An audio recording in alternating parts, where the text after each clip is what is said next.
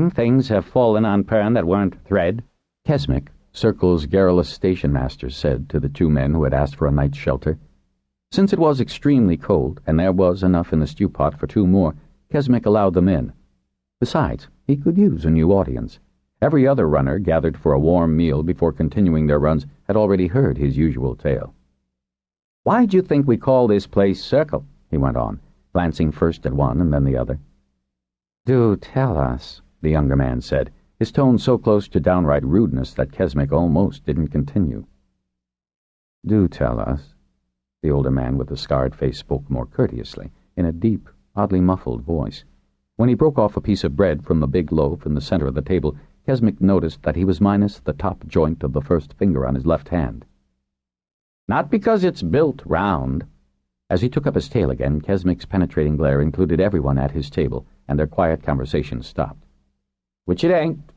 But 'cause of that great hole out there." He pointed in the appropriate direction. 20 good paces from the front door, and twice as deep as the tallest man ever growed. 'Cause that's where that—" And now he pointed to the twisted black fragment displayed in a niche in the stone wall. "Landed." Of the two guests, only the older man looked at it. His companion assumed a supercilious smile as he continued to spoon stew into his face. At least, Kesmick thought, they won't complain that they hadn't been well fed at Circle. "Nothing compared to what the fireball did," the younger man said, openly contemptuous. "Never should have messed with the Red Star. That," Kesmick waggled his hand toward the crater, "fell over 1,000 turns ago, before Avis had the Dragonriders push the Red Star out of harm's way." He rushed on before the arrogant young man could do more than open his mouth. "So it stands to reason there ain't no connection twixt it and that what plowed through Crom Minehold. Both of them are meteorites." He pronounced each syllable. "Ain't the first that have fallen. Fireball was a different thing altogether, right?" he asked the runners. They murmured agreement with him. "Does Crom Minehold display its meteorite as you do?" asked the older man in his odd speech. Kesmick couldn't quite place the man's accent. He was certainly not from Karoon. Karoonians drawled, that is, when they spoke at all. Nor was he from the eastern coast. Runners bred there spoke in crisp tones. West Coasters did too, though they accented some words differently.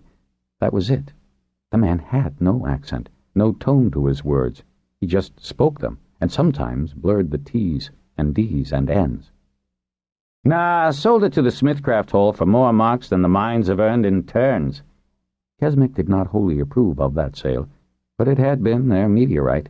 Not that he couldn't have sold his to the Smithcraft Hall if he felt like it, but you couldn't sell something that had been in his family so long.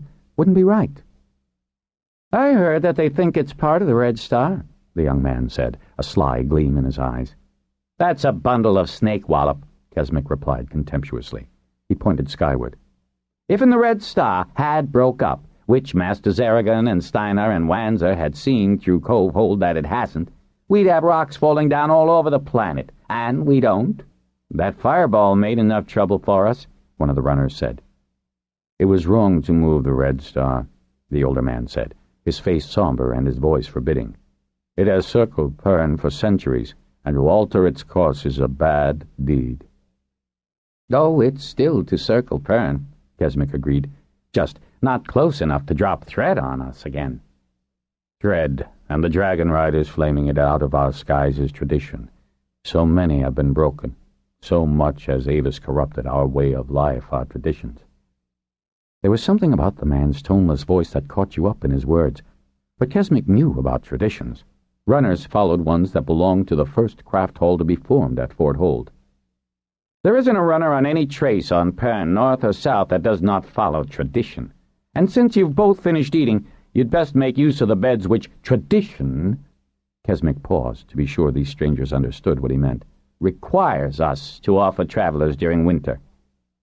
He rose and gestured toward the loft steps. The older one rose and bowed. So did the younger man, but his expression was sullen as they both made their way to the sleeping loft. Mulling over the unease Kesmick had felt about that pair, he recalled the description that Prilla had given of the man who had stopped her on the trace to carry a message onward. Definitely, it had been the older fellow, for Prilla had mentioned his odd, deep voice.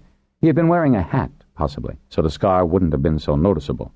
Of course, he had paid his marked piece for the service, or Prilla wouldn't have carried it a stride farther.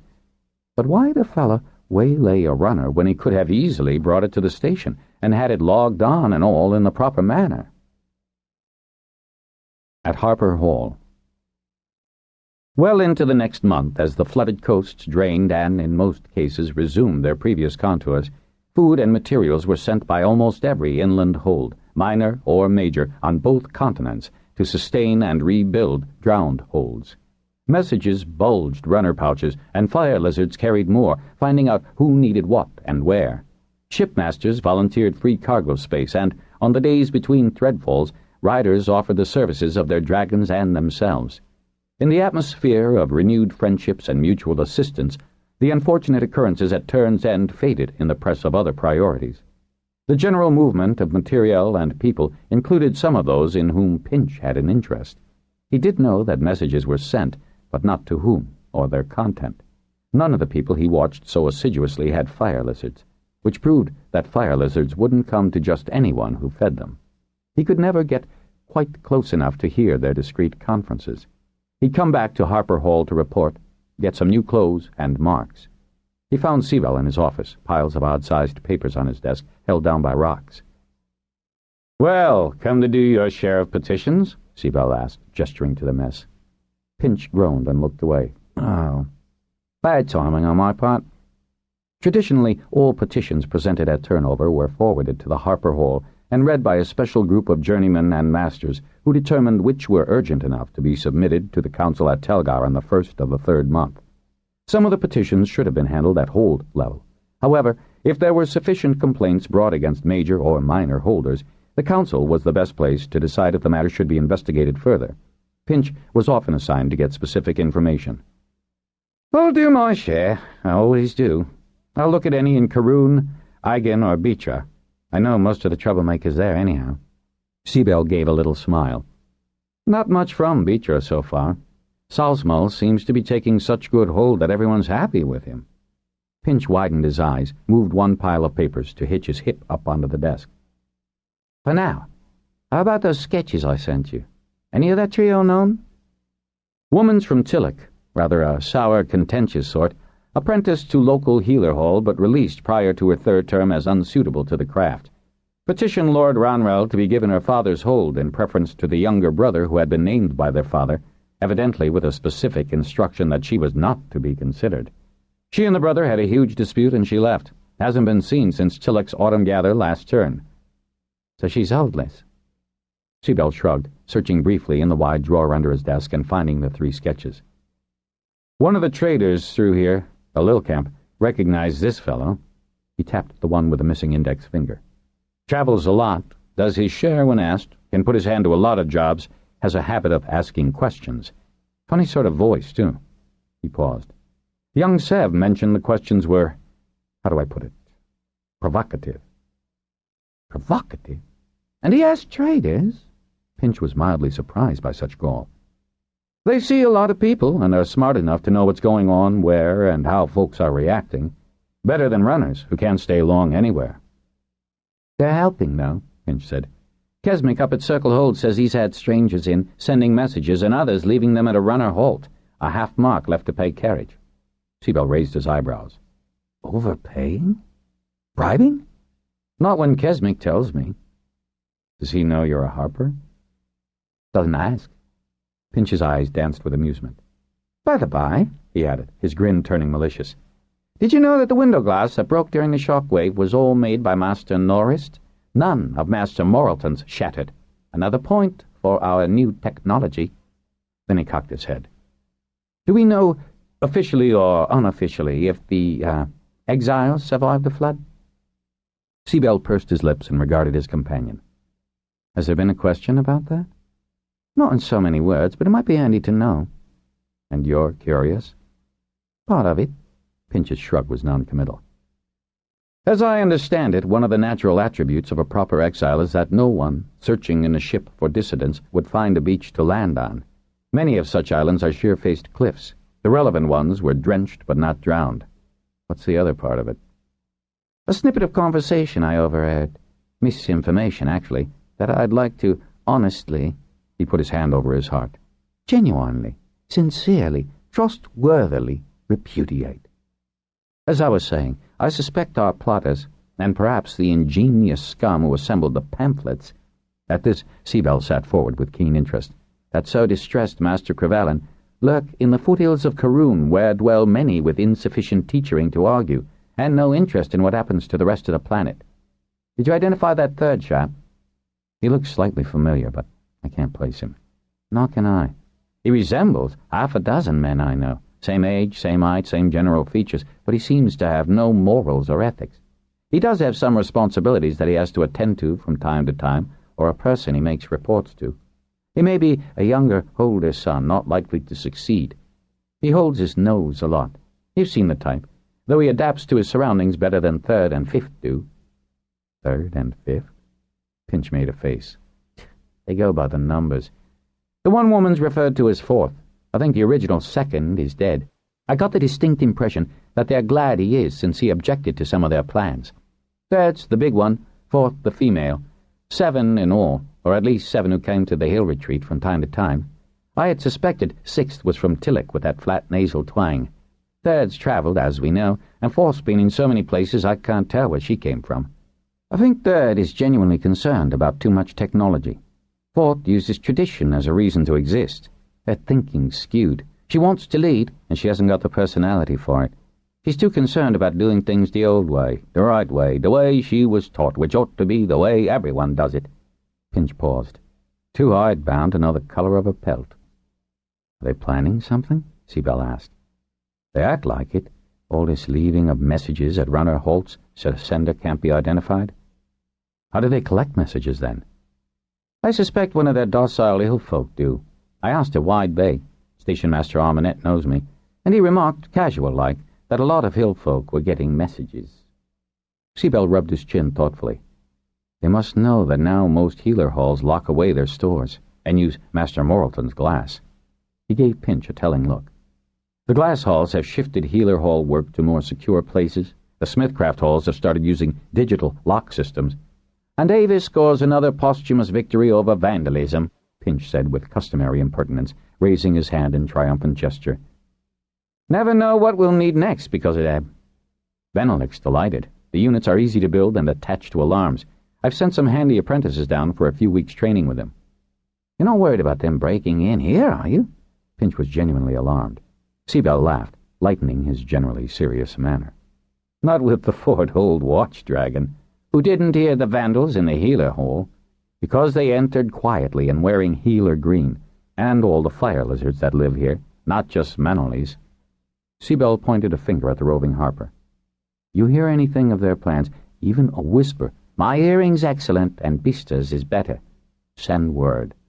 Seabell frowned a little, thinking. Odd, isn't it, that those who dislike the advantages Avis gave us should force us to use his technology to thwart them?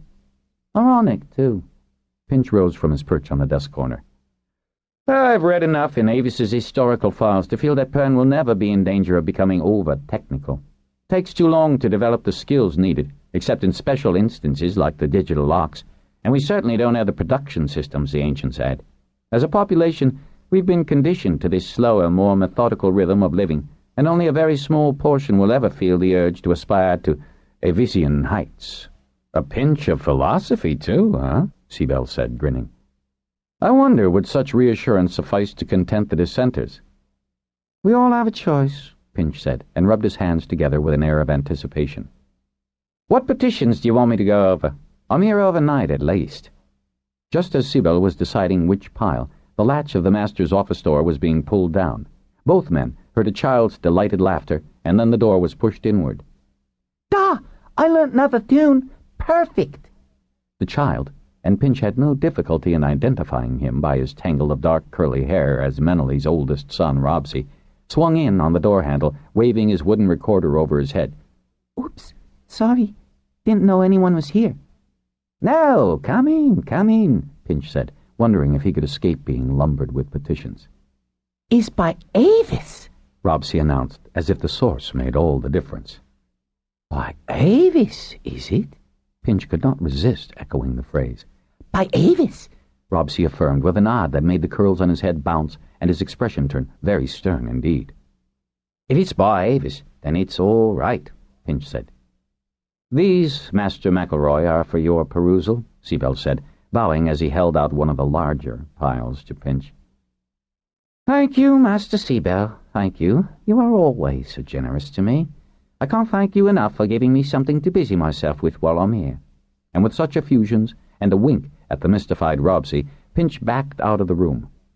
A perfect tune really must be heard as soon as it's learnt, and he closed the door on that remark. He had given Seabell the most important news, though he still had to discuss the problem of far too many people wanting to know what were the Dragonriders going to do about things that fell from the sky. At Bendon Weir. The watch-dragon trilled the note that Weir leaders were flying into Bendon. Nement and Ramoth on their ledges rose to bugle a welcome, which informed Lessa and Flower of important, if unscheduled, visitors. "Branth and Selgrith," Ramoth said, raising her head from her front legs. "Really?" Lessa was as surprised as Flower. "Did you forget they were coming?" "I wouldn't forget something as unusual as that," he chided her as he quickly slipped off the soft, fleece-lined ankle boots he was wearing and pulled on leather ones, warming near the heating unit, shrugged off the wool vest and rose to his feet, straightening his collar and settling the deep cuffs of his wool shirt. With an air of not noticing his rearrangements, she wrapped her long braid into a more formal coronet and smoothed the creases out of her woolen trouser skirt. "We have wines, don't we? And perhaps Minora will send someone with fresh claw and whatever is freshly baked," she said. "I wonder why they're here," she added in a wondering tone. "No doubt they'll inform us," he said, as he opened the thick curtain that kept cold air from leaking into their comfortable quarters. He frowned as he looked out. "They should have checked our weather first. It's turned into a miserable day." "Did they ask, Ramoth?" "No, or I would have told you. I, too, do not forget anything." Ramoth turned lightly, whirling reproachful eyes on her rider. "Of course not." She heard voices on the ledge and stepped around the curve of the wall to see Pilgra slipping, putting one hand firmly out to the stone to get her balance. "My dear Pilgra, you should have checked the weather," she said solicitously. Pilgra was not her favorite of the old-timer Weir women, but anyone venturing out today would receive her concern. "Come to the heat. Let me take your coat." "Ah, you've one of the new long ones. Is it warmer, do you think?" "On a better day, it might be enough. But I didn't expect it to be so miserable here. It's cold enough in high reaches, but at least the sun's out." Holding the wet coat, Lessa noticed that Pilgra's wool trousers were baggy at the knees and unattractively creased at the thigh. "Oh, how warm you've made your weir," the older woman said, her eyes taking in the heating units. "Good day to you, Ramoth," she added, nodding formally to the Queen, who was observing the visitor with tranquil green eyes. Then she walked rapidly to the nearest source of warmth, giving a mock shiver. "Ooh, how marvelous! We have heat now, too, but nothing seems to penetrate the cold in high reaches." Suddenly, Lessa had an idea why the two Weir leaders had come. "The sun may shine on high reaches, but it never warms," Ramoth remarked. "I have told Branth and Selgrith to warm themselves on our hatching sands. It would be better than waiting on the ledge in this weather." "How thoughtful," Lessa responded. Then she turned to greet Morand and saw the pinched look on his face. Yes, definitely they were here about stepping down. Not that they had to discuss such a decision with Bendon, since the Weirs were autonomous, but Morand was punctilious about such fine points. "Wine? Or some of Master Oldive's liqueur?" she asked him. "That'd do fine, Lessa," Morand said, and a spasm of coughing shook him. Why hadn't she noticed that Morand was aging? When was the last time the Weir leaders had seen each other? The Queens exchanged messages from time to time, but the riders had not visited. The mental image she had of the High Reaches leader, hearty, vigorous, straight, underwent a distressing revision. He was slightly stooped in the shoulder. His solid features, once handsome, were thinned and dry, his cheeks a network of red lines. The tip of his nose was mottled, and the flesh sagged slightly under his chin and neck. Pilgra's dark hair showed no glint of white, but the density of the color suggested to Lessa that the woman made use of some of the personal products which had become available from Avis's files. There had always been a red dye available from Pernese roots, but the result was not as natural-looking as the new ones that had many shades to choose from. Flar served the liqueur to all, and Lessa asked after friends in the weir, and Lord Bargain, who, she was informed, was still annoyed that 3 of his sons had abandoned him to find holdings in the south. "Osborne's done quite well," Pilger said. "Has a pier, a drum tower, and a sloop at Seminole." "He got that much out of Torrig?" Lessa said, exchanging surprised looks with Flar, who chuckled. "Must be a chip off the old block, if he can wheedle amenities out of Torrig," he said. Morand nodded enthusiastic agreement. "Well, Bargain brought 'em all up to work hard so that he'd have a choice when it comes time for him to quit holding." "Which is why we're here, Lessa. Flar," Pilger said, sitting forward on the edge of her seat. "We want to step down."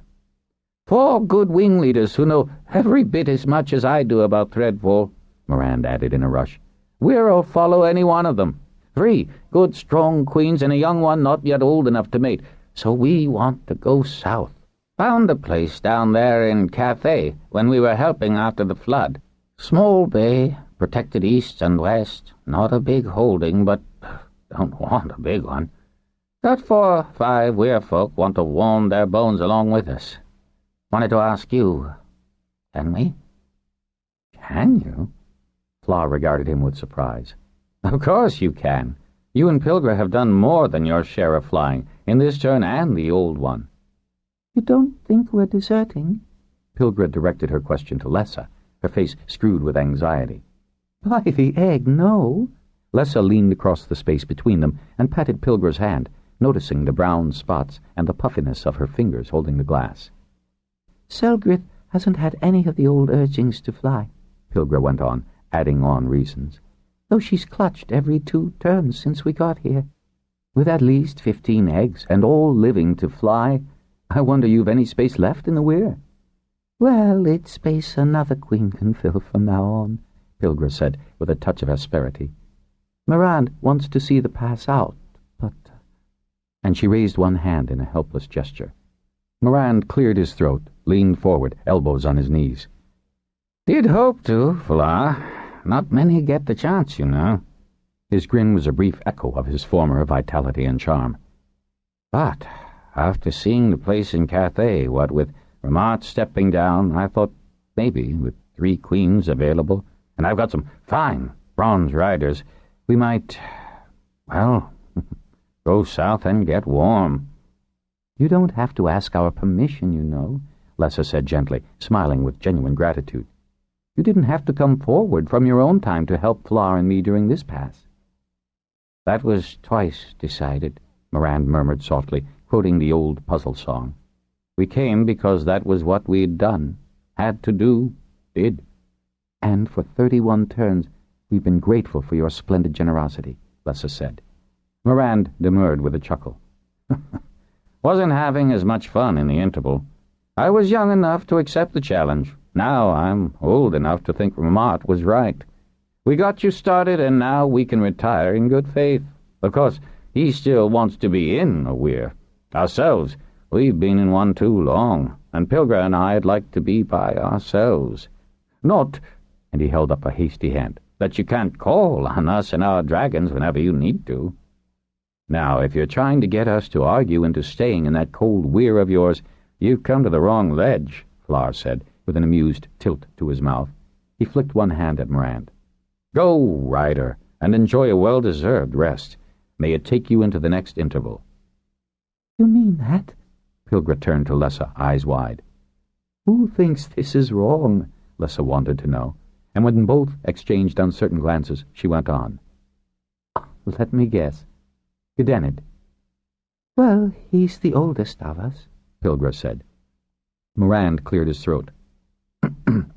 "Stubborn, too. Won't let go at Easter because he's been at that where—" He paused to guffaw. "Half 100 turns, and he knows all there is to know about leadership and fall." "One can appreciate such a sense of loyalty," Lessa said after a moment, and smiled. "Tenacity, too, and dedication, sense of purpose, perfectionism." Flar dropped his head, looking away from Lessa, who was being outrageous and sounding so sincere. Pilger caught it first, blinking with astonishment as Lessa found a few more similar adjectives. Then Morand roared with laughter, which turned into the hacking cough. "Go, before you die of the cough, and get done out of your ease," Lessa said sternly. But 4 good bronze wing leaders? Let each one lead in turn during the next falls until a queen rises, Flar said pragmatically. You'll be available for any problems. In fact, it'll take you time to step down even after you have. Now, where's this splendid cove in Cathay? Did you think to get... Ah, you did, he went on as Morand withdrew a folded paper. "Got Master Ida Roland to do the map work for me. He's good at that." Morand offered it to Flar, once again the decisive leader and a very relieved man. "I don't know which is better to have, map readings or your dragon knowing where to go." Lessa had had a woodsmith make a cabinet with long, deep drawers where they could store the documents and charts that displayed chosen sites in the southern continent. The fact that the Weir leaders controlled such dispositions rankled with many, but after heated debate in the council, that had been agreed. What had also been stipulated was that each new holding had to be self-sufficient and had to have instructions about the dangers as well as the advantages of life in the south. Flar found the chart, flipped it to the worktop, angled Morand's map, and found the coordinates. You're not asking for very much. "Don't need much." And it's 1 in the eye for Torrik, Morand said. Pilgra and Lessa came over as Flar was outlining the new hold with a silver marker, reserved for Dragonriders. 100 square meters? Lessa exclaimed. "A patch! The nicest patch you could imagine," Pilgra assured her stolidly, and started to describe the amenities. "There might even have been an original settlement there. Stones piled like they finally fell, and just where you'd a marvelous view of the sea below. All kinds of trees, and it was so warm for first month." "There really aren't that many holdings allotted there yet, are there?" Morand said, surprised. "More than there were," Lessa said, "and far fewer than there will be when certain folk can make up their minds." She favored her mate with a dour look. "More than I expected," Pilgra said with a sweeping glance at the chart. "That isn't all of southern there is." "No, it's not," Flar said, tapping the drawer. "That's just the Cathay area, 8 degrees to 10 degrees longitude, 50 to 20 latitude. From the aerial photos on the Ava scale, so they're big enough to delineate holds. I'll send the official register down to admin." He opened another drawer and took out the register documents, which he tossed back inside. Opened a third, smaller one, and took out a form. "This will be your deed." He riffled aside to show there were several pages. "I'll just fill it in. Lessa and I will sign it and get it witnessed by the Weir Harper and perhaps Menora or Gabal, and the holding's yours." Morand blinked. "Just like that?" Flar grinned. "You're Weir leaders. You're entitled to your choice and require no further council authorization." He leaned over the worktop, filling in the form, printing quickly but legibly, Morand watching him. "But it takes other people so much longer?" Pilgra asked, cocking her head to one side, her expression concerned. "Other people take only as long as fulfilling the requirements of emigrating do," Lessa said. "Proof of being reliable people from hold or hall, with sufficient skills to survive in what can be hazardous terrain, where predators are bigger than the largest tunnel snakes they'd encounter here in the north, and a definite area where they will establish a new hall or hold."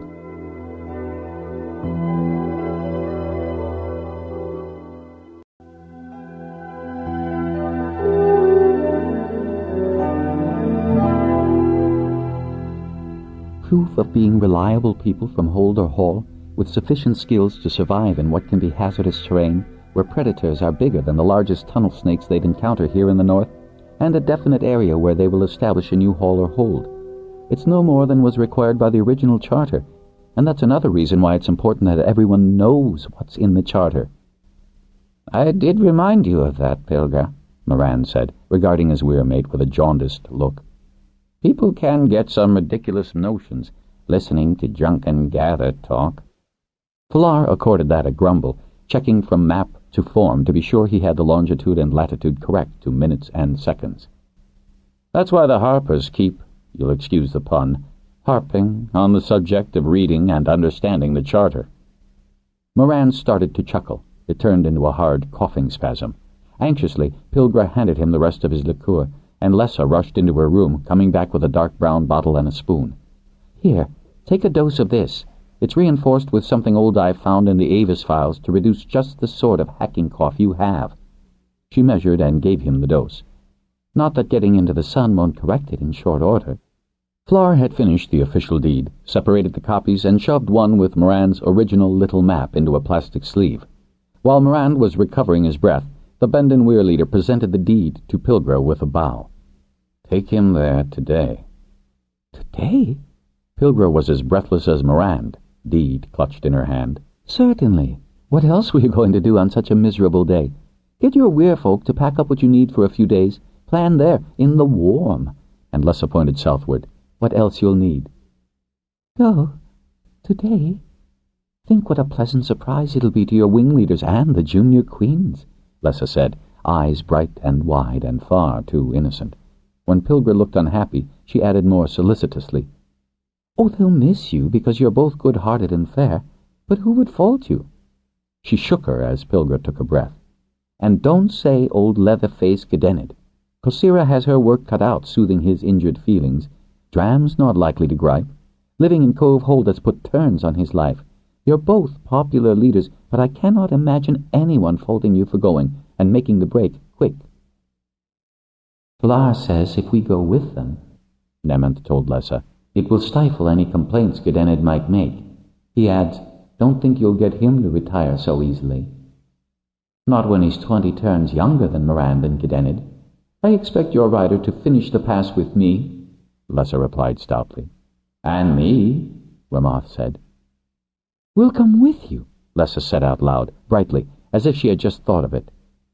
"That's a better way to spend a miserable evening than anything you've come up with, Lessa," Fleur remarked, knowing perfectly well he would pay her a forfeit later for such a remark. Taking into consideration the difference of time between western high reaches and eastern Ruatha, the Bendon Weir leaders had plenty of time to assist Morand and Pilgra in their hurried departure south and get back to Bendon for a late supper. In the interval, they had supported Morand and Pilgra in his explanations to their wing leaders and queen riders, organized the 7 men and women who were to accompany them south, and allowed Morand a hurried conference with his wing leaders, some of whom had trouble concealing relief and anticipation. Pilgra, too, spoke to her queen riders, the youngest one obviously upset, and the older 3 eyeing each other speculatively, since the first one to fly to mate would be the new weirwoman. For Lessa, that was great fun, and for Fleur, a chance to assess the bronze riders. "Morand is right. Fleur agrees that there are 4 well-experienced men who will and can take over immediately," Nemeth told Lessa. "Which queen?" she asked the bronze. "Yassif," Ramoth said so firmly that if Nemeth had a different candidate, he did not now mention her. Lessa kept her opinion to herself. Yassith's rider was Neldama, weir-born in high reaches 25 turns before, and 12 turns younger than the oldest of the queen riders. So she was of this pass, which, in Lessa's estimation, meant fewer problems. Not exactly a pretty girl, attractive enough to rate a long look from Fleur, with green eyes that looked right at a speaker, and a considerate, sensible manner as she set about collecting the items which Pilgra said she'd want to pack. Morand fretted over how to inform 3 main lord-holders and the most prominent minor ones of his sudden departure. "It would be courteous, but it's only a formality. Due to continued ill health, in the best interests of the Weir and the holds that look to high reaches for protection from threadfall during a pass," Fleur rattled off the phrases. "A change of Weir leadership is our," he rocked his hand to indicate the 4 of them, "business." "It's not as if the whole Weir is retiring," Lessa said, just as Neldama and Curella, the oldest queen rider, brought in mulled wine and small hot savories to be served in the weirwoman's quarters. "And it's not as if you haven't traveled between both continents before. Be easy, Pilgra, Morand. This time you're doing what's best for you." Of the other 2 old-timer Weir leaders remaining in control, Gnarish of Eigen was flexible enough in his mind to accept suggestions, while Gedenid of Ista was nearly as contrary as her ghoul had been. All the Weirs needed to look ahead to after. Gedenid gave her the impression that he didn't even consider after. He certainly wasn't suggesting to any of his riders that they would have to look to their own support once this threadfall was over and the traditional tithing of hold and haul no longer appeared on a regular basis. At Benini Hold, East Monaco, 1/20/31. If one more person asks me, what are Dragonriders going to do about things that fall out of the sky on us, or how we're going to keep the sky from falling on them, Flesson said with a great deal of bitterness to Ty, I'll tell Golanth to drop him or her between. He stood up, stretching to ease his back muscles from bending over to plant saplings around Benini's cot-hold.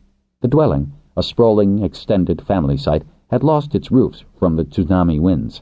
Mud, sand, and debris had been dug out of hold and beast-hold, and the structures had been soundly built 12 turns before and could be repaired. A large family, by craft herders, Benini himself a journeyman, were out early and late, hunting strays that had been scattered inland ahead of the wave. Red fruit trees and the giant fronds, which had amazing vitality and could be trimmed to provide windbreak, had once shaded the hold. Paradise River had offered new starts of both, as well as young fellas saplings. Planting was not work most riders would volunteer to do, but when Flesson saw Ty's was the only name on that list, he added his. He had done very well getting on work teams with Ty, mostly jobs as back-breaking and thankless as this, waiting until he saw where she was going to spend her spare hours before he signed up. She was willing enough, even eager, to discuss their mutual interest in astronomy. They were sometimes the only Dragonriders on such sites. She seemed to know many of the more isolated cot-holders, and was welcomed warmly. The 2 Dragonriders had been shown where to find tools, where fresh water could now be obtained, and what was available for their lunch. All the Benini holders had ridden out on their runner beasts for another long, hot search. When the 2 Dragonriders had collected the plants at sunrise, root balls wrapped and secured on wooden flats, Jage had greeted Flesson with surprise and gravely shook hands with Ty, remarking on what a fine green she rode. Didn't think to see you again so soon, Flesson, the Paradise River holder said, grinning at the bronze rider. And will do, as long as Paradise River is intent on reforesting Monaco, Flesson responded. He waggled his finger at Jage. You and Aramina have been exceedingly generous. Tigellen told me. The least we can be, Jage said. We were very lucky here, protected from the tsunami by the Karain Cape. He gestured first over his shoulder and then down the river. We can find as many young trees and bushes as are needed. You 2 look tired. Have you eaten? Flesson dismissed that with a wave of his hand. Yes, thank you. We can get untired when things are more or less back in order. He examined the thick lift knot on the flat, the net that secured the young saplings to it and the corner ropes. All the dragons were now deft at lifting such carriers. One trick was to keep the ropes taut and lift vertically very slowly to keep the load from swaying. Dragons were perfecting the maneuver. The other step was going between, very close to the ground, again to prevent swaying. After being root-pruned several days before, the young bushes and saplings were wrapped in balls early on the morning they were to be replanted. Dragon transport meant they could be in the ground, watered and staked within hours. It also meant that the transplanters could finish before the sun started baking gardeners and plants. Flesson checked the angle of the shadows. His watch was in his jacket. It was just mid-morning and they were nearly finished. He wasn't sure how much longer he could keep up this pace, even if they had both stripped down to sleeveless tops and shorts. You're getting pretty good at this, Ty said, pushing her hands up her knees until she was upright too. She removed the sweatband from her forehead, mopped her brow, and retied the kerchief. I like restoring things, he said, looking at the zigzag line they had been working on, a windbreak on the eastern edge. The holding was actually on a rise, which had saved it from more damage. Red fruit on the inside, handy to the hold, a curving line of phallus, and then the fronds. Some untagged saplings, which didn't resemble either red fruit or phallus, they decided to plant in the rich loam here and there. Someone had started a garden patch. Luckily, this was midsummer, and they'd have fresh vegetables in a few weeks. With just a little husbandry, there'd be good growth in the windbreak plants before winter's winds. Like Honshu? She asked, leaning down for the canteen. Benini's spouse had left cool juice to slake their thirst. Yes, like Honshu, Flesson grinned, sweeping sweaty hair back from his forehead. He gave her a quirky grin. Place fascinates me. There are still levels of it I haven't had a chance to show you. They had spent several evenings on the upper terrace, sharing the use of his binoculars held steady on the stand. He'd let her have more time using them because he liked watching the intent expression on her face as she observed, jotting down time and references. She was quite circumspect, taking down notes. But then she'd been training with Aragon, marking degrees carefully, asking him to verify the objects she viewed. He even teased her. She had to know that he was teasing her, or she got quite upset. About minutes and seconds in the degree readings of the fifth planet out from Rukbat, currently visible at right ascension, 19 hours, 32 minutes, 53.7 seconds, declination, 27 degrees, 16 minutes, 25 seconds, just below Acrux. She said it was a habit she'd got into, skywatching at Covehold to keep a record. Aragon was collecting such information from other skywatchers. Flessin had wanted to take her, high on Honshu's eastern face, for a panoramic view of the forest and foothills below, where sometimes he had used the binoculars to spot felines hunting at dawn. But the long spiral staircase was not a climb he could face with equanimity, and she was as tired as he was. "I would really like to see this mysterious observatory of yours, Flessin," she said shyly as she passed him the canteen. "Oh, I'll take you. Never fear. One night when we aren't dragging tired. It's a steep climb." "Well, whenever," she agreed amiably as she reached for the next plant from the nearly empty flat. "We're about done here. Let's put these untagged ones near the garden," she added with a sigh, and glanced over at their dragons, lounging on the ridge behind the hold, in the thick ground cover that not even the tsunami had been able to scrape away. Flessin took note, but did not mention, that the dragons were, unusually for dragons, so close they were touching. He'd had a few ideas of his own, but with a personality as reserved as Ty's, he deliberately kept his manner as casual as possible. The excuse of Skywatch had reduced tensions and given both Flessin and Ty a respite. Not that he had been able to join her every evening. Flessin was only too willing to give Ty the chance to replace the notes that had been swept away. He had several reasons for rediscovering an interest in astronomy. Most of the Weir folk had left whatever temporary accommodations they'd been in. Riders had cleared space for their dragons and built personal shelters. A new Monaco center was being constructed on a height well back from the shoreline. Today, certainly tomorrow, the very last displaced riders would be gone to new quarters. As far as he knew, Ty had not found any. She might have, when he was at Bendon. He hadn't wanted to appear to be keeping a watch on her, and Zoranth. He watched now as Ty gravely considered where to dig holes for the unidentifiable plants. He picked up an armload and carried them over to her. Out of the corner of his right eye, he caught movement in the thick grass cover just beyond Zoranth. He looked more closely and muttered in surprise. "Trundlebugs," he said. He deposited the plants within her reach. "I had thought most of them got swept out to sea." "They can and have tread water," Ty said, grinning at him as she pushed the spade into the ground. "Really?" Flessin regarded their relentless progress. "How long?" "I don't know, but I have watched them cross streams." She dug deeper. She handed him the spade and knelt to take the wrapping off the bald plant, deftly spreading its roots before she put it in the prepared hole. "Big, Mother," Flessin said, commenting on the size of the lead bug. "4 offspring. If she's not careful, she'll lose the biggest." Ty shot a glance at the trundlebugs, then quickly knuckled loam around the plant, tamping it down well. For some reason, she was smiling. "Coming right at Zoranth. Shall I—" He hefted the spade and took a step forward to intercept the trundlers. One had to swat the wretched mother bug out of her line of march, but at the same time be careful not to break off her largest offspring at the end of the reproductive line, lest she retaliate with some of the stink spray to defend her offspring. No, wait." "They're heading right for her. I don't know about Zoranth, but Golanth hates them crawling on him. If he wakes, he'll squash them." Flessin did not add that Golanth was showing more and more of a proprietary interest in the green's well-being, one of the subtler reasons why he was glad Ty preferred to work away from projects with other Dragonriders. He wasn't ready for others to notice the growing relationship between Golanth and Zoranth. "Watch," she said, her eyes sparkling green as she rose from her knees. Flessin dropped to the ground, narrowing his eyes in the bright sun to check the angle of the trundlebug approach. Ty held up her hand, grinning. "Just a moment." "They're heading right for her nose. Doesn't she sense them? Golanth usually does." "Wait." Putting up her hand to stay his attack, Ty grinned widely, her look almost mischievous. The trundlebug parade marched relentlessly in its unswerving path, oblivious to what was in its way. Zoranth's nose twitched, but she didn't open so much as a slit of one eye. The parade was abruptly at right angles to its original path, heading back into the scrubland. "There!"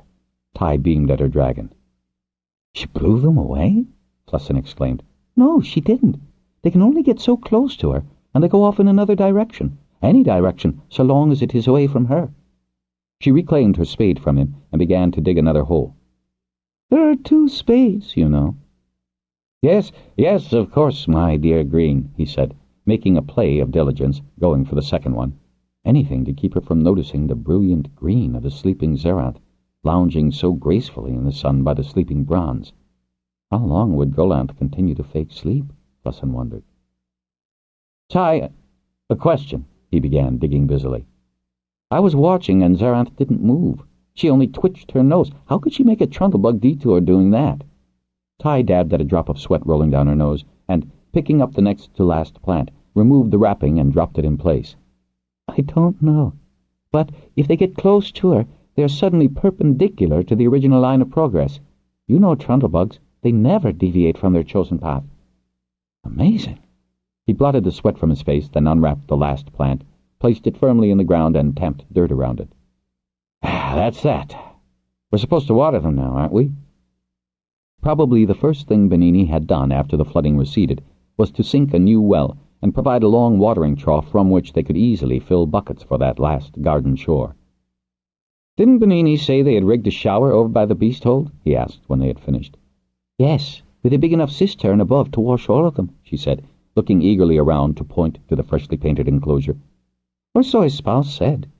We'll get clean much quicker showering than having to wash in a bucket, she added, dropping hers on the shadowed side of the well. Leave enough warm water for me, he said, waving her to go first. I'll return the tools. He gathered them up and started for the shed, calling after her. I plan to hunt Golanth this afternoon at Honshu. How's Zerath's appetite? Well, he thought privately, appetite was one word for it. Ty cast a look over her shoulder at her sleeping dragon. She isn't the least bit off collar. Plessin blinked, and then, with an engaging grin that Miriam would have identified as devious, added, We could hunt felines. Saw some a little closer than they should be to the Honshu herds. Get us some good pelts. Since the flood, most Greenriders have been giving all their customary courier services free of charge. But there'd be a gather in Telgar in 2 7-days when the council met, and that was time enough to cure hides for sale and give her book money. Fine by me, Ty called back. He caught just a glimpse of her back and long tanned legs as she entered the shower enclosure. He gathered their riding gear and packs and walked slowly up to the shower, giving her time for a good wash and rinse. Hey, leave me some, he said, speaking above the sound of vigorous splashings. He slipped off his muddy sandals. Well, cleaning them could wait till he got back to Honshu, but he smacked them against the side of the wall to remove as much mud as he could. You'll find it warm enough, she assured him. Can you hand me my towel? He opened her pack and dragged it and her fresh clothes out. Where is it? He saw her bare arm extending from the shower wall and accurately lobbed the towel to her searching fingers. There were shiny new hooks screwed to the wall, and he hung her fresh clothes on one, his own on another.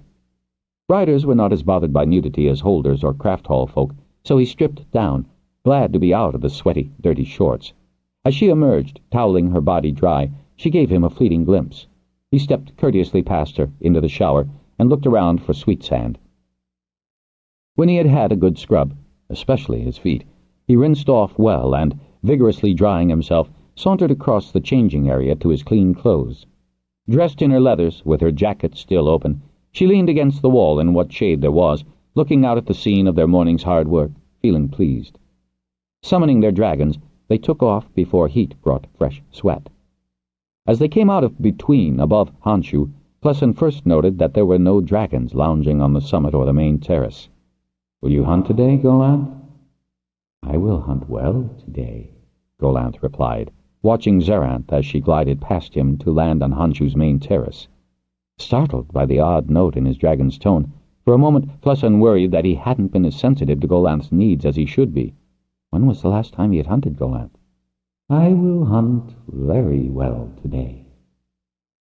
The bronze was coming in slowly, almost stealthily, to land, so that Zerath was directly in front of them, her rider stripping the safety harness, which was never used when dragons went after a meal. Plessin could not miss Zerath's condition. She was gleaming with more than health. Why hadn't Ty noticed that the green was coming into heat? He tried to think which dragons had been at Honshu early this morning. Most had gone well before dawn, as they had, to begin whatever work was slated for that day in the reconstruction of Monaco's weir building. In a traditional weir, with dragons basking on their ledges, her readiness would have been noticed long before the Green herself might be aware of her form. Honshu had been guesting dragons since the flood. True, both riders and dragons arrived tired, riders eating quickly and seeking their beds, dragons finding a spot on sun-warmed terraces and rousing only when their riders called them the next morning. He and Tai had gone directly to Paradise River, and from there to Benini Hold, their dragons sprawling in full sun, several hours in the sun. Heat was known to trigger a dragon's mating instinct.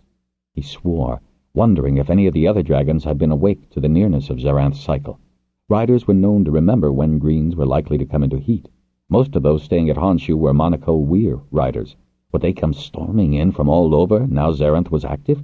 Was this a delayed reaction, and Zaranth overdue? But he was a wing leader, and he shouldn't have missed the signs. Well, Tai had. I didn't. For once, Golanth jolted gracelessly onto the terrace, throwing his rider forward in an unexpected assist in dismounting. Flessin was lucky to keep on his feet, running a few steps to restore his balance. Did Golanth sense other male dragons near enough to challenge him? Certainly, the bronze demonstrated his eagerness by arching his neck, tucking his head into his chest, proudly male. Sweeping the skies for the appearance of more dragons, Flessin quickly stripped off safety straps, shucking the pile to the nearest bench as he began to shed his flying gear. Golanth moved carefully towards Zaranth, his eyes beginning to whirl in anticipation. Tai was standing there, the harness folded over her arms, gazing fatuously at her dragon. Good to see her looking so well. She'd gone quite dull there for a while after the flood, she remarked as Flessin strode up to her. How near are the felines? Looking so well? Flessin paused, astonished by her choice of words. Then he pointed dramatically at Zaranth. By the egg, look at her, Tai! Her eyes gleaming orangey red, Zaranth angled her head coquettishly back at Golanth, who was displaying, moving cautiously nearer, his faceted eyes sparking more redly. Tai gasped, eyes widening with an expression of such fear and intense loathing that Flessin wondered just what had happened during Zaranth's other mating flights. "But there's just us!" she cried defensively, the harness slipping off her arms as she spread them wide in a gesture of panic and confusion. How had she thought there was safety in that? Of course there had been other dragons and riders around in and out of Honshu, until right now, but with the green and heat there was no safety in numbers. Her hands turned, palms toward him in flat rejection. And, of course, he thought in fury, when Zaranth had gone proddy before, every blue, brown, and needy bronze had appeared. Their riders had corralled her rider, waiting to see which dragon would win the green. He closed his eyes. He knew very well how intense the mood would be. But the green rider would choose. "Tai, did you never choose?" he cried, outraged for her as he started to close the distance between them, and halted. He mustn't crowd her. The others had. How much time could he give her? How could he soothe her?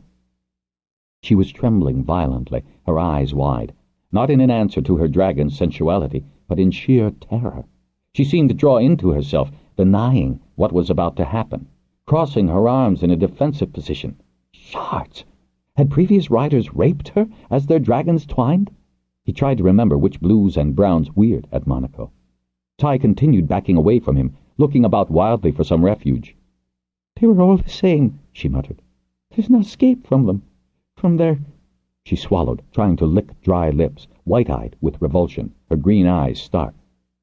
"Tai, were you forced?" With those words, Tai shot Flessin a look of such fear, laced with guilt, that he felt his belly fall flat. "You didn't choose?"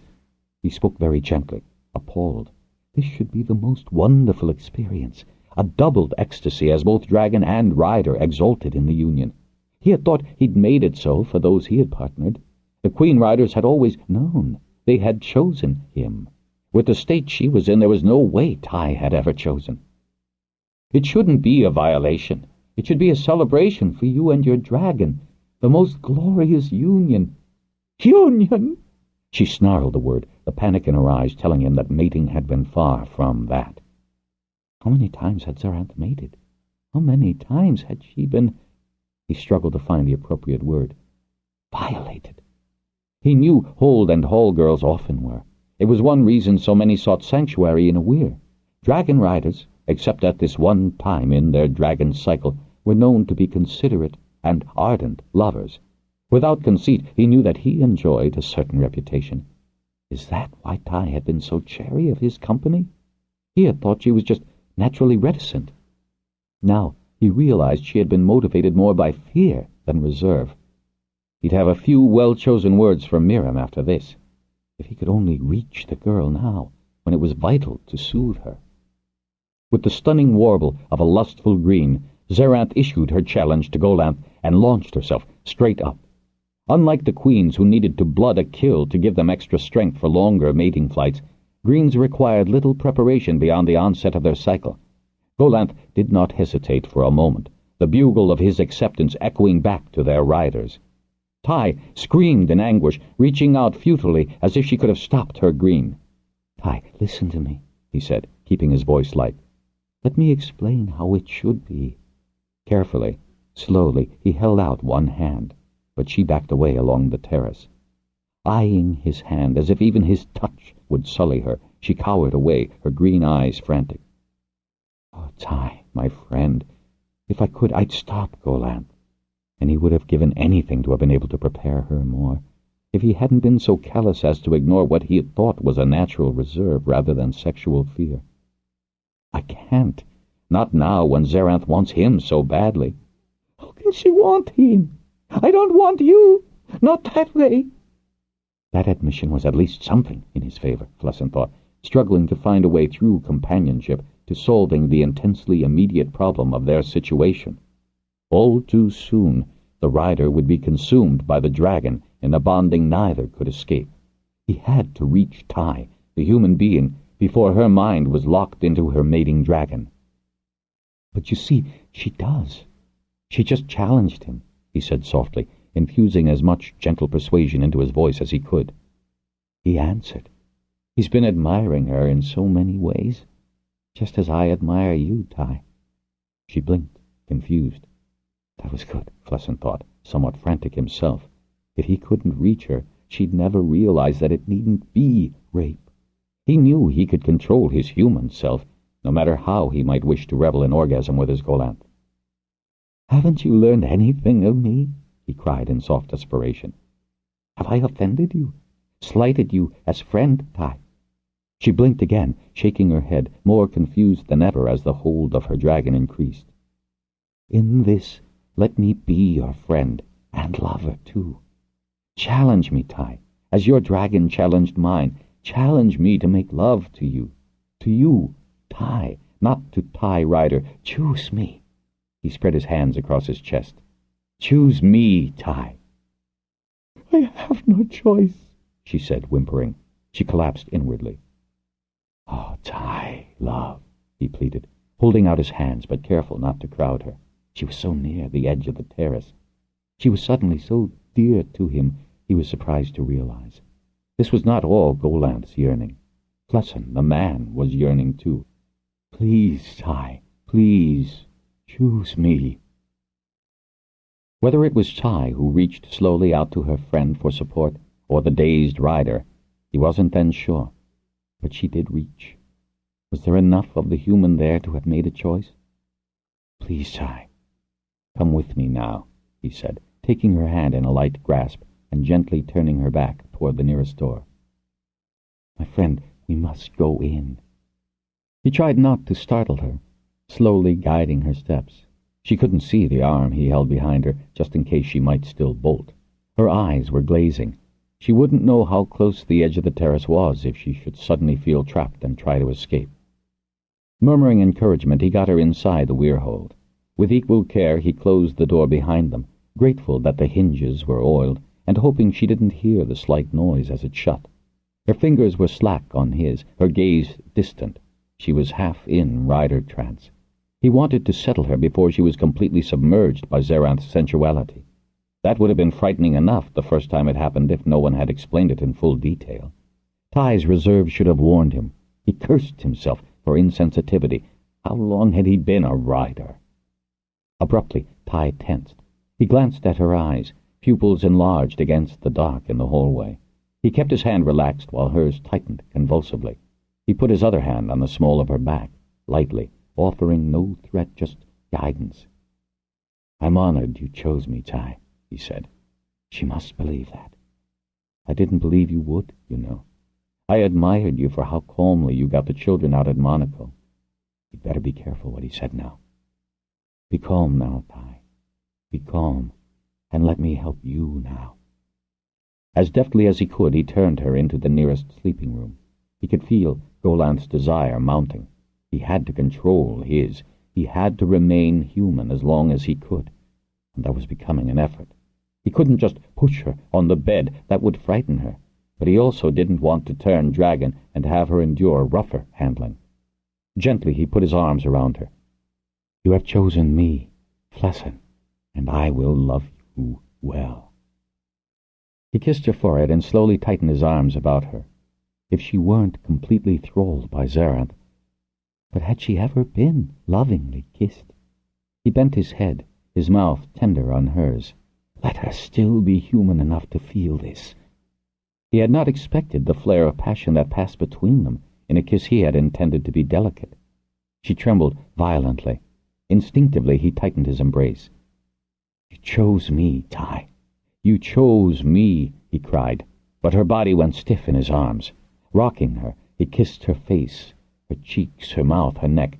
"Choose me, Ty," he begged, as he felt the rigidity that was dragon frenzy, not human. And he was abruptly Golanth.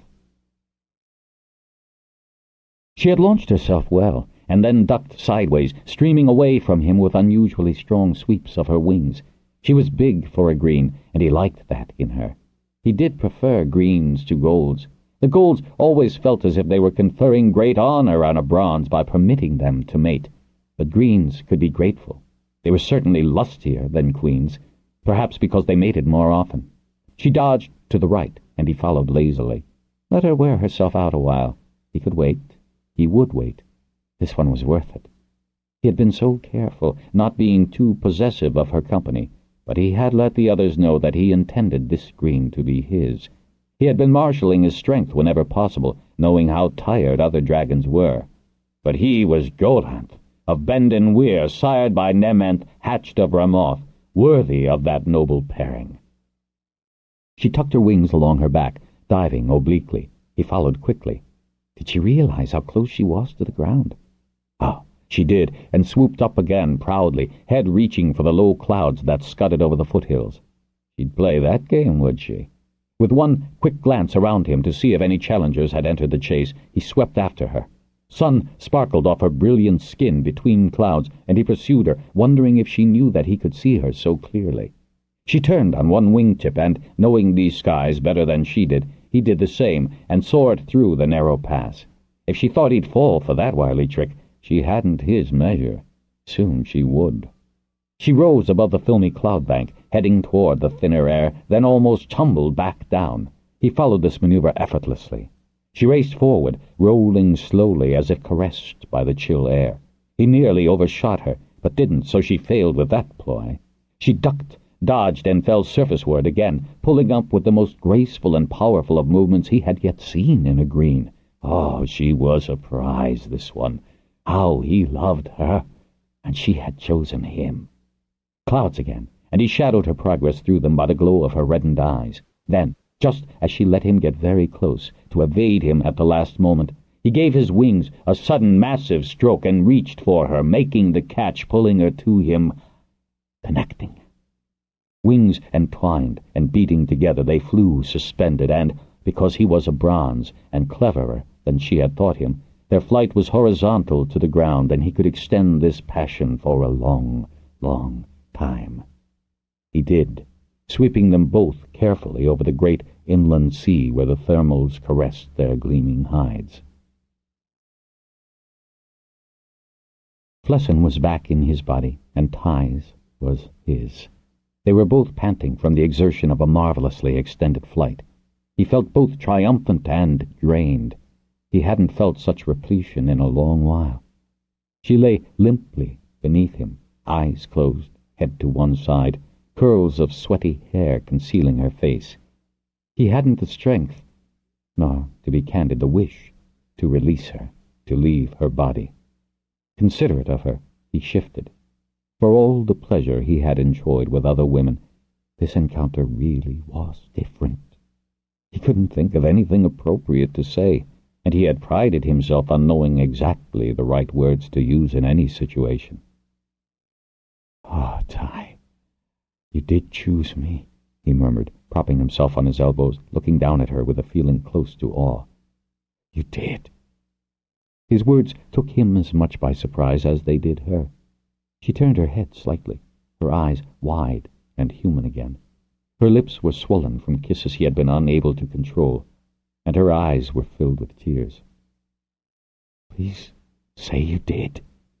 The human in him needed to be reassured, but he was also aware that their meeting had been incredibly intense, even for a dragon-generated mating, that could only be achieved with the enthusiastic cooperation of both partners. He couldn't be feeling the way he did right now if rape had been involved.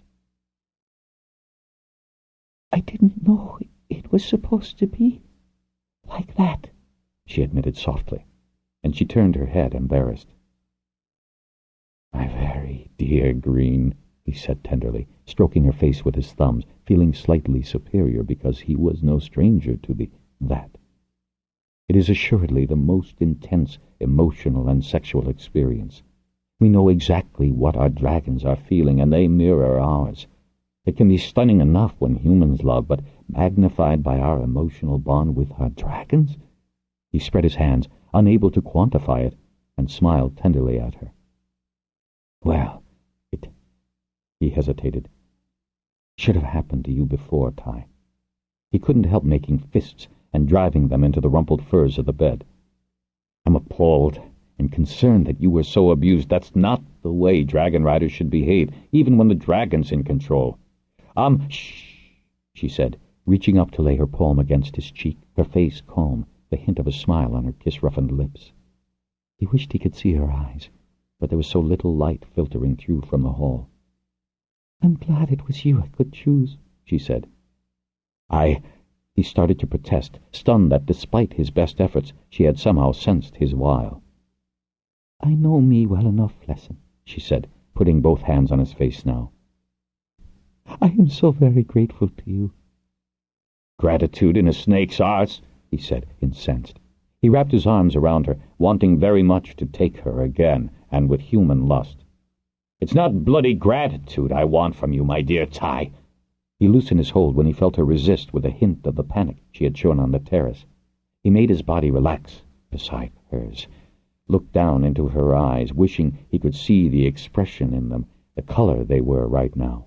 "I liked you when we first met, in the archives. I know you knew who I was, that Miriam had probably prejudiced you against me, had probably said I was reckless. I'm not. I'm a good wing leader. Riders trust me, so do their dragons. I want you to choose me of your own free will, Ty. I'd like to choose you, too.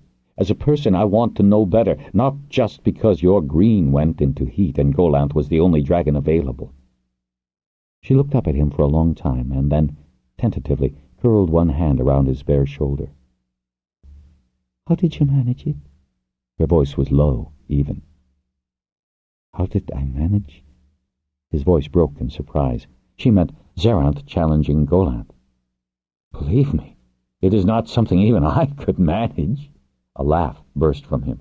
"Your dragon wanting mine." And then he wondered. Dragons could be very cunning.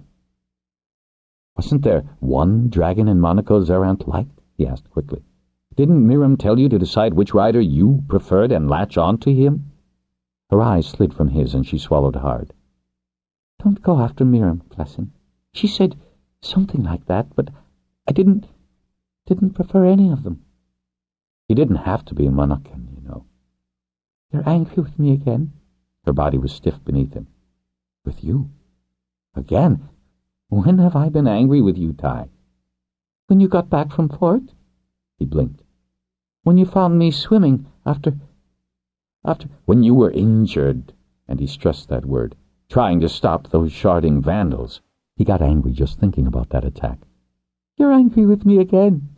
No, I'm—" He closed his lips on "not," and saw that, unaccountably, she was smiling a little, that her body had relaxed, that both her hands were lying loosely on his back. He took a deep breath and made taut muscles loosen. "I'm not angry with you, my dear Ty. I'm angry for you." "I'll have to get accustomed to the difference." "Will you, my very dear Green?" he asked very gently. "Will I what?" "Want to get accustomed to the difference? To me?" He searched her face, rubbing his thumbs gently from her temples to her cheeks. "I do so very much want to know you better." He kissed her lightly at the corner of her mouth, felt her lips twitch under his. Then, carefully, he moved to one side of her long body and pulled her against him, pressing her head against his chest. "They're lying, just like this, you know," she murmured. He smoothed her hair back and settled his cheek against it. "I know. On the ledge. But they're almost asleep." "Aren't we?" "We." He liked the sound of that, and especially the idea of sleep, of sleeping with her in his arms. "I told you I would hunt well," he thought he heard his dragon say. Had Golanth been planning a very subtle courtship after all, just as his rider had? Harper Hall, 1/28/31. "You wanted to see me?" Seabell gave a start.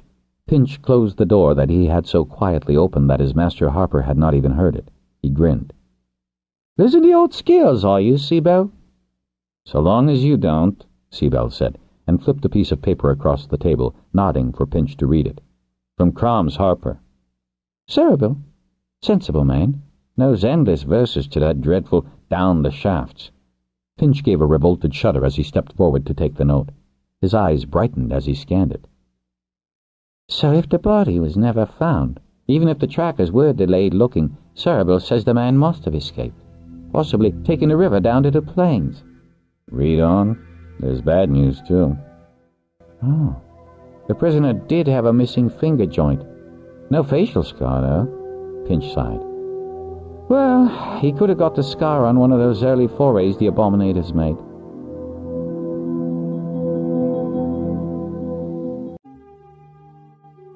"The prisoner did have a missing finger joint. No facial scar, though." Pinch sighed. "Well, he could have got the scar on one of those early forays the Abominators made, or even during or after his escape, you know."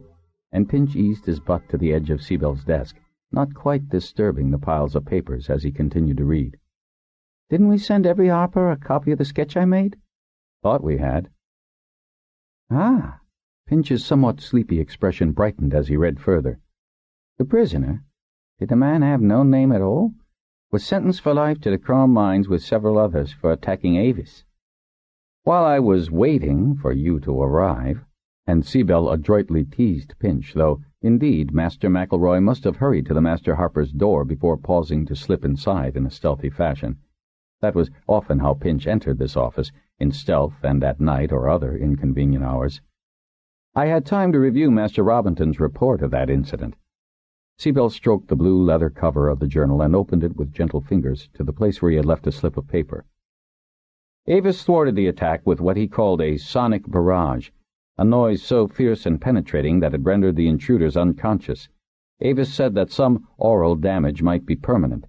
When we expressed amazement that he would retaliate, he remarked that, and I quote him, 'These units are programmed with industrially and politically valuable information. Unauthorized access and or destructive actions must, therefore, be actively discouraged, and this has always been a minor function of an Avis facility.'" Seabell looked up from the open pages to regard Pinch.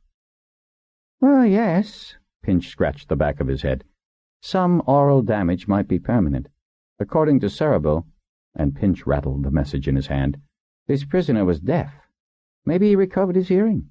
Convenient and useful to pretend not to hear if someone wanted to escape. Yes, in the next paragraph, Cerebral says this wasn't the man's first attempt. However," Seabell held up a finger, "neither this one or the others ever gave their names." "If they were deaf, how would they even hear that question?" Pinch asked. Seabell grimaced. Oh, usually there are ways to get across as simple a question as that. Me, and he punched his chest with his thumb. Seabell, you. He widened his eyes, assumed an interrogatory expression, and pointed at Pinch. Having failed to crash or crush Avis, the last thing I would want to tell was my name. Good point, but... And Seabell looked down the closely written, beautifully inscribed handwriting to the paragraph he wanted, planting his finger on the margin. While the men carried no identification whatever in their clothes, one of them had been a glassblower, judging by the pipe calluses on his hands and burn scars on his arms. He regarded Pinch with an anticipatory expression. And Master Norris was one of the most outspoken adversaries of Avis and his new techniques. He was also exiled for his part in the abduction of our Master Robinson. Pinch's face went as bleak as Seabell's at that reminder of the man both had respected, admired, and loved. 3 of Master Norris' sons were journeymen in the Glasscraft Hall. All were very much under their father's control. Pinch considered this. Mind you, after 13 turns in a mine, pipe calluses might not last, but scar burns made by hot glass do not fade. He cocked his head at his craftmaster. So I should take a sketch of our good friend up to Cerebel, and maybe question some of the prison guards about those burn scars. Someone must have noticed them in 13 turns. And if he regained his hearing. Pinch gave a snort. He'd have to be able to talk if he's been plotting raids and selective booty. Find out, too, will you, Pinch, in your delightfully subtle way, how long it was before they went after the escaped prisoner. I had heard tell the Smithcraft gave them 20 marks for that meteorite. Pinch gave an appreciative whistle. No wonder the latest ones have made such a stir. Seabell shifted uneasily, his mouth pursed with annoyance. No matter how much they're worth, they're causing more trouble than they could possibly be worth to the Smithcraft. Oh? Seabell gave him a sharp look. The one on the Karoon Plain says the Hillman's certain they'll have a fireball next, and aren't the Dragonriders going to blast it out of the sky before it falls on them and burns up all the fodder? I thought the one in Paradise River only fell through a roof. It harmed nothing, and Jage got 15 Smith marks for it. He also said, and the expression on Seabell's face suggested to Pinch that the Master Harper wished that Jage had not been so garrulous, that the dolphins had seen several hissy-hot objects sink into the sea, and they'd be happy to dive for them. Pinch gave a diffident shrug. From what I remember, meteorites are more often apt to come down at sea than on land, since we have so much more water on Pern. That's not the problem. Even people who should know better are demanding that the Weirs send out more sweep riders to prevent more objects falling out of the sky. Pinch gave a bark of laughter. Dragons can move fast, but not as fast as a meteorite. And meteorites are so hot when they hit the atmosphere that however hot dragon flame is, it couldn't stop a meteorite, even if a dragon could match its speed. I know, Seabell sighed gustily. Now, Pinch rattled Cerebell's message. Why don't I do something useful, like go to Crom Minehold? I've asked Natan to have you conveyed. You've about time to get your sketch of that Abominator and change into riding gear. Good. Vista loves going a dragonback. Pinch neatly folded Cerebell's message and put it in a thigh pocket. I shan't be long. I hope not. He was back by late evening. This time he knocked discreetly at Seabell's office door and entered, carrying a tray with a claw pot, cups, and a plate of sweet biscuits.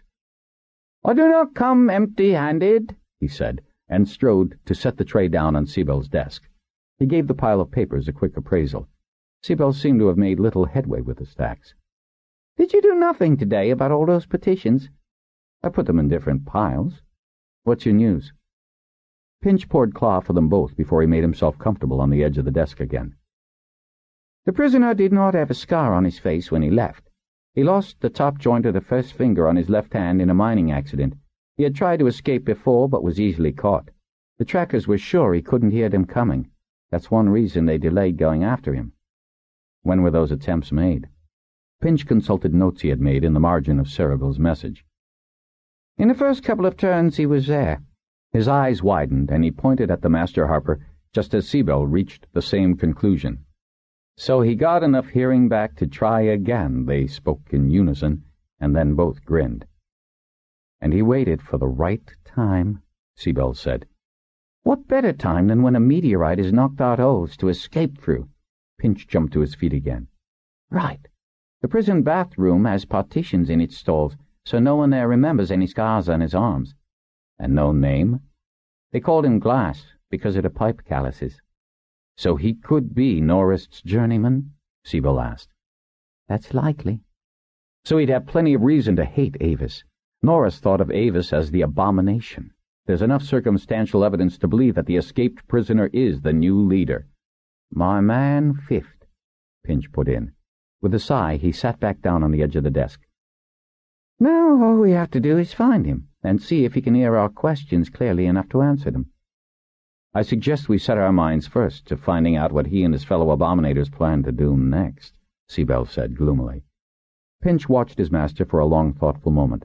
Then, with an artificially bright expression, he asked, Did you hear that Morand and Pilgra are retiring to Cafe?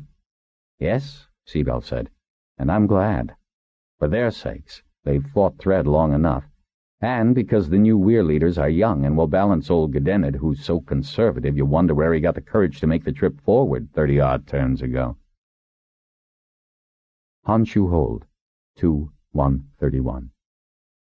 Flessin and Ty still reported to their respective weirs for Threadfall, but Flessin was in Benton as infrequently as possible, returning to Honshu and his continued maintenance of the Weirhold. Though he knew that most of the Monaco riders were now settled in new quarters, Ty kept returning to Honshu and him. He also got her to talk to him about her childhood in Karun, her schooling with Master Sambel, her work at Landing, and her apprenticeship with Master Wanzer and Aragon. In the bright evenings they would take turns identifying more and more of the stars in the southern skies. You know, I've often wondered why there are 4 more telescopes in the Catherine Caves, Flessin said one night on the terrace as they lay comfortably beside each other on a wide mattress. I didn't know you knew that, she exclaimed, lowering the binoculars to her chest and looking at him. He chuckled. You forget. I was in Landing almost from the beginning, and I certainly took every opportunity I could to poke about in those caves. I even made up outrageous treasures for the sealed cartons. That is, before I learned to read the barcodes and ancient invoice words. Speaking of outrageous, how does Zaranth move trundlebugs? And for that matter, how did she rescue those hides of yours, the ones Miriam got so upset about the day after the fireball? Flessin silently berated himself for startling her with those questions. Hurriedly, he went on. I mean, I don't doubt it was Zaranth who saved them, but how? All the while I was there helping clear Monaco Weir, you were too busy loading Zaranth with personal things. You couldn't even have timed it to your place. He rose to one elbow, turning his body against hers and running a caressing finger down her face, which had turned all stiff and uncommunicative. Zaranth told me she got them. I know her. I know you. Ty's taut body relaxed, and she turned her face, inviting his touch. All I know is she got them. Sometime before we had to leave Monaco ahead of the first tsunami wave, and before we got to Landing.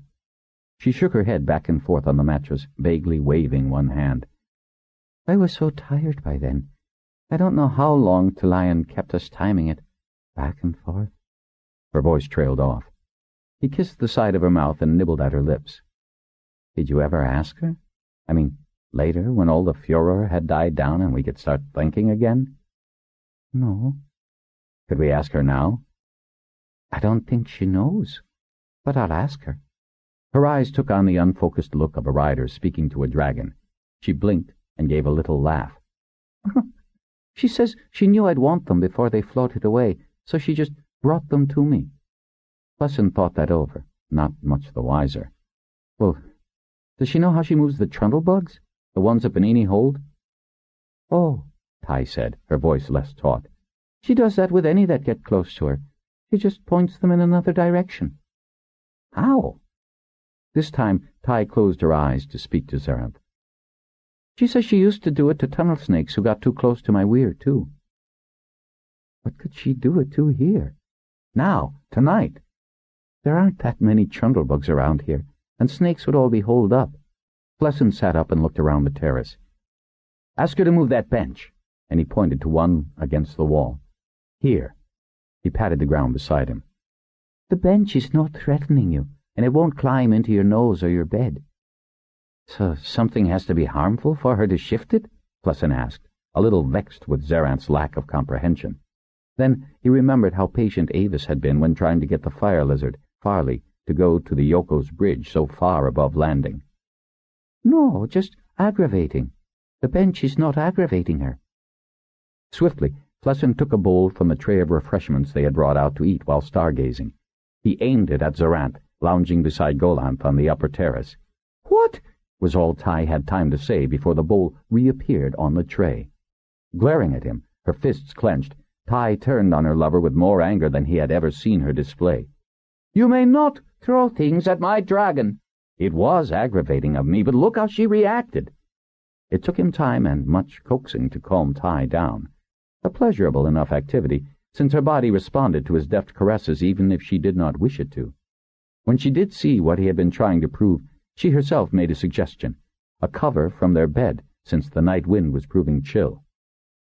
"Maybe Golanth could bring us some wine," she proposed. Golanth peered down from the terrace above, his eyes whirling with some anxiety. "I don't know how Zerath brings things you want." "Maybe we should try him with trundlebugs in his way," Ty said, giving her lover a sly grin. "If he does it Zerath's way, they don't get upset and spread that stink of theirs." "We don't have trundlebugs in Bendon," Golanth told his rider, but he was plainly curious about how Zerath had managed to move things around. Dragons moved themselves and their riders all the time, great distances, and, recently, between one time and another all that long day. But this facility was not one he had ever attempted, and could not do. "We'll find some, then," Flessin said aloud as well as mentally to his bemused bronze. Some stray memory, associated with the time Farley and Ruth had gone to the Yoko, hovered at the back of his mind. "Will you have time tomorrow to help us locate some?" he asked Ty. "In the afternoon, perhaps, but I did volunteer to help Aragon calculate orbits." "Well, if you should see any trundlebugs at Cove Hold, give us a shout." "Why not come help me calculate orbits?" "A splendid notion, since you know very well that I need the practice. Speaking of practice—" Carefully he lifted the thong of the binoculars from her neck and put them to one side and practiced making love to her. That was the most important reason he had brought the mattress out to the terrace and suggested they lie down and challenge each other at identifying stars. When they met the next afternoon on the west side of Cove Hold, where Ty had already spotted trundlebugs, they landed. Dubious about arranging himself in the direct path of a mothered trundlebug and two offspring, Zerath crouched behind a nearby thicket to encourage him. Flessin and Ty stood in the shadow of a large frond tree as spectators. Sublimely unaware of the obstacles set in its path, the trundlebug continued. "Zerath is telling Golanth that it's just a matter of turning it." With a wide and mischievous grin, Flessin closed his fingers around Ty's hand. "My very dear Green, I can hear everything she says." "Can you?" Ty shot him a surprised glance. She knew that Ramoth and Nementh, even Tigellan and Path, spoke to each other's people. The unmistakable stink of trundlebug interrupted this revelation. "What did you do?" both riders cried, holding their noses as they ran for their dragons to mount and leave the clearing before they were actively ill. "I turned it," Golanth said as he leaped into the air, hoping Between would absorb the awful reek. "Into mush," Zerath said with some disgust. They came out, so high above Cove Hold that they could see the whole of it spread out before them and the observatory sitting on its hill. "I can't smell me," Golanth said in an unusually meek voice. "I hope no one visits that clearing in the next day or two," Flessin told Zerath. "Ty says she sees another clearing and that Golanth must try again. I think I know what he didn't do," Zerath said. Riding at Golanth's right wingtip, Ty grinned across at his rider and gestured down. Flessin nodded vigorously. Zerath and Ty veered left and let the following wind ease them down until both dragons circled the new clearing of the thick young growth that was springing up after the tsunami flooding. Again, Golanth sat himself down in the path of the trundlebug, one with 5 offspring, the last nearly big enough to go off by itself. "Now, you want to turn them just enough so they go in another direction," Zerath was saying calmly. "Not grind them into the sand at the same time. Just point to the east and give them a gentle—" "I said gentle! Where'd you send them?" "East," Golanth said very softly. The green dragon and both riders looked to the east. There was a noticeable passage, trundlebug wide, in a straight line through the grasses as far as they could see, to the very waters of Cove Hold. "Didn't you say they can tread water?" Flussin asked, almost as chagrined as his dragon. "If they don't already, they'll learn today," Ty replied. "Trundlebugs are survivors."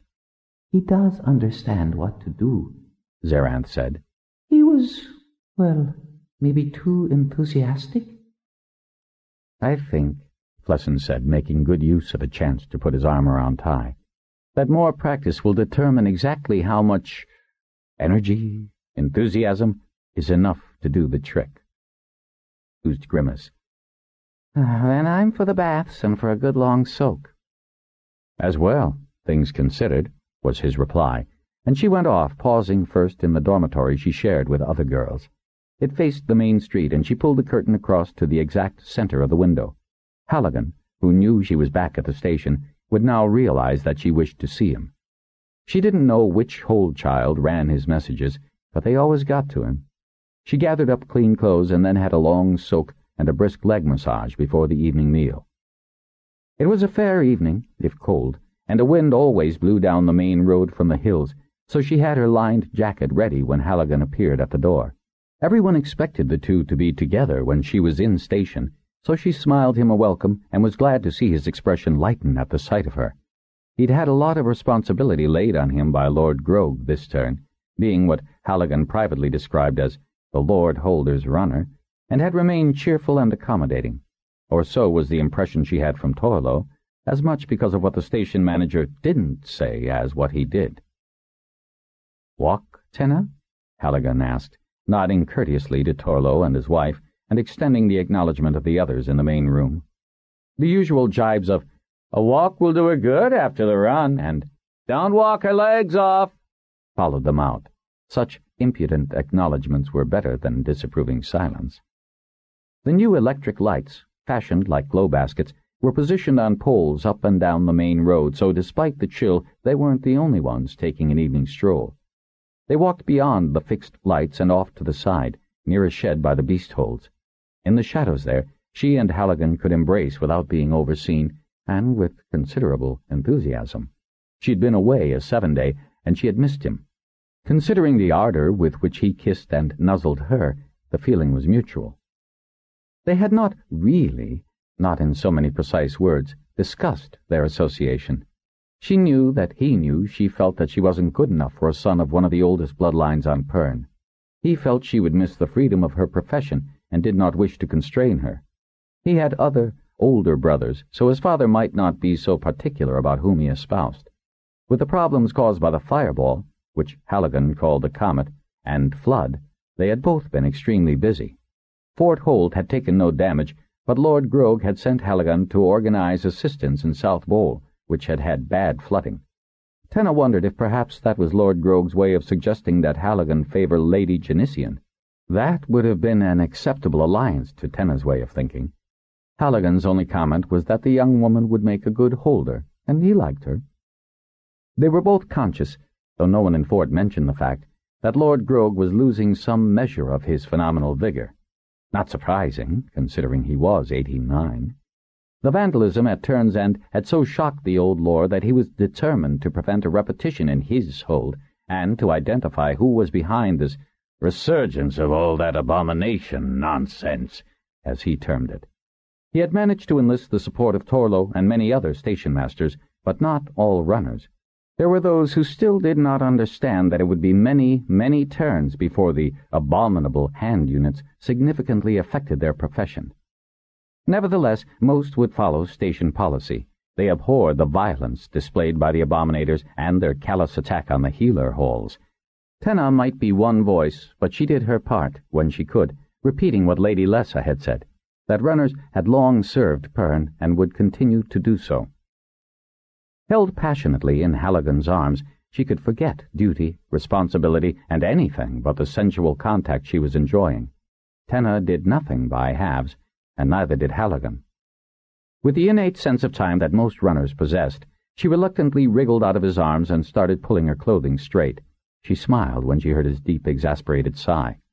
He finger-combed his hair, which he hadn't had time to have trimmed, into a neat club at the back of his neck, fixed the collar of his jacket, and lengthened his stride to match hers. Tenna certainly could set a brisk pace.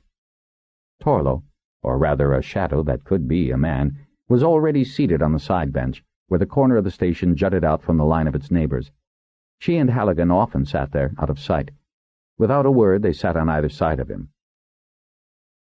"Runners finally traced all those messages to Karoon," Torlo said without preamble. "Wide Bay and 2 inland holds, both isolated. Another reason it took so long to confirm Lord Grove's request was because sometimes the messages were handed to runners already on the trace." "They were?" Tenna was astonished. Runners were paid, so it was permissible. Except it happened quite a few times in Karoon, and Kesmick got suspicious and asked runners and other station masters, sort of quiet-like, how often that happened. That's why we got a network for runners. Never too far for someone to bring a message proper-like to the station and have it logged in from source. Then it took time to catch up with the runners who logged in such messages at their next station. Seems odd to have it happen in sort of bunches, like in 12 and 13-month last turn. He paused. Then I got confirmation that sort of thing had happened elsewhere, too. Same time. Only now, and he paused again, same things happening, and all down Karoon Way. 3 times in the past 2 7 days. Man twice and woman t'other stopped runners to take on messages. Kesmick may be old, but he doesn't forget a face. Seen one too often, in different clothes, garbling words, too, saying he was picking up for apprentice this or holder that. Sent some off, too, recently. We're still tracing where they were collected. We, and putting his thumb to his chest indicated he was referring to all other station masters, think it's how those Abominator fellows are passing messages. Make sure that Pinch fellow knows, too." Only the dark prevented Halligan from betraying surprise that Torlo would know Pinch by name, and could hint at his discreet function within the hall.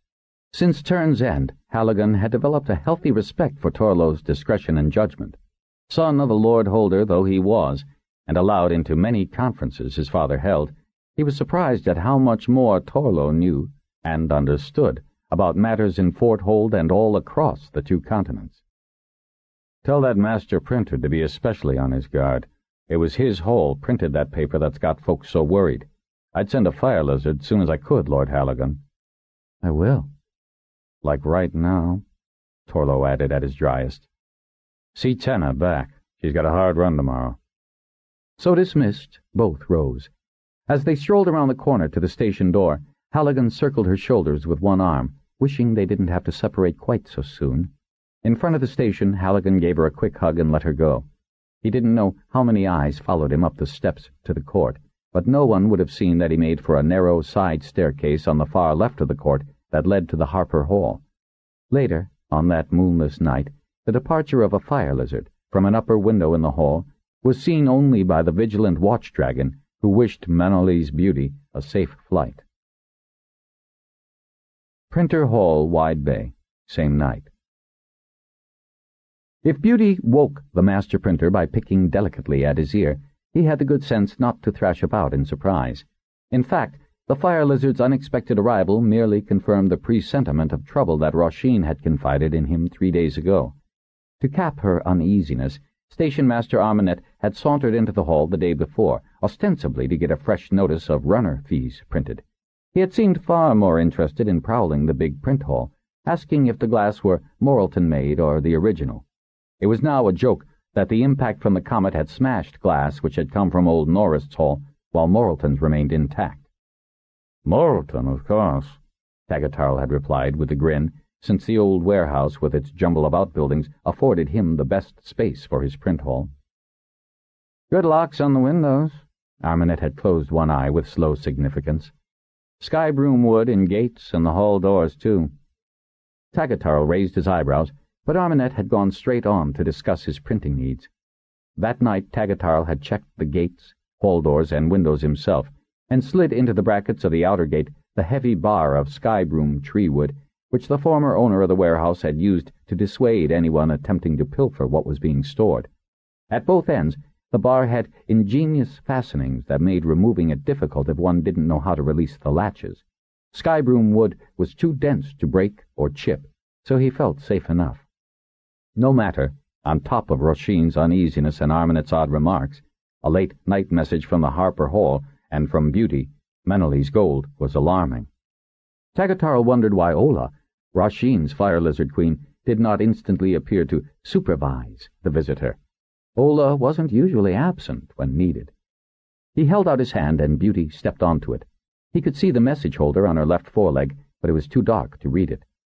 Rising carefully so as not to disturb Roshin unnecessarily, he slipped yesterday's shirt and pants from the clothing rack and left the room. He pushed his hand for Beauty to leave it and motioned her down the stairs. He pulled on his clothes, her annoyed chirp hurrying the process. The thin carpet on the hall was cold under his bare feet, another incentive to move quickly. As he descended the stairs, he peered out the windows into the court, silent and shadowed. Maybe that's where Ola was, lurking on the rooftop. The weaver's roof abutted the hall's outbuildings. Pinch had made use of that entry. But Ola knew him. Tagatarl paused on the landing, listening for any sound from the hall that led to the upper story of the print hall. Nothing moved in that direction. He heard an admonitory chirp in the other, and continued on to the spacious kitchen that was also their main living room.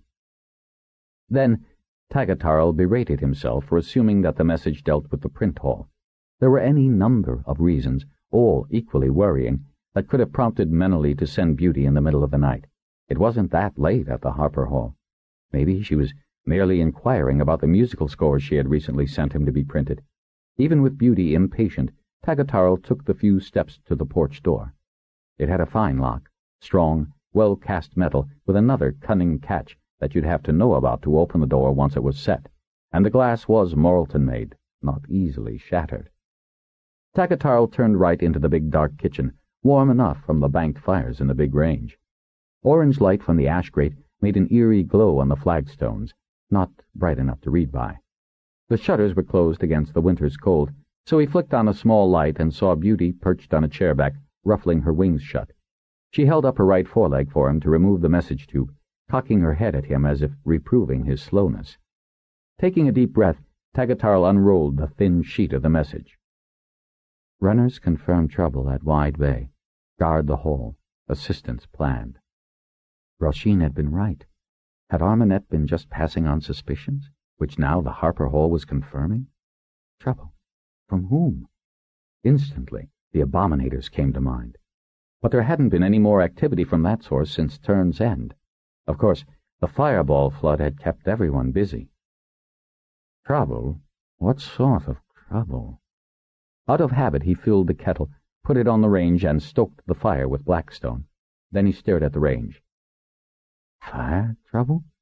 He swallowed hard. Paper burned just as easily as dried herbs or powdered medicines. And he had all those books displayed in the hall, more packed to be shipped north and south.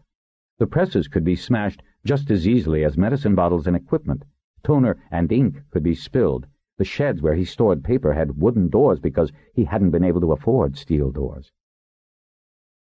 The note didn't mention Abominators. What made him think they would attack his hall? What made him think they wouldn't? He was using a process that Avis had provided, encouraged. Were the use of Avis procedures all that was needed to agitate them? What sort of assistance? Perhaps he should ask some of his male apprentices to sleep in the hall, or in the sheds. And Ola, which reminded him, where was she?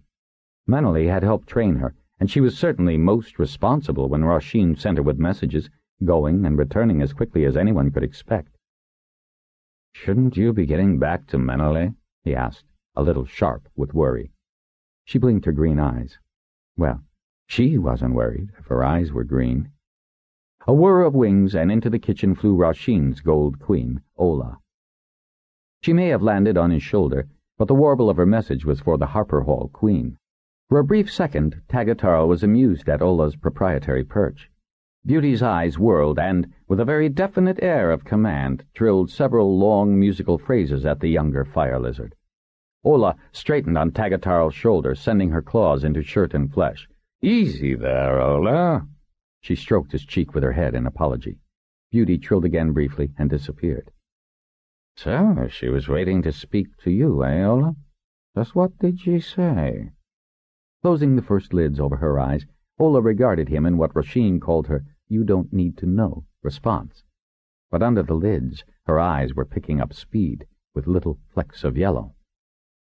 Tagatarl was not as good as Rasheen at reading fire lizard eye colors, but he knew the color was edging towards alarm. Orange or red meant danger.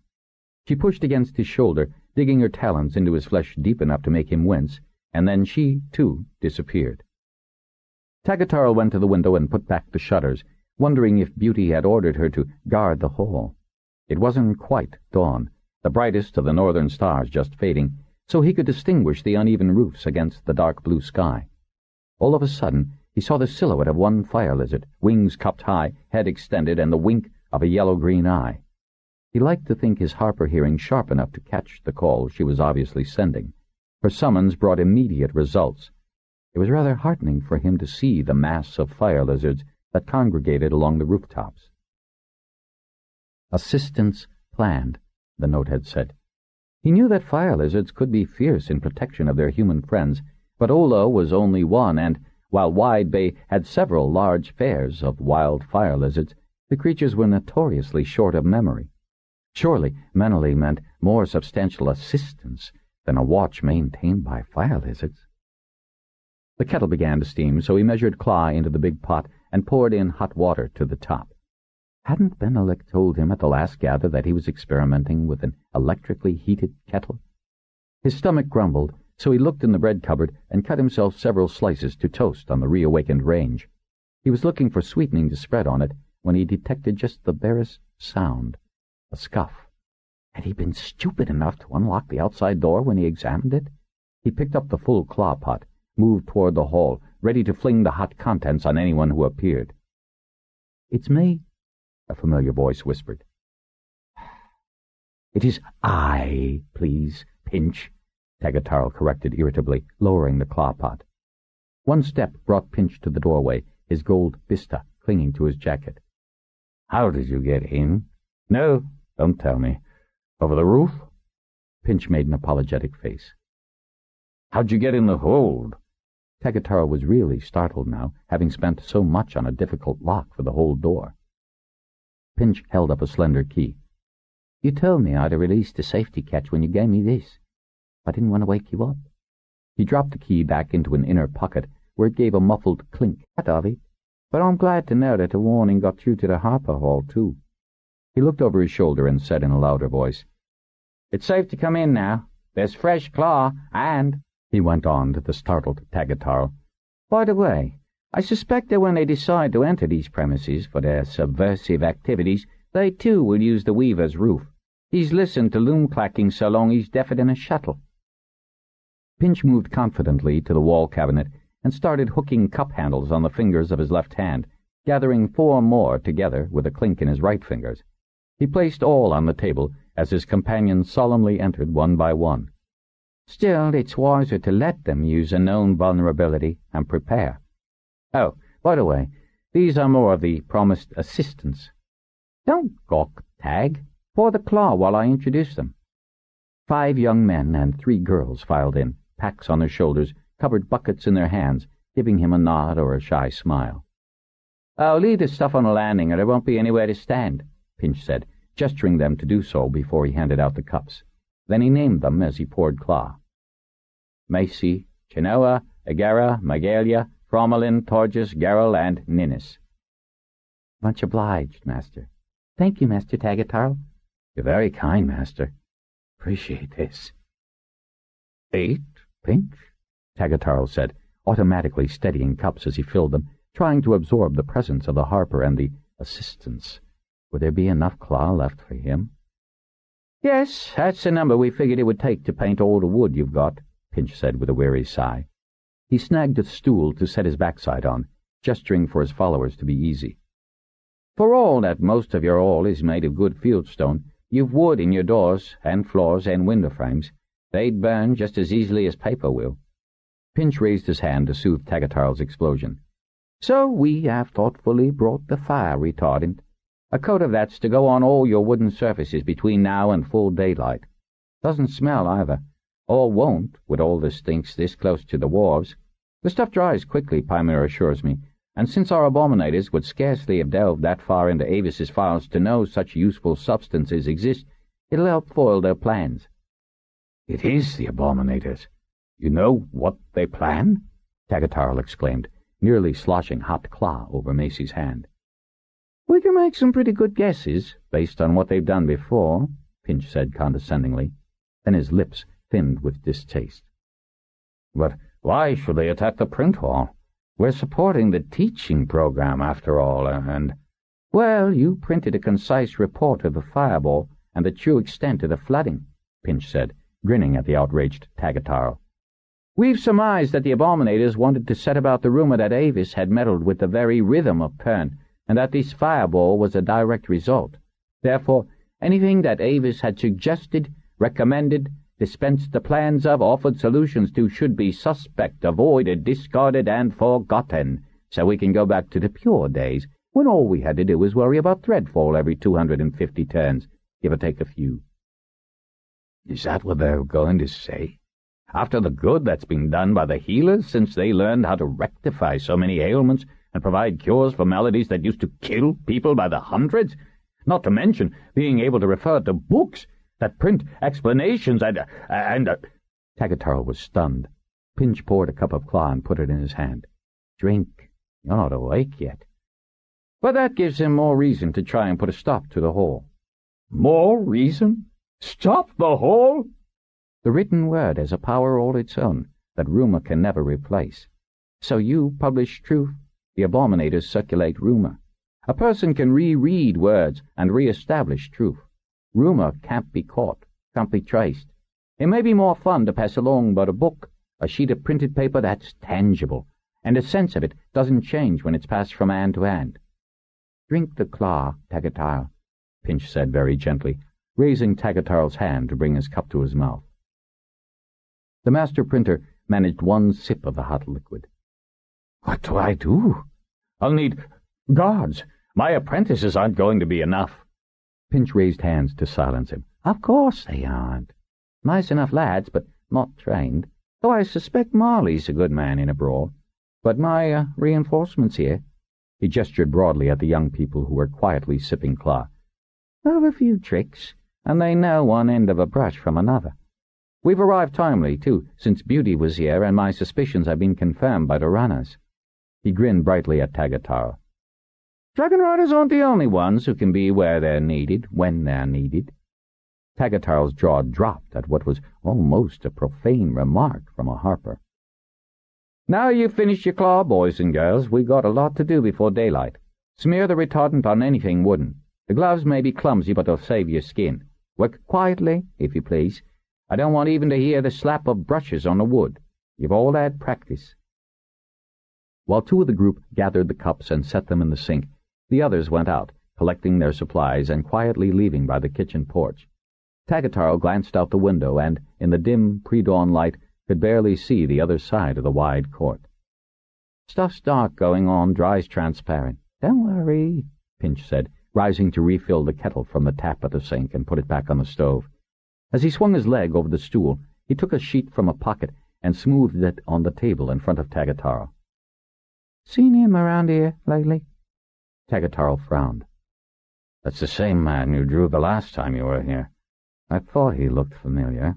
I thought it odd of him to ask for a copy of Teaching Ballads. I'd actually filled an order for Lord Cashman and had none in stock. Told him to come back in a 7-day. Pinch nodded as if that wasn't news to him. "Tomorrow." "You mean he plans to just walk in here?" Tagatarl was appalled when he remembered the incident. "I showed him through the hall. It seemed only courteous." Pinch's smile was sardonic. "I hope you limited it to the hall." "I did. But I also mentioned how many apprentices I'm training." Tagatarl slammed his forehead with his hand. How naive of him! Had he lost all his harper-trained acuity?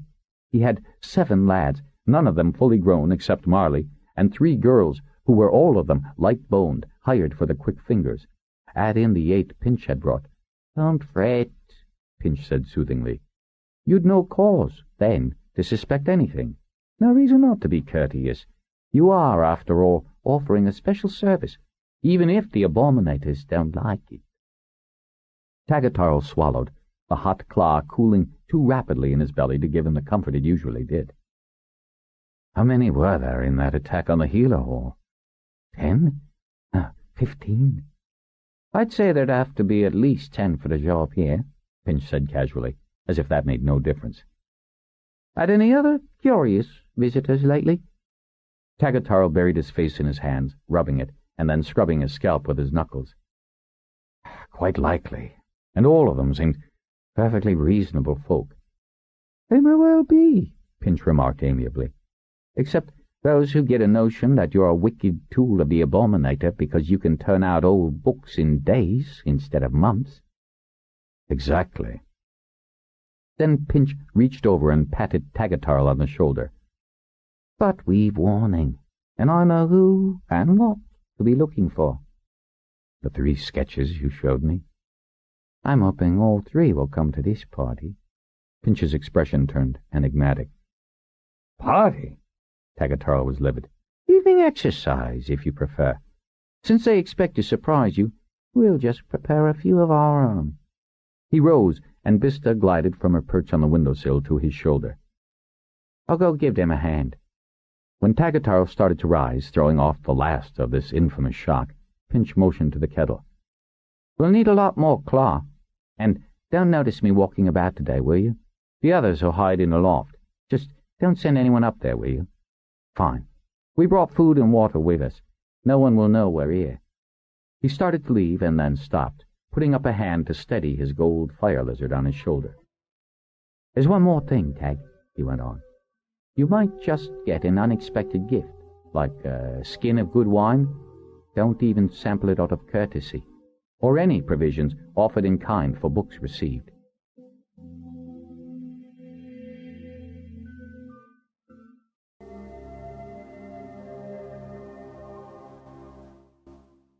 There's one more thing, Tag, Pinch went on. You might just get an unexpected gift, like a skin of good wine. Don't even sample it out of courtesy, or any provisions offered in kind for books received. What? Tagatarl bristled at that. They did take fresh fruit or meat in return for printing. Would an Abominator stoop to poison? Then he remembered that Master Robinson had been drugged at the Ruafa gather and abducted right in front of hundreds of people. How many are involved? Pinch gave an indolent shrug. Don't know, but Abominators seem to work in groups. Since they intend to damage the hall, they'll bring enough brawn to smash stuff around. There are still persons, and he heaved a sigh for those so misguided, who'll do any job that drops marks in their pockets. Tagatarl shuddered, a vivid picture of the hall, paper burning, toner powder splotching the whitewashed walls, hammers smashing his presses, even if Pinch seemed certain that fire could be prevented. You are not reassuring me, Pinch, he said in a caustic tone. Well, we want them to get in, Pinch said. To show that they had evil intentions, we want to keep them from getting out. His grin was malicious. That'll be easier to do, you know. No, I don't know. But this is just the sort of adventure you enjoy. You used to too in your younger days, Tag, the harper said with an unrepentant grin. Until you got your mastery and started a new hole. He rose before Tagatarl could marshal a stern rebuttal. By the way, if you should hear someone whistling, and he provided a trill, that's me. If you hear this one, and the intervals of the 5 notes in the next warble were very odd indeed, like some of the quartet music mentally liked to write for very experienced players. That means someone suspicious close. Got 'em? Of course, Tagatarl replied with some heat. I'm a master harper. Which reminds me, where did you so handily assemble that crew of yours? One of the halls? There was something familiar about them that Tagatarl couldn't place. Here and there, Pinch replied enigmatically, but added with uncharacteristic candor. Runners. A few of them are sea folk waiting for a ship, useful types. All vouched for, I assure you. Ran me ragged getting here in time. Quick over the roof, too. He glanced outside. Experienced with brushes, of all sorts. Then he and Bista were out of the kitchen before Tagatarl could ask anything else. Bewildered by Pinch and the imminent threat to his hall, Tagatar looked around, wondering how he was going to break this news to Rasheen. Well, if he washed the cups and put them away, she wouldn't know at first glance that there had been early morning visitors. At Honshu Hold, 2-9-31, Present Pass, Avis. Come, my dear Tai, Flesson said as she entered the kitchen area at Honshu. We will eat and get down to business. He rose and came to meet her. She gave him a wary smile. He had a tendency to jump in different directions, as if he enjoyed catching her off balance. He probably did.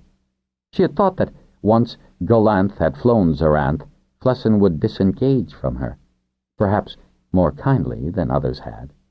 On the contrary, he had insisted that she remain at Honshu, that she choose a room as her own, though they mainly shared the large one he preferred, shown her every part of an installation that must have originally been designed to support a large population. She hadn't known there were so many levels in the stone mountain. She loved the well-equipped machine and tool room just off the ground level where the covered hulk of an ancient's sled was stored.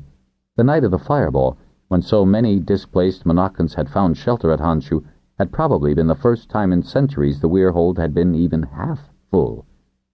He encouraged her to talk about her interest in astronomy, and had managed to bring texts from the archives that she was certain Master Esselin did not realize he had borrowed. He was very conscientious about returning them. We've put it off long enough, I think. A sparkle in his eye was all the warning she had before he swung her up in his arms and twirled around. She clung to his shoulders, not fearing that he would drop her, but so she had this excuse to touch him. She wasn't yet accustomed to either his spontaneity or his preference for touching, but she was learning to welcome them. His gray eyes echoed his smile. If she weren't so familiar with the weather and worry lines on his face, she'd have thought him much younger than she knew him to be when he smiled like that. Such an open, merry smile. Put off what? She said, humoring his mood. He wanted to surprise her, that was certain. It's a beautiful, clear night. He paused, tantalizingly, and then she knew what he meant and could not suppress a gasp of excitement. Yes, tonight, my dear Green, we can hook up the scope. Tai couldn't suppress her crow of delight. Oh, you got a monitor! And the operating discs. Aragon copied them for us and supplied fresh blanks for the imager. He's given us a search pattern to follow, as if we'd ever get enough exposures to do a thorough job. His eyes flashed with determination. All we need is the right one, at the right time of night or piece of sky. He was right, of course, she knew, but with his merry grin and wide-open eyes, it was as if he was somehow going to succeed despite the odds against it. His was a personality of great contrast. She was fascinated by it, and rebuked herself that she had ever considered him shallow. Over the last few 7 days, she had seen how seriously he took responsibilities, exuding an optimism which could fire those around him, how he never shirked tasks, like the Benini hold planting, which he could have delegated to another rider. He was certainly not the casual, reckless, weir-bred lad Miriam had described. "I can certainly help with the search patterns," she said, noticing how easily he involved her in his schemes. "Aragon trusted me with comparisons and scannings." "I'd prefer scanning just you, Tai, my dear," he said, kissing the hollow in her throat. His teasing lips were warm against flesh, still chilled from her trip between. "But we'll have to show Aragon results from Honshu, or he'll insist on dragging you back to Cove Hold." Slowly, he let her down. She liked the feel of his body against hers. Flesson was so vital, so energetic, so alive. He did not release her entirely, affectionately looping one arm across her shoulders. "I also spent my day doing what Avis used to call a refresher course," he added with one of his mischievous grins. "I don't think I paid as much attention to him the first time as I should have." She noticed how his eyes darkened with the knowledge of wasted opportunity. She touched his cheek in a brief caress. "If only we all knew then what we know now." "Ah, yes," and his lips curved with a touch of bitterness. Once again she was amazed that Flesson was willing to show his regrets. He always appeared so self-confident. Still feeling a little embarrassed by such intimacy, she caught sight of the steaming pot on the range. "You cooked?" and looked again. "That isn't a Honshu pot." "No," and he chuckled, giving her a hug as he guided her to the range. "I stopped off at Sagassi's hold on the way back. I'd some nails for them from Landing Smith Hall. She insisted that I take this as a delivery fee." He shrugged. "Remind me to return the pot." "I will," she replied. "After I'm sure you've washed it properly." She couldn't resist teasing him as she picked up the wooden spoon to stir the stew. "Oh, you've nearly let it scorch." "Then it's hot enough to eat." Flesson pushed her out of the way, gesturing her to sit at the end of the table, which she saw had been set for two, and began ladling the stew into the wide, deep bowls. Miriam would never believe that Flesson could be so useful. She pinched the bread loaf, and it was fresh. There was a salad, too, as greens were beginning to flourish again along the coast. She poured wine from the skin into glasses, while Flesson brought heaping plates to the table. "Sagassi said that Riller, Jubb, and Sparling have all seen signs of felines creeping back into the valley," he said. "They haven't run a check for missing stock, but the herds have been spooky lately." He blew on his spoon to cool the gravy-soaked meat. "Those sharding creatures may be hunting on this side of the ridge again." 8 families, gradually clearing enough land to grow essential crops as well as round up wild herd beasts, had settled the valley that spread out north of Honshu. They protected their cluster of buildings and beast holds with dragon dung and firestone mash, the best deterrents for any pests in the south, apart from trundlebugs. Visiting dragons, and those staying at Honshu after the fireball had added considerably to the perimeter, were encouraged to donate. Once the residues dried, there was little smell to aggravate human sensitivities, but what there was sufficient to put off all but the hungriest predators. She and Flesson had hunted there during their first week together. She and Zoranth had just missed catching one of the cloudy coats that wore such valuable pelts. There was so much else to do that they hadn't been able to take time to hunt felines again. "We'll have to plan to swing round the hold's borders and re-discourage the carnivores," he said, breaking off a piece of bread and offering it to her before taking some for himself. "You've about finished curing the last pelts we got, haven't you?" "Just about. Someone else must have pegged skins on the wall I'm using," she said. "Probably. Hold records suggest they were self-sufficient." He shook his head. "I've never understood what happened to the people who were doing so well here. Why they simply—" He spread out his hands in bewilderment. "Left." She felt gravy on the corner of her mouth and used a bit of the bread to remove it, right past her lips. Plague? Disease had wiped out so many holdings it was always the first guess. He shook his head. "No skeletons." "Vermin would have scavenged the remains." "Their effects were all neatly put away." "As if they meant to return?" she asked, surprised. But then Flesson had been researching the history of this weirhold of his. "No, as if that was the way they took care of tools and equipment." He gestured to the kitchen and the utensils visible on the work surfaces. "As they did in the workshop."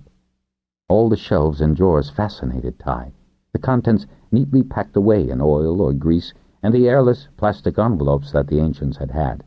Even the flying machine, a sled, Flesson called it, had been cocooned. She had never had the opportunity to visit the Catherine Caves, as Flesson had, but he had said that these weren't thoroughly explored or emptied of treasures. Samples of the things the ancients had used were on display at landing, some still encased in the packing used for the voyage to the Rukbat system. She and others had puzzled over the use of some items. "Why would they leave such a beautiful place?" "Once this passes over, you may be sure I won't leave," he said resolutely. "As it is, I'm here more than I should be," he added, with that irrepressibly engaging grin she so enjoyed. "Eat up, my dear Green." "Shouldn't have eaten so much," he remarked 20 minutes later as she trudged behind him up the steep stairs to the observation room. He was panting, too, she noticed. "As well we don't have to lug things all the way up these stairs, only down one level when we get where we're going." Flesson had explained the almost secretive design of Honshu's observatory. Not all the secrets, he had said, grinning with a boyish delight, but Kenjo had made sure it was not readily accessible. The first challenge were the stairs that went up 6 levels inside Honshu's cliff. "Does Golanth watch stars with you, too?" she asked. Zaranth affected to and never objected when Pi spent long hours on her green back studying the night sky. "He pretends to be interested," Plesson said in a mock-soft voice, turning to grin down the metal spiral at her. "I hope I will not hurt these things when I bring them to you so high up," Golanth said facetiously. "Golanth, you will carry them as carefully as fire lizard eggs," Plesson said, his voice stern as he winked down at Ty. "When I found the place, it was a mess, and outside most of the solar panels were fouled or missing, worse than the admin building." He took a deep breath before the next step. "Golanth was very good about helping me repair and reinstall them. He doesn't fit in the observatory, of course, but he's good at encouraging me to work hard." He chuckled as he plodded up several more steps, boots clanking on the metal. She could feel the climb pulling at her muscles. He went on. "Good thing the cylinder had been vacuum-wrapped. Another point in my theory that they intended to come back." She could see that he was using the handrail to pull him upward. Good idea. She followed his example. "So he cleaned and repaired the vents and solar panels and let power build up. I had the finder scope to use to see if the instrument still worked." It did. He gave a deep sigh of satisfaction. "We'll have to run a pointing recalibration, but I've got the files for the stars we use. Once we've hooked up the computer and are sure it's pointing accurately, we can proceed to search whatever part of the sky Aragon wants us to scan. The program makes it possible to shift the primary mirror. We'll get pictures on the monitor and decide what to save." He paused, taking in deep breaths before he started upward again. She wondered that he didn't save his breath for the climb, but Plesson loved to talk, and, since his voice was very pleasant to listen to, she didn't mind. She didn't usually have much to say. "Got the generator working, too, so we don't have to limit solar panel use." He had breath enough for a chuckle. Mighty clever those ancients were in harnessing renewable energy. When we told Avis that we had found the old machinery, I swear, he almost laughed. Laughed? It would never have occurred to Ty that Avis had been endowed with a sense of humor. She nearly stumbled on the steps, but caught herself on the handrail. "Oh, Avis had a powerful sense of humor. You know the kind of pause that means someone's laughing inside? Well, Avis would pause, wait a beat, and go on with what he was saying. Pimer was sure Avis laughed to himself in such beats, but Jancis was horrified by the mere suggestion of a machine that could laugh. Ty couldn't see his face, but though sometimes he made jokes about his turns under Avis's supervision, his voice was tinged with a respect that he didn't accord even his weir leaders. She had been so young, fresh from Carunian hills when her mother and father had come south to work at Landing, and painfully naive. Told over and over what a splendid chance she was getting in a Landing education, she had concentrated on learning as much as she could to avoid disappointing anyone, including Avis. She had never questioned anything then. Now, and in the presence of Plesson, she felt able to ask, "Why would Avis be amused that you had discovered this valuable instrument and a power generator?" "I suspect," and Plesson climbed a few more steps before answering, "because Kenjo had been very clever about so many things, like saving fuel each trip down from the Yoko in sacks so he could fly the little plane he built, and using the stonecutters far more extensively than any other colonist. Yet what a beautiful place he designed. Although, come to think of it, his wife, Ita, was artistic, and it's likely she did the murals in the hall and some of the tapestries." "Here we are," he said, and she could hear the relief in his voice. Dragonriders were more accustomed to flying heights than climbing them. She didn't mind showing that the narrow, winding stairs had winded her. Her thighs felt heavy, and she had an ache in the calf of her left leg. She gave it a quick massage as he fiddled a key into the locked door they had climbed so high to reach. At first, Ty saw nothing but the smooth sides of the vertical shaft's creamy rock, eerily lit from small guide lights. She could feel a light breeze sweeping upward, cooling legs, body, and even the sweat on her forehead, and then a door opened just above her eye level. Plesson lifted himself through, for a moment blocking her view. He moved to one side, and in the light from the shaft she saw more creamy rock. She clattered up the last few steps and walked into such a splendid space that she just stood, looking around in amazement. A large, dark, brooding mass dominated the center of a wooden floor.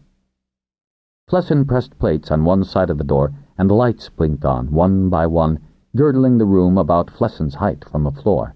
She could also feel more fresh air circulating. As the lights came up, she saw the long barrel of Honshu's telescope, thicker in circumference than she could have put her arms about, longer than Flesson was tall.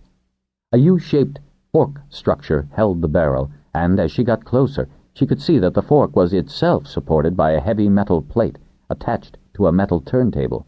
This tilted arrangement was an equatorial mount entirely different from the up-down, left-right, alt-azimuth mounting which was appropriate for Cove Hold's larger, skeletal-type scope and its position near the equator. Honshu's scope was a dull cream of a composite material, slightly longer at the front, with a blunt rear end that she knew sleekly enclosed the 620mm reflecting mirror. Unlike the Cove Hold scope, where the mirror was clearly visible inside the supporting skeleton, this mirror was hidden within the opaque cylinder. Only the surfaces connecting to the telescope revealed what else was inside.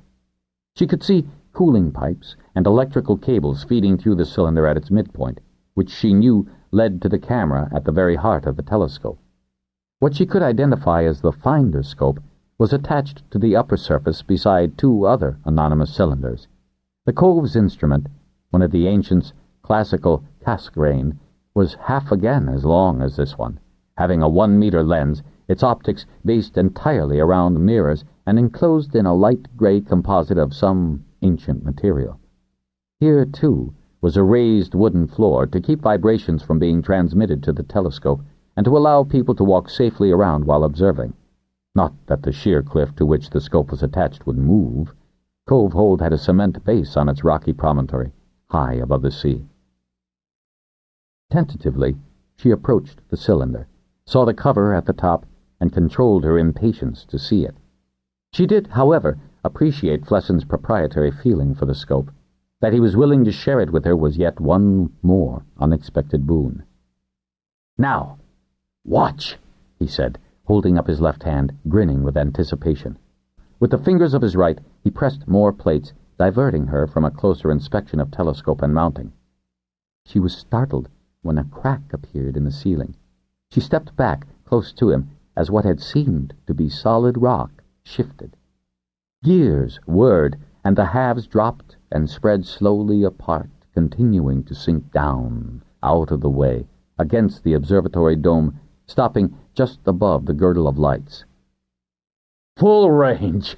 Flesson cried in a proud tone, gesturing to the opening created by the sliding roof. "Golly found the seam in the rock when we were repairing the solar panels."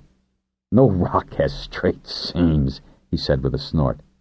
"Took Jancis, Pimer, and me days to oil, repair, and get this working again." Ty knew that she was gawking idiotically at the superb view of the southern night sky now visible.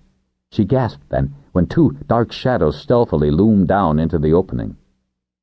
"Us," said Zaranth, and gave an audible chirp, well pleased with herself for scaring her rider. She had kept her eyes shut, and now opened them, happily whirling green. "You meant to scare me," she accused her dragon, hands still at her throat. "Golanth thought it would be all right," Zaranth said in a meek tone, cocking her head slightly at her rider, eliciting pardon. Golanth made amused sounds of his own, showing his white teeth. "They're a right pair of gather fools," Flesson said, giving her a reassuring squeeze before he walked over to where Golanth was peering down. Then, in one of those abrupt changes of his, Flesson turned almost brusque. "Golly, take care not to step on those solar panels when you swing those controls down.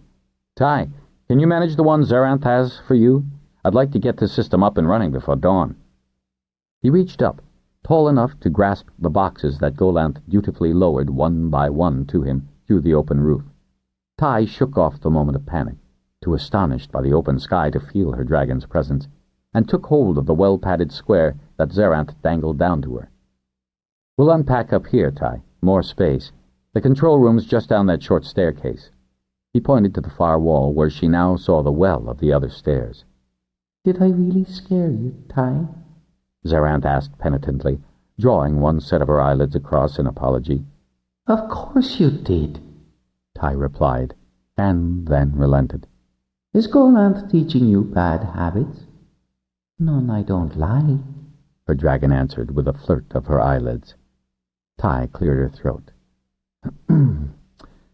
"What do I have here, Flessin?" she asked, changing the subject.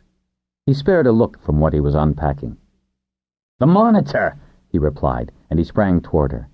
"I'll just turn the lights up down there," he said, and strode to the stairwell, tapping the keypad. Kenjo must have been a security freak the way he designed his observatory, as if someone could steal this, or the stars. With lighting, Ty had no trouble taking the 10 straight steps down into the control room. The worktops had been cleaned recently, and the shelving above them fitted with jacks for the controls. 2 wheeled half-chairs had been pushed back under the stairs. An enclosed panel ran slantwise from the jack in the direction of the base of the telescope on the floor above. She settled the flat-screen monitor on a mounting that was an exact fit. Well, no doubt the long-dead Kenjo had used a similar unit to view the images she devoutly hoped the scope would still mirror. Flessin clattered down with the keypad, decoder box, and the storage disks. His eyes gleamed with anticipation. With no wasted effort, he arranged his burdens on the worktop and put the storage disks on the shelf where he could read the labels. He hauled connectors out of his thigh pocket and began plugging them, murmuring as he did so, reminding himself which went where, until he had the system connected. Standing with his hands on his belt, he let out a long breath. Then he reached toward the rank of storage disks, found the one he needed for the calibration, and put it into the operating slot. "Shall we see if it'll light up?" "Whoops!" And he was halfway up the stairs. "Got to uncover its eye first." She heard the thump of his footsteps on the wooden flooring and his admonition to the 2 dragons to find themselves comfortable places to stay and not to step on the solar panels. He ran back down, rubbing his hands, grabbed both seating units from under the stairs, swinging one over to her while he planted himself on the second and, for one long moment, poised his hands over the controls. "Now," he announced, grinning at her, his eyes glittering with high spirits, "let there be light." He tapped out several sequences, inhaled deeply when the monitor came to life, entered another series of commands, and then folded his arms on his chest. "Remember to breathe, Ty."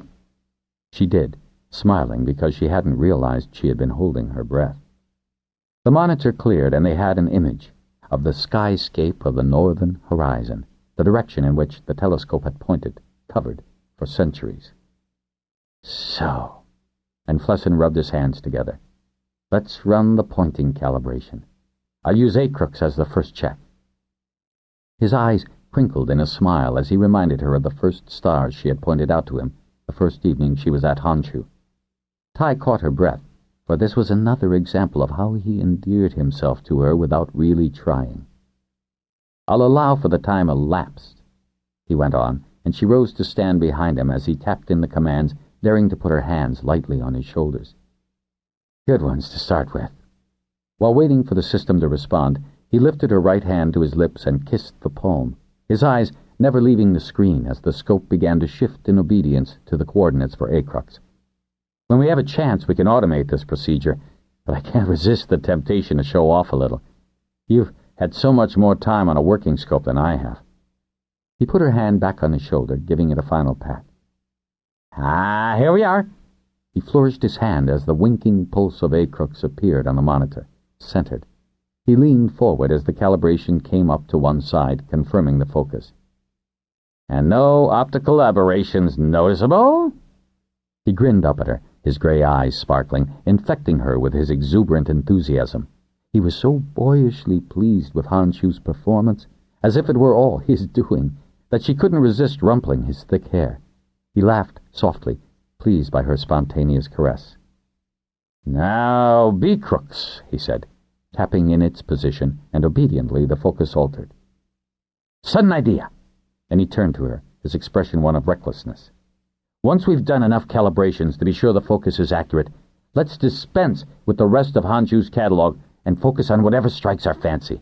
Some of those globular clusters I was just studying about, or the spiral nebulas, or something that isn't anywhere close to Pern." She gaped at him, unaccountably thrilled at such a suggestion. She had often wanted to just look beyond this dark corner, to the cloudy canyons with dark holes, the cartwheels in various orientations, ghostly circular shapes of planetary nebulae, wisps of gas lit up by newborn stars. She did so want to see the eternal and changing magic of the universe. "And we'll take some images of the ones we like best, shall we?"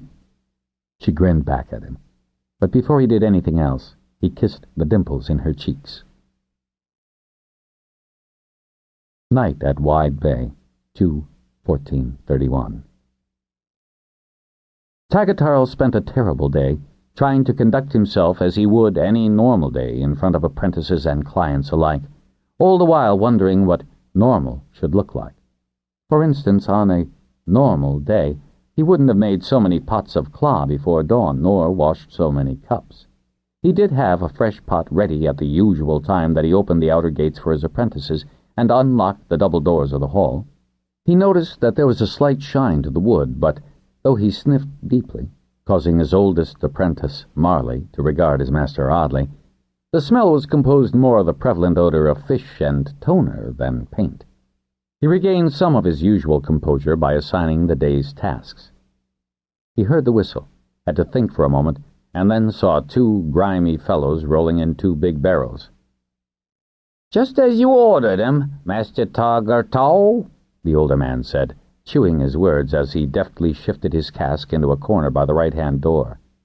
How like Pinch to mangle his name, so Tagatarl merely nodded at the shabbily dressed drudge. His equally scruffy associate rolled a second barrel into the opposite side. "As required." Then, with that cryptic statement, they both left. "Yes, as I was saying, Marley," Tagatarl went on, tapping the copy to get Marley's full attention. He tried to concentrate on the usual tasks of the day, making up a new order for different weights of paper from Master Bendarek. Well, he could delay that for today. He checked the two girls stitching bindings, made sure Delart was cutting the leather economically, that Will was trimming only the paper edges neatly and not his fingertips with the extremely sharp edge of the wide blade. Idly, Tagatarl wondered if he could detach that broad knife and use it against the Abominators tonight, or whenever they attacked his hall. On brief trips across the court, he did notice that Ola seemed to make a great many short dashes from roof to kitchen window, checking on Roisin wherever she was. He hadn't told Roisin yet, because she seemed happy today, and had possibly forgotten her uneasy presentiments. She also had a complicated Smithcraft Hall manual to proofread. He didn't recognize Bista's pale gold hide among those coming and going on the roofs, but she was as sly as Pinch. There seemed to be no more than the usual wild ones sunning on the slates. Or were they wild? Tagatarl couldn't tell, and decided it didn't make any difference. Fire lizards were volatile creatures. He had no appetite for lunch, and fretted over how Roisin would scold him for not letting her know the danger the hall was in. He usually told her everything. But why should she spend the day worrying, too? She had to keep her mind on the manual. That was one task he could not handle today. He did not see any of Pinch's helpers, nor did he see Pinch again in any guise. He didn't know whether to transfer paper from storage to the hall, as he usually did at the end of a day. But then, would anyone be watching to see that he kept to his usual routine? He kept running a hand over the wood of doors and frames, but couldn't really feel any difference, much less recognize a substance that could retard flame. He was anxious because no one came to his office with new work, but also relieved. How did you tell an Abominator from any other ordinary man or woman? It was the set of their minds, their self-appointed mission to deny choice to others, to neutralize all the useful things that were already in operation. Avis might have made available a great deal of knowledge, some of it information miscopied over the turns that only needed careful research in the archives and invaluable to all the crafts to rectify. Any thinking person would examine what was sensible to add to what Pern already had, like printing. But he required no one to read or buy his books. That was their decision. For all the amazing diversity of processes and products that the ancients had known and used, just learning how to faithfully execute some of the designs was enough to discourage making the unnecessary. As Master Manley said, and he knew Sibyl basically agreed with her, not everything and anything new meant an improvement. But people should make that decision themselves, not have it arbitrarily denied. The 5-note whistle that Pinch said was a warning startled Tagatarl. It seemed to float across the court from nowhere. He wrenched around to face the outer gate, trying to compose himself.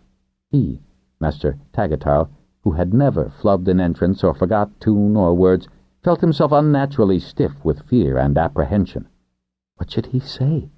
What could he say to someone who had decided to destroy his livelihood?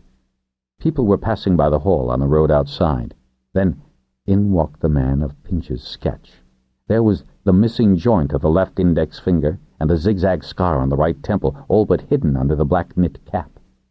The man stood for a moment, looking across the court with narrowed eyes, his expression disdainful and his lips twisted scornfully, as if, Tagatarl thought, he was anticipating the changes that might shortly be made to the order and serenity of the printer hall. "Good evening," Tagatarl said, as affably as his wariness permitted. He reached for the book he had placed on one of the barrels.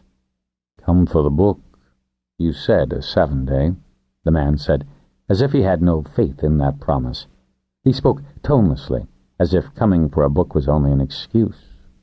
He kept his lips over his teeth as if hiding them. Pinch's drawing had not included that detail, or the smell of the man, stale sweat, campfires, and beast dung. Nor was he wearing hill-style clothing. In fact, the black leather jacket and trousers looked barely used. His boots were definitely new, if road-stained. The man sauntered deeper into the yard, Tagatarl following him, trying to give him the book and get him out of his hall. "That'll be 3 marks, Tagatarl said, amazed at how even his voice sounded in his ears. Was this Scarface the leader? The man seemed determined to make a final, close assessment. Tagatarl intercepted his circuit, pushing the book at him and holding out an open hand. 3 marks. Digging in one pocket of the black leather jacket he wore, Scarface dropped 2 full marks and 2 half marks, all weaver-stamped, into Tagatarl's hand.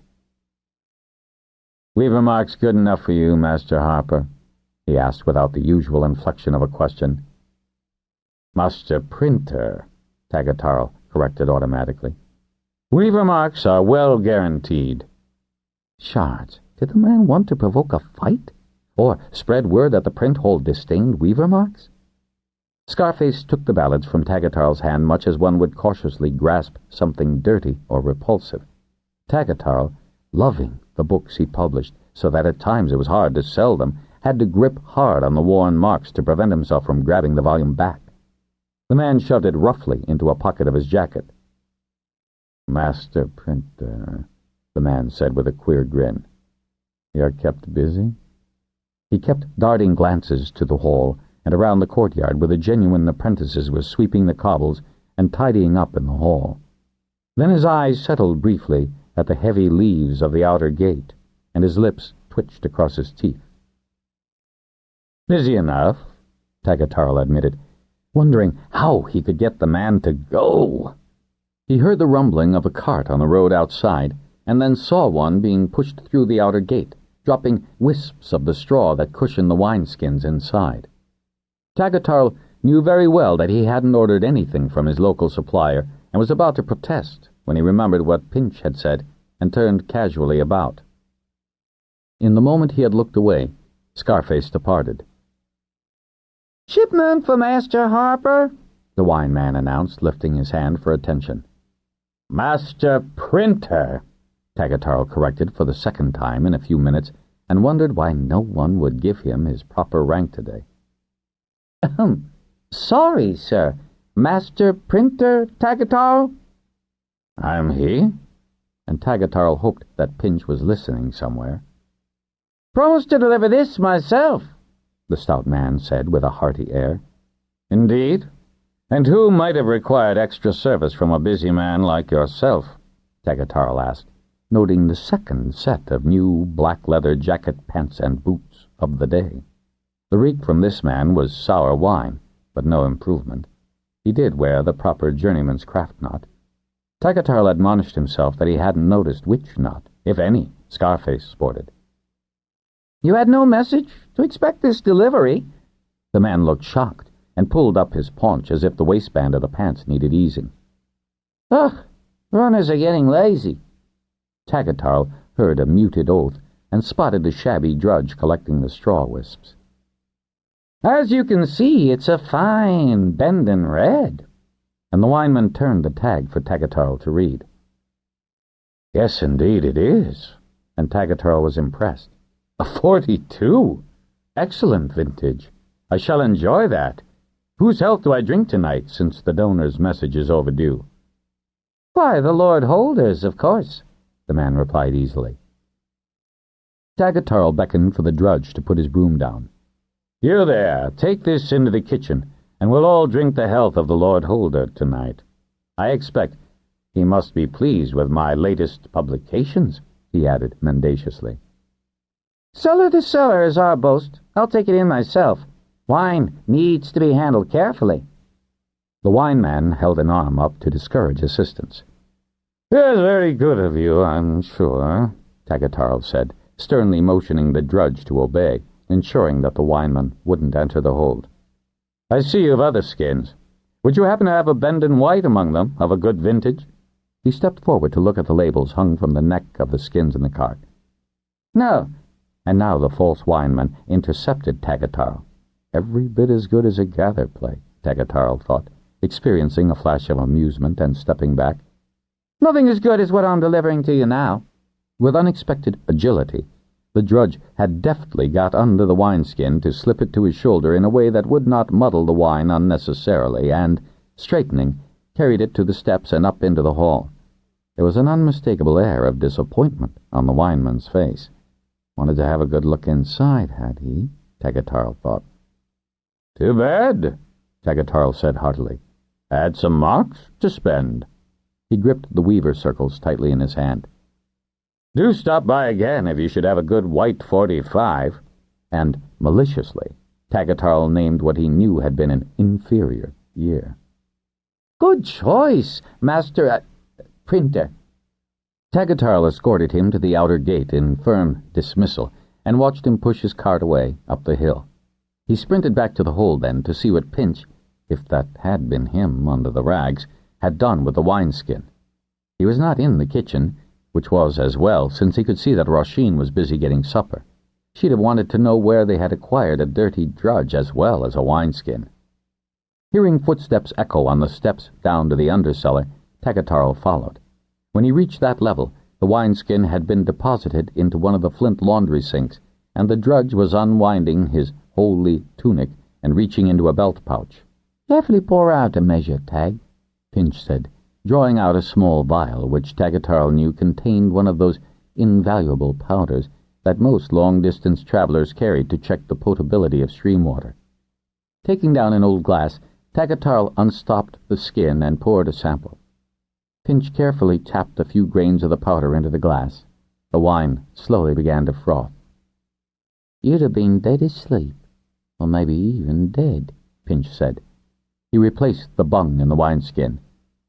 Definitely a malicious attempt to render you incapable of defending your all. Where can we hide it? He looked around the room. Underneath the sink, behind the laundry soaps, Tagatarl suggested, and helped Pinch bestow it, with a final glance to be sure the bung was in tight. And we were supposed to drink a whole skin tonight? You usually drink with your evening meal. Cider, Tagatarl said in protest. Wine only on special occasions. And how do they know we drink at dinner? Probably watching. Your kitchen faces the road. You don't close the shutters until you go to bed. Pinch shrugged. Then, too, most people who drink freely of free wine, you know. And you did say you'd drink the Lord Older's health. It couldn't possibly be Lord Cashman, he meant, Tagatarl asked. Pinch twisted his chin sideways and shrugged. He wasn't specific, was he? Or do they intend to impugn Lord Tyrannus since it's a Bendon wine? Or implicate Lord Cashman? Interesting. Then he gave a delicate sniff of the savory odors drifting down from the kitchen level. When did you say dinner is? I mean to join you. Oh, that free wine. Roisin came into the cellar. I thought I saw someone strange. Pinch? she added, staring at the harper as he discarded the outer layer of rags. "What are you doing here?" "I perceive you haven't told her," Pinch said with a long-suffering sigh. "Told me what?" She glared at both of them. "You were right, Rasheen," Tagatarl said with a sad grimace. "There is trouble coming our way." "Abominators?" she exclaimed when, between them, Tagatarl and Pinch disclosed all they knew. As ever, Rasheen did not react the way Tagatarl thought she would. "You mean you didn't tell me to cook enough to feed your friends a decent supper, Pinch? You left them waiting up there in that awful loft all day long?" "They brought food, and they've slept most of the day," Pinch added, as if that was occupation enough. "Couldn't let anyone know they were here." Abruptly, she sat down on the stairs, her face suddenly white as she absorbed the danger the hall was in. "You mean—" And now her white skin was flushed with angry spots on her cheeks. "You let me go through the entire day, oblivious to all this?" Now, Rasheen, one of us had to act natural," Tagatarl said. "Well, now, I've a thing or two to say to that, Master Printer Tagatarl." "Later, Rasheen," Pinch said. "You can say anything you want to him when we've got all this behind us." She paused, one hand raised to point accusingly at her spouse. "When?" she repeated, in a very scared, small voice. "Tonight, if we're lucky," Pinch replied. "That's lucky?" She blinked. "Is that why Ola hasn't let me out of her sight all day?" "Quite likely," Pinch agreed amiably. "Now, we'll eat dinner and drink merrily from whatever you have in the that's safe to drink. Some of your good cider?" he asked ingenuously. Rasheen took a deep breath, started to say something, changed her mind, and pointed down the cellar hallway. "Harper, you know exactly where I store the cider." She turned and started up the stairs, slamming each foot down hard on the riser to disperse her anger. "I think she took it rather well," Pinch said to Tagatarl. He rewrapped his rags. "Now, this drudge will hobble out and disappear in the lanes and byways, and shortly a very respectably dressed gentleman will arrive from the direction of the wharf with a commission for the master printer, which will be discussed while his host visibly toasts the Lord Holder's health." And that was exactly what happened as dusk settled over Wide Bay. Then, with a great show of having enjoyed the wine, Tagatarl and Pinch went to close the outer gates for the night.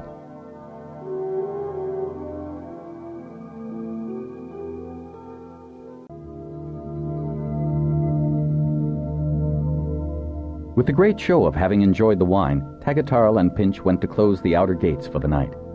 The heavy sky-broom wood bar took considerable heaving to get into place. Tagatarl clipped over the unusual fastenings at both ends. It was the first time he had felt it necessary to use them, having always thought the printer hall was safe in Wide Bay. "Now, don't worry, my good friend," Pinch said as they walked back to the kitchen porch, giving him a reassuring shake on the shoulder. "They may get in, but I assure you they won't find it so easy to get out, nor a chance to do any harm. Now we go inside, like the innocents we are, and lock the door." Though Pinch had explained the various precautions he had taken during the day and where his helpers were now hiding, Tagatarl was realist enough to know that thread could fall in unexpected tangles. "Try to relax, Tag," Pinch advised him. "I think every fire lizard in a town is ready to come when Ola warbles." "If they remember," Tagatarl muttered to himself, shivering a little. The night air was chilly. Pinch gave a soft, wry chuckle. "Vista's there too, you know, and she'll remember. Now, I've one more trick to see to." He clapped him once more on the shoulder and took the short interior corridor to the hall. "Relax," Tagatarl repeated under his breath. "How could you leave me in ignorance all day, Tag?" Rasheen demanded, coming out of the kitchen. "Now you know. Would you rather have known earlier?" he replied, more bitingly than he meant, and put his arms about her in a tight, apologetic embrace. He could feel her trembling. "No, I guess not. But you've been very brave, Tag." "I'm scared stiff. If only we could have put in steel doors." "Steel doors didn't keep the Abominators out of the healer hall, now did they? They just walked themselves in. Well, at least they can't just walk in here." He reached over to turn out the kitchen lights. "Shall I giggle drunkenly or something, having enjoyed the Lord Holder's wine, Or should we reel up the stairs?" She spoiled her casual manner by stammering. "A waste of effort, my dear," he said, trying not to sound grim. "Now the gates are closed, no one can see in." He transferred one arm to her waist as they climbed to their sleeping room, dousing the lights as they went up. Then they crept back down the stairs. Fully dressed, they made themselves as comfortable as possible on the long kitchen bench. Roisin had padded it with pillows to ease a long wait. "Is Ola on watch?" he asked Roisin softly. "If she were more on watch, she'd give her vigilance away." She gestured to a long shadow on the wide sill. Even the pillows could not make the upright design of the bench comfortable. After the very long, tense day he had spent, Tagatarl found waiting in the dark for the expected attack the worst part. He could have used the time to edit the copy to be printed the next day, if his presses still worked. Surely, with most of Pinch's folk hidden in the hole, his presses would be untouched. He tried to remember the latest verses Meneley had sent him for setting, and found he remembered her new tunes better. Then he was aware of a sleepy murmur from his spouse, and realized that Roisin, her head pillowed on his shoulder, had actually managed to fall asleep. He was further distracted by the many soft noises the building could make. He had to identify each one as normal, and inside the hold, not outside. He was struggling to keep awake when Ola's soft hiss roused him. He shook Roisin, and she mumbled before she realized that she shouldn't make any sound. He felt her body tense. Then the fire lizard disappeared. What had she heard that he hadn't? Could he risk looking out the window? His ears hurt with the strain of listening. A noise! Outside! The muted thud of the skybroom bar rattled in its slots. He grinned. They'd have trouble just finding the safety catches. A sudden flare of light, a match. Hunching down, he got to the kitchen door, crammed his body to one side so he had a partial view of the outer gates but wouldn't be seen. Since his eyes were accustomed to the night, he made out two dark, burly figures struggling to lift the skybroom bar. Then another black shadow, visible crossing the pale cobbles, joined them. 3? That was the number Pinch reckoned would come over the weaver's roof. Their initial job would be to open the outer gates and let the others in. He heard once again the muted thud as the skybroom bar refused to lift from its brackets. He suppressed a malicious delight in their frustration. Suddenly, outlined against the lighter building across the road, 3 shadows, heads and shoulders, loomed over the top of the gate. The figures disappeared back the way they had come. Had he heard muted cries? The 3 inside huddled together briefly and once again tried to lift the bar. Another flare of light, carefully shielded, but then held against one end of the stubborn bar. Tagatarl chuckled. They'd need full daylight to puzzle the mechanics. An old device. Another huddle. One was left examining the catch. A match was struck, and he saw it passing from the head of one torch to another. In that light, he followed the progress of the arsonist across the court, saw him jam one torch under the edge of the first shed door, the second under the further one. They burned merrily, and Tagatarl held his breath. Maybe that paint wasn't a retardant. Fearfully he watched, but although the flame leaped up along the lower edge of the door, all that was really burning was the torch, its light reflecting back from whatever covered the wood. The man who had placed the torches didn't seem to notice, returning to the stubborn bar securing the outer gates. Movement there caught Tagatarl's eye. He caught a glimpse of someone scraping the arch in an effort to avoid the top of the gates. That was a very awkward method of clearing a height, wasn't it? One of Pinch's surprises? When had Pinch had a chance to trick out the gates? Not that Tagatarl had noticed, since the heavy leaves reached a good half-meter above his head. There was some kind of argument, carried on in emphatic gestures, some indicating the gates and another undeniably made to the person's crotch. Whatever that had been about, now they were concentrating on both ends of the restraining bar. He counted those now inside and came up with at least 10 different shadows. The attempts to shift the bar were abandoned, and the group moved toward the print hall. Tagatarl wondered if they were falling behind their schedule. What had been in those barrels? He couldn't see the hall doors as easily as the outer gate, but he did hear the scuff of heavy soles on the stone steps leading to the kitchen porch. A dark figure, a big man, was silhouetted against the useless torches across the court. Pinch had given Tagatarl the task of preventing anyone from entering the link from the hold to the hall. He took a firm grip on his cudgel, wishing he had chosen a thicker one. The man looked huge in the shadows. Not since his journeyman's days had Tagatarl been in a brawl. He heard the clink of something against the pane, and smiled to himself. It took a smashing blow to break glass of Master Morrilton's manufacture, and would make a lot of noise, too. But it didn't, because the intruder held something over the pane as he hit it again. The glass made a tinkling sound as the splinters fell on the inside carpet. Another dull sound, and the door lock was broken. If he and Rasheen had been drugged and asleep, they would not have heard those sounds. Then he had no time to think, because the man pushed open the door and crouched, listening. Tagatarl pulled back his arm, and just as the man moved forward, so did he. But the man suddenly tripped, swearing as he fell. Tagatarl aimed at his head and brought down his cudgel, numbing his arm to the shoulder when his cudgel connected with something else, much harder. "Gotcha," Rasheen said in a low and very smug voice, and then saw Tagatarl's cudgel lying across the heavy iron pan with which she had clouted the intruder. "I didn't see you, Tag." Tagatarl was reeling somewhat with the shock that was still coursing up his arm, his hand numb from forceful contact with an iron skillet. A whir, and Ola arrived, hissing down at the intruder. 3 more fire lizards neatly zipped in through the broken pane. "How'd you drop him?" he whispered. "Tripped him with the broom," she said. "I heard the glass go. Where were you?" Tagatarl jerked his head over his shoulder. "Let's throw him down the cellar steps, out of the way," she said, so coolly that Tagatarl regarded his spouse with surprise. She was generally the kindest of women. "Ola will make sure her friends don't let him go anywhere." "If you haven't killed him?" "If I killed him, what was he doing where I could do so?" she demanded in a hoarse whisper. He was still alive when they took him by the shoulders, dragged him the short distance to the top of the cellar stairs, and then tipped him down, the hissing fire lizards following him into the darkness below. Crouching, they moved back to the open kitchen door. Rasheen gasped as she jiggled her hand at the flaming torches across the cobbles. He caught her before she could move. "Look carefully," he whispered in her ear. "It's only the torches burning." "Yes, but what happens when they see the fire hasn't taken?" she shot back at him. "Where was Pinch?" Suddenly he heard a loud, creaking rasp of wood, the odd, squeaking, popping sound of screws being wrenched forcibly out of their seating, a mutter of triumph, and in the light of the torches he saw the double doors of the hall being flattened to the cobbles. The intruders, audibly pleased with this success, started trampling across the broken leaves of the door.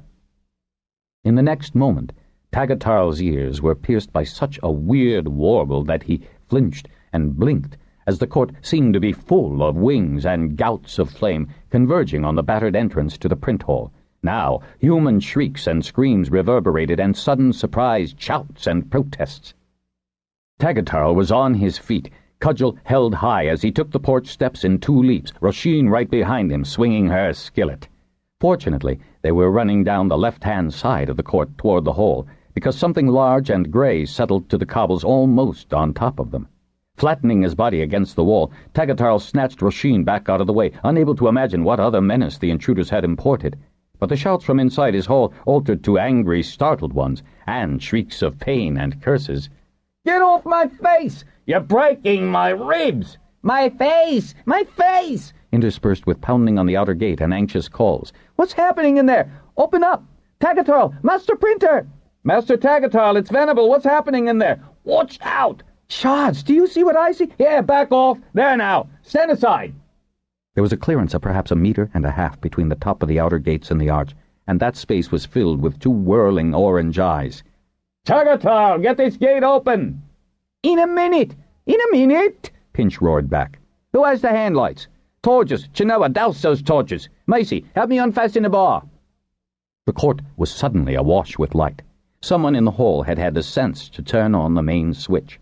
The large, grey object Tagatarl had been trying to avoid turned rainbow-colored eyes on him, and Tagatarl stared back at the white dragon, Ruth, and then at the man dismounting. "So, it's you Ruth wants me to rescue," was Lord Jacksom's slightly amused greeting. "How did you know?" Not that Tagatarl wasn't remarkably relieved to see him. "Only to come, here and now." Jacksom was unfastening his jacket, and it could be seen that he was wearing casual clothing underneath, not full riding gear. "Ruth tells me Leoth and Natan have also been summoned. Do I assume that you've had some intruders?" He pointed toward the broken doors and the wriggling mass hanging just above it. "Did you catch them all in one net?" Stunned by all that had happened so quickly, Tagatarl had not really noticed. So nets had been stuffed in those barrels. Hadn't Pinch mentioned that some of his helpers were sea folk? Oh, how ingenious! He then saw that the fares of fire lizards that had come swooping and flaming in were attacking those captive in the nets, pecking and scratching at arms, legs, and various other parts that were protruding from the mesh. The anguished and pained protests were almost louder than the furor of the crowd outside demanding to be let in. "There's one more," Rasheen said, breathless with relief and pride. "He tried to get into the hold, and we knocked him out and pushed him down into the cellar." "Clever of you," Jackson said, raising his voice to be heard. "But whatever did you do, Tag, to annoy the Abominators?" "Why are you sure that's who they are?" Rasheen asked. "Who else would try to damage a print hall when most of Pern can't wait to own real books? And why else are Natan and I here, too, as witnesses to a midnight attack on a defenseless premises?" Just then, Pinch and Macy lifted the Skybroom bar, and the outer gates were flung open to the considerable crowd waiting to enter, waving cudgels, knives, and more torches. They surged right up to the flattened leaves of the hall's doors, halted, and stared up at the swinging net. "Jackson, are you all right?" someone cried above the angry shouting. A tall figure in riding leathers came striding through the crowd to join them. "Leoth was told to bring me to Wide Bay immediately. Tagatarl, isn't this your print hall?" Natan had rocked to a halt when he recognized those standing with Jackson. Then his eyes went wide. He looked over his shoulder at the swinging net. "What's the hall?" "That's what we must discover," Pinch said, stepping forward and nodding courteously to the Lord Holder and the Weir Leader.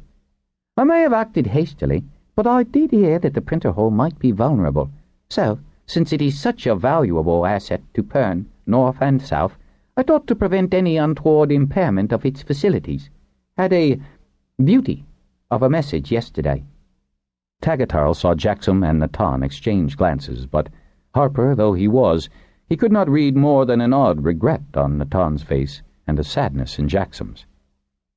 "There's no question harm was meant?" Natan asked Pinch, who shook his head. "Tree sent in over the roofs," and Pinch pointed, raising his voice to make himself heard over the tumult in the court. "To open the main gate. Torches set to fire the paper stores, hauling the printer hall doors off their hinges." "But the gates weren't opened," Natan said. "Not for lack of trying," Pinch said. "One broke the glass and the door to the hold, and Rasheen flattened them with her iron skillet," Tagatarl said. His arm still felt the repercussion. "And there's the matter of the drugged wine, too," Pinch added. "Drugged wine?" Jackson repeated. "So you netted those entering the hall?" Natan asked. "Only after they'd battered down the doors," Pinch replied, eyes wide with injured innocence. "Hey! The fire lizards are having all the fun!" someone shouted from the crowd, ranged about the entrance of the print hall.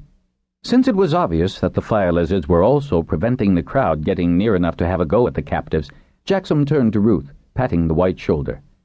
"Do dismiss them, Ruth, with our thanks. They've performed admirably." Ruth raised his head and emitted an unusual warble. Not only did it mute the noise of the crowd, but also the fire lizards departed in one final dramatic swoop, low enough to make the tallest onlookers duck. Gesturing to his friends to accompany him, Jackson strode forward, and the crowd parted to allow them to reach the battered doors on the cobbles, conversations dying down now that someone was taking charge. "Lower the net," Jackson ordered, and 4 of Pinch's assistants jumped to obey. "Belay that!" cried a voice from the right-hand side of the crowd, and a big man, capped as a fisherman and showing a master's knot, stood apart. "If you leave 'em in the net, Lord Jackson, we can just sling the whole lot of 'em aft of my ship, and I'll tow 'em out to the deep water. Save a lot of trouble." The crowd roared its approval of such rough justice. "Ah, but, Captain, I am here," Jackson said, and his expression was one of rueful regret. "And so is Weir Leader Natan and the Master Printer, so we are obliged to follow established procedures." "Which are?" the captain demanded, not pleased with the rejection. "According to the charter," and Jackson swung slowly around to the audience, his eyes seeming to touch everyone in the front ranks, "by which we have been well governed for the past 2,500 turns, A lord holder, a weir leader, and a master of any craft may hold a trial." "Hold it, then!" roared the captain, and the crowd roared back in affirmative. "You can't do that," one of the captives shouted, struggling in the net. "We've done nothing wrong." A lump hammer dropped free of the mesh, and then Tagatarl saw that it was not the only tool that had tumbled to the ground. The captain threw back his head to roar with laughter. "Only because you didn't get the chance!" The crowd howled with delight. "Would you prefer the captain's justice?" Jackson demanded. "That is injustice!" cried a woman's voice. "Stop grabbing me!" she added angrily to someone beside her in the net. "You have no right to do this to us!" Another heavy object dropped ringingly to the cobbles. "Oh, clear all that hardware away, Pinch, and drop the net," Jackson said, utterly disgusted with his attempt to make this an orderly procedure. "Let's see what sort of cat you've made. Black-faced iron fins? Did you get a whole school of 'em? Do you know the captain, Tag?" he asked in a quick aside. "Captain Venable," Tagatarl replied. "He's well known, but no one would dare board his ship without permission." The net came down hard enough to rattle everyone in it, provoking a new spate of cries, curses, and pained exclamations. The captives were then as unceremoniously dumped out of the thick mesh as a load of fish, some sprawled face down, others on all fours, groggy after their time in the swaying net. "All right there!" It was Pinch who took charge. "Stand up! Make a line!" Roughly he pulled one man up and signaled for his assistants to get the rest to their feet. "Search 'em, too." While that was being done, and knives, chisels, matches, and long spikes were added to the pile, he walked up and down the uneven line that was finally formed by the captives. "Nothing else on them?" Natan asked, remembering Fort Hold and the conspicuous absence of any personal identification. "Clothes?" Someone from the crowd suggested, laughing raucously. "A bit worn, some of 'em," another man replied derisively. Tagatarl noticed one man, trousers ripped up the back, and recognized the stout man who had played Wineman. "What a sorry bunch," Captain Venable said, fists thrust against his hips, shaking his head. "It's plain as the nose on my face this lot were up to no good, sneaking into the print hall, faces blackened and all. Not to mention pulling the doors down and heaving torches about. Wide Bay's not a wild hold, and we don't want such louts hanging about. What's this established procedure of yours, Lord Jackson? I'd like to get back to my ship before dawn." Jackson accorded him a little bow. "Shouldn't we send for Lord Cashman?" someone shouted from the crowd. "He's our holder, and he's supposed to deal with peace-breakers, thieves, burglars, and such." "For general old matters," Pinch said quickly, "this is a Harper Hall matter. However, if any of you," and he addressed the captives, "is from this hold, you may step forward, and I'm sure Lord Cashman will keep you comfortably enough." He was interrupted by a derisive snort, and the comment from the crowd that the net was more comfortable than where offenders of the peace were held at Caroon Hold. "As I was saying," Pinch continued with a faint grin, "if you are of this hold, you can be transferred to the hold to await Lord Cashman's judgment." None of the captives claimed that right. "Name, hold, hall, and rank, if any," Natan said, stepping with authority beside Pinch. There was no response, and Natan shrugged. "Then, since you have been caught in an illegal entry and in the willful destruction of an authorized craft hole, Master Tagatarl, Master McElroy, how will you deal with them?" Surprised by the anger and the sense of violation that suddenly fueled him, Tagatarl surged to Pinch's side, glaring at the captives. The false Wineman he had already recognized by the ripped trousers, which hadn't fit properly even before he'd been bounced about in a net. But he could not find Scarface or the woman sketched by Pinch after his first foray to the suspected Abominators' hill camp. Their absence from this line added worry to Tagatarl's very mixed emotions. "Why did you wish to damage this hall?" he demanded in a harsh voice. His fury was palpable enough to make those captives nearest recoil, uncertainly. "Why?" He jammed his fists against his side to rein in the urge to tear the truth out of those who would have destroyed what he had so painstakingly built. He took one more step. "Lies!" Hands defensively raised, the man directly in front of him ducked back. "We have to destroy the lies!" "What lies?" Tagatarl demanded, having expected no answer, certainly not this one. "The lies Harpers are printing, spreading all over Pern." the man cried, gesturing wildly toward the hall, to the wall where finished books were shelved. "What's this about lies?" demanded Captain Venable, turning to Tagatarl for an answer. "I don't print lies," Tagatarl cried loudly. "But you print books! You use the Abominations' vile methods! You distribute abominations!" Captain Venable, big fist raised, leaped toward the speaker, who cowered away. "Ha! Abomination, huh? These are Abominators!" He turned, eyes flaring with disgust toward the crowd. "Nothing but a pack of cowardly Abominators, sneaking around in the night to destroy what they haven't the wit to appreciate." "We must stop the lies! We must keep Pern pure!" cried a woman further down the line of captives. "We have to keep Pern free of abominations!" "Of all the daft ideas!" Captain Venable's contempt was echoed vociferously by many of the onlookers. "Pern needs all the help it can get right now." "Where would have we been if Avis hadn't warned us of the fireball flood?" a man in the crowd demanded, loud enough to be heard, waving his fist at the captives. "Captain's got the right idea! Drown 'em!" Shouts of "drown them" quickly became a chant, rising in ominous volume. "Back in the net with 'em! Take the school back to the sea! Let it pollute our harbor!" Ruth bugled loud enough to deafen those in the court. Outside, Leoth answered him, and a muttering silence returned to those in the hall court. "You are Abominators?" Jackson said in an oddly controlled voice. His eyes were on one of the taller captives, who stared unseeingly ahead of him. "We are!" the woman cried defiantly, just as the wineman shouted, "We admit nothing!" "I think in this case," Captain Venable said in a wry tone that carried to the edges of the crowd, "I'll believe the female." "They're all together, ain't they?" asked the fist-waver. "Oh, pulling the doors down, trying to fire the sheds." "Yes, firing the sheds!" A thin, stoop-shouldered man pushed through the crowd, waving wildly at the sheds in the back of the court. "You could have burned my hold, too. I'm Coleman, journeyman weaver, and all my winter's work's in the loft back there. I use only traditional patterns, and you could have ruined me." "Ruined me?"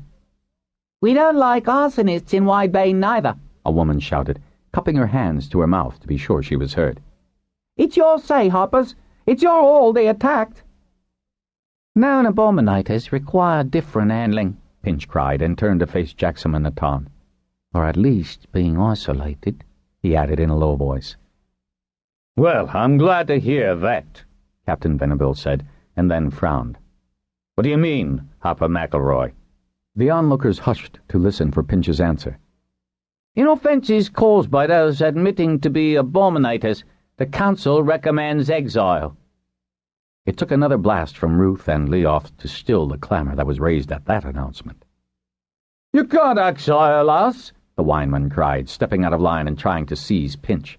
He was instantly pinned by two of Pinch's assistants who, judging by the roughness with which they held him, had been just waiting for an opportunity. "Why not?" Jackson asked. "All the islands were drowned." "Ooh," Natan said in a quiet voice. "I think we can find a suitable one." "We can't be exiled. We're saving Pern. That's unfair." The captives broke from their sullen stance, dashing frantically about the court, looking for some way to escape or force their way past those blocking the gateway. The crowd was only too happy to recapture them. There were calls for rope to tie them, cloth to gag the screamers. "So where are all these established procedures of yours, Lord Jackson?" Captain Venable demanded, heaving from his exertions. "A Lord Holder, a Weir Leader, and a Master Craftsman may enforce any council decree," Jackson said. "It is in the Charter, if anyone cares to check. We must do so before sufficient witnesses." "We witness." "Witnessed." "We were here." "Drowning's easier." "Quicker! Exile 'em!" "Away with 'em!" Raising his arms, Jackson faced the crowd. "Those of you who do not care to be witnesses to the judgment of this incident may step back without prejudice." Later, Tagatarl was to remember that no one stepped away. "Then the decree of the council will be enforced. Weir Leader Natan, you may send for assistance," the Lord Holder of Ruatha said formally. "You just drop 'em off?" Captain Venable asked, his expression severe as if stunned by the sentence of exile. "They are not dropped," Natan said, stressing the last word, his eyes hinting an inner conflict kept under stern control. Sufficient food, supplies," he paused briefly, "and water are provided to give them time to become established." But, Natan stared Venable quiet. "I," and he jerked a thumb at his chest, "am the only one who will know which island. And there are still many, many islands in both the eastern and the ring seas that can isolate those who can be so destructive." "Better than they deserve, warrior leader. Better than they deserve." Captain Venable stepped back, giving all three men a respectful bow. Decisions involving the lives of others were never easy to make. The crowd had quieted down from its previous high pitch, though some low conversations were begun. Pinch sent 2 of his men to bring the unconscious man from the cellar, tying his hands behind his back before he was set with the other Abominators, placed in a rough line on the broken hall doors. Seeing Roisin shivering, Tagatarl put an arm around her shoulders and drew her close to him.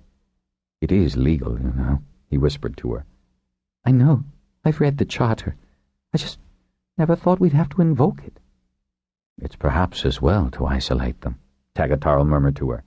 Angry as he was, and he had been ready to batter the men, he was not a violent man. They could escape from the mines and come back and try again. I think that I want to know they can't get to us, even if at a later date we decide to retrieve them. She clung to him, shaking her head. He didn't tell her that 2 important members of the Abominator group Pinch had been watching out for were not in those captured tonight. Scarface and the awkward-looking woman, Holdless, from Tilak. That meant that not all those who held Avis in abomination had been removed from Hall and Hold. The dragons were seen in the sky, their eyes sparkling in serene whirls as they hovered above the court, a half-wing of them. From somewhere, fire lizards did sky pirouettes around them, calling in an oddly melodious chorus. "They'll land on the wharf," Natan said, and pointed in that direction. It was only the next road over, and there were plenty of strong men and women to carry the Abominators, despite their writhing and struggling, and the gagged pleased to be released. Ruth followed, perching on a bollard while the exiles were hauled up on the dragons and tied alongside the sacks that were to be left with them. Then Natan vaulted to his dragon's back. "Riders, take your destination from Leof," he said, in a voice loud enough to be heard by all watching. He lifted his arm, visible in the wharf lights, and gave the signal to leap skyward. Tagatarl thought he had never seen a more impressive sight. 12 dragons leaping into the night, the fares of fire lizards escorting them and disappearing at the same moment. In an unnaturally quiet way, those who had witnessed the night's incredible event left the wharf side or climbed aboard the ships anchored there for the night. "It was what had to be done, Lord Jackson, Master Tagatarl," said Captain Venable in a low but firm voice. He shook their hands and then made his way down the wharf. "Yes, it was what had to be done," Pinch said, as they all turned to go back to the hall. Then Pinch dropped back to Jackson, who was walking more slowly, his head bent. "Dors was among them, wasn't he, Jackson?" he asked so softly only Jackson could hear. Jackson flashed him the most quelling stare the Harper had received since he'd been an apprentice. "No hold, no hall," Jackson finally replied. "Even if he was my milk brother, what else could I do?" "I've been trailing him, Jackson," Pinch murmured. "A long time." "You have? I haven't." "Oh, no." And there was great compassion in the Harper's voice. "Was he in this from the beginning?" Pinch shrugged. "We don't even know when the Abominators were revived to plague us. Not all of those participating in these events are interested in keeping Pern pure or traditional.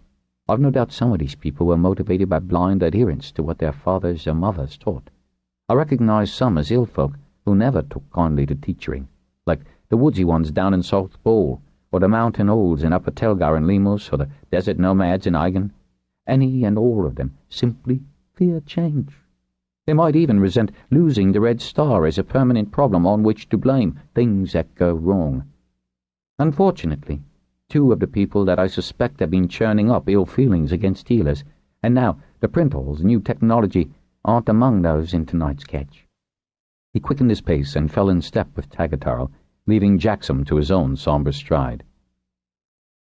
It would be wise, Master Printer, to issue a concise statement of what happened here tonight. The runners concede that the truth is circulated. A truth that would not name the milk brother of Lord Jackson of Ruatha Hold as one of the vandals who had been exiled that night. A handful of men and women stood by the open outer gates of the hall. Ruth could be seen quietly awaiting the return of his rider. "If you need some help tonight or tomorrow, Master Tagatarl," began one of the men, stepping forward, "we'd be willing to do repairs." Tagatarl thanked them, aware that the doors to the print hall would have to be replaced. Steel would have reassured him, but he didn't have enough marks, and he doubted the Smithcraft Hall had the time. "If one of you is a carpenter—" "5 of us is, Master Tagatarl. Reason we bother you right now." "I'm extremely grateful. Come when you can in the morning." He and the others had no sooner walked away than 2 fire lizards whisked out of the night, landing on the shoulders of Roshin and Pinch. Jackson walked straight toward his dragon and vaulted to his back. Tagatarl lifted his arm in farewell, but he didn't think the Lord Holder saw him. In silence, Pinch and Tagatarl closed the gates. Then Pinch made his way to the loft where undoubtedly his assistants had taken themselves. Tagatarl and Roshin turned to the right and the steps up to their hold. In the morning, while the 5 carpenters put up new doorposts, made of sky-broom wood, they proudly informed Tagatarl, the Master Printer took the report that he and Roshin had spent a sleepless night composing to the runner station. Pursing his lips, Station Master Armanet read the text. "Well said, Master Tagatarl." "Fairly said. It will go in every pouch to come through here. I may even need more." Tagatarl made a protest, wondering how much more the night's work would cost him. "Keep your marks in your pocket," Armanet added, pushing away the ones Tagatarl proffered. "It's a Harper Hall announcement." "It's a community announcement," Armanet replied, straightening himself to his full dignity, though he was not as tall as the well-built Tagatarl. He glared up. "I'm the one who decides what should or should not be spread from my station. The people of Wide Bay were very much aware of the atrocity committed by persons who would not claim hold or hold Master Tagatarl, and others must know about the matter so as not to be left in doubt as to the exact details of the matter." He tapped the bottom paragraph. "As I was one of those witnesses, this is exactly as I recall the incident. Thank you, Master Tagatarl. Let it not be said that the runners did less than their best, too." At Ruatha Hold, late evening. "You recognized one of them, didn't you, Jackson?" Shara asked softly, having watched his silence all day. She knew he had been called away that night. When he had returned, he had tried to disguise both fatigue and a preoccupied air. He had pushed food around his plate at both lunch and dinner. He had not been able to display any enthusiasm for the hour he usually spent so companionably with his sons. She had waited, without appearing to hover close by, in case he might wish to talk about what was depressing him. She had seen him terribly distracted like this only once before, when he had presided over the exile of those who had been responsible for abducting Master Robinson. She waited until they had gone up to their own quarters and he was leaning against the deep window, looking out on nothing. Just as she was sure she'd have to pry, he gave a deep sigh. "Ruth and I went to Wide Bay to assist Tagatarl. There was an attempt to damage the print hall." "More Abominators?" Who else could it have been, since the print hall had been so enthusiastically received by every craft? He nodded, but did not elaborate.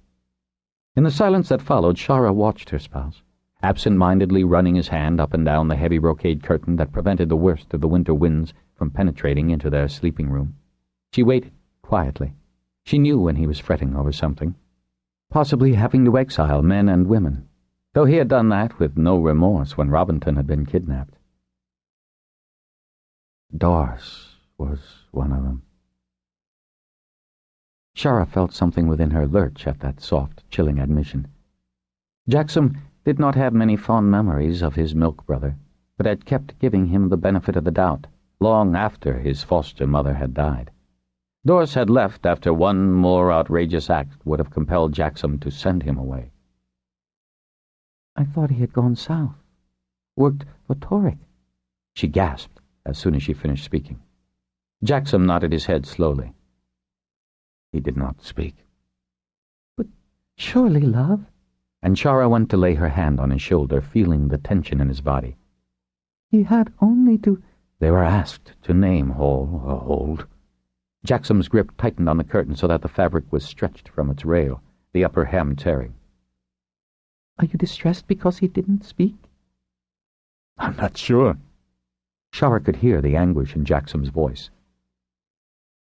Not sure. I think... And now Jackson buried his face in the folds of the curtain. He was the leader. I think he was challenging me, defying me, and what I stand for. What did he expect me to do? See that they were only sent to the mines? Before he tore the curtain from the wall, she closed her hand around his fingers and gently detached them. I suggest that either way he is getting his own pack on you, Jackson, she said, in a quiet, non-judgmental tone. By any chance, did anyone else recognize him? Ruth said you did not go alone. He gave her a fierce look. No, my love, I never ask him. He knows I worry that sometimes the pair of you get into trouble, and don't tell me. She tried to speak lightly, to ease his distress. She didn't even get a rise out of him for what he usually termed unnecessary anxiety. Pinch has been on his trail, he said. It's possible Natan recognized him, though he wouldn't have seen him in turns. He was silent a moment, then added, I should somehow have had a word with him, to see if he would tell me more. More about what? Isn't it enough that he was caught destroying what he can very well recognize as a tremendously important asset for all Pern? Jackson gave her a long, closed look. That made her flinch inwardly, because they were usually so open with each other about everything in their lives. I thought he had been well placed in the south with Torek, he said finally. Oh. Shara had to sit down quickly as she absorbed the implications of that. Jackson had been trying to shield her. It's preferable to think that he was on his own, perhaps just taking an opportunity to be paid for making the kind of trouble he enjoys. It wouldn't be unlike him. And Jackson spun from the window and began pacing the floor, looking everywhere but at his spouse. My brother, Torek, Shara said in a voice as taut as Jackson's had been, was greedy as a child, and would allow no common sense to dissuade him from what he felt was his, or... She paused a beat. Perceived was his by right. He has since, as you should know, forfeited the loyalty of all his brothers and sisters, even his sons. I thought when he was brought up short several turns ago by the Lord Holders and Weir leaders that he might realize that there are limitations to what one man may hold. Jackson could not endure her anguish, and took her in his arms, his cheek against her cheek. We do not know that this is another scheme of his, Shara. She clung to him, her fingers tight in his hair, pressing herself into the strength that always emanated from him. Even if I, too, can see that Torek may be setting himself against the rest of Pern, just to prove he can? Comforted now turned comforter. We shall know soon enough who has been giving orders for all this wasteful vandalism and unrest. We will? Did Pinch say anything? Shara leaned back to look deep into his eyes. We seem to recover from one disaster and another threatened. Shh, love. He rocked her in his arms, slowly, lovingly. Shara, we are here. For just a fraction of a second, though she was accustomed enough to having Ruth speak to her, she thought his reassurance was oddly amplified. 2 days before council meeting, 2/26/31, Present Pass, Avis. From her seat in the window at Cove Hold, Lessa could watch those coming up the newly gravelled path from the beach. It still amazed her that Robinton's Hold had survived the havoc that had spared few other places. After the winter storm, some of his possessions had to be replaced with lovingly contrived duplicates, and these had been removed in case the Carraine Cape did not protect the hold. So once again, the hall looked much as it had before his death. She could still believe that he was only out on the porch, or fussing with his tunic in his room before coming to greet his guests. The essence of Robinton, the master harper of Pern, subtly pervaded the place as if he still lived here with his friends, Lytol, old Master Wanzer, and Dram. What a splendid and skilled quartet they had made. Now she watched as dragons arrived in pairs, gliding down to waves that lapped quietly, again, up the beach. It was like a gather dance, she thought, trying to think of something pleasant to quiet the nagging frustration that she had been experiencing ever since the fireball flood. From the north and high reaches came the newest weir leaders, Geber on Winleth and Neldama and Yasith. Their mating had turned out felicitously, one of the few things that had gone right lately. Slightly west of them, in from Telgar flew Jeffrey and Pala on Willerth and Talmonth. A single dragon appeared from the west with 2 passengers, Jaxum and Shara, en route. She wanted a word with Jaxum and Natan about the printer hall incident. A second printer hall must be established as soon as possible. Printed documents were too important. Human memories couldn't cope with all the details and the tedious process of handwriting, a process rife with opportunities for mistakes. The visibly larger fort dragons, Leoth and Ludeth, with Natan and Margata, followed Ruth immediately. Eigens, Giamath, and Baelith, with Ganarish and Nadira, entered facing north. Lessa could hear dragons bugling over the building, announcing the arrival of Kavan and Adria on Heth and Beljeth. Then 3 from the east, Tegellan, Talina, and Mirim.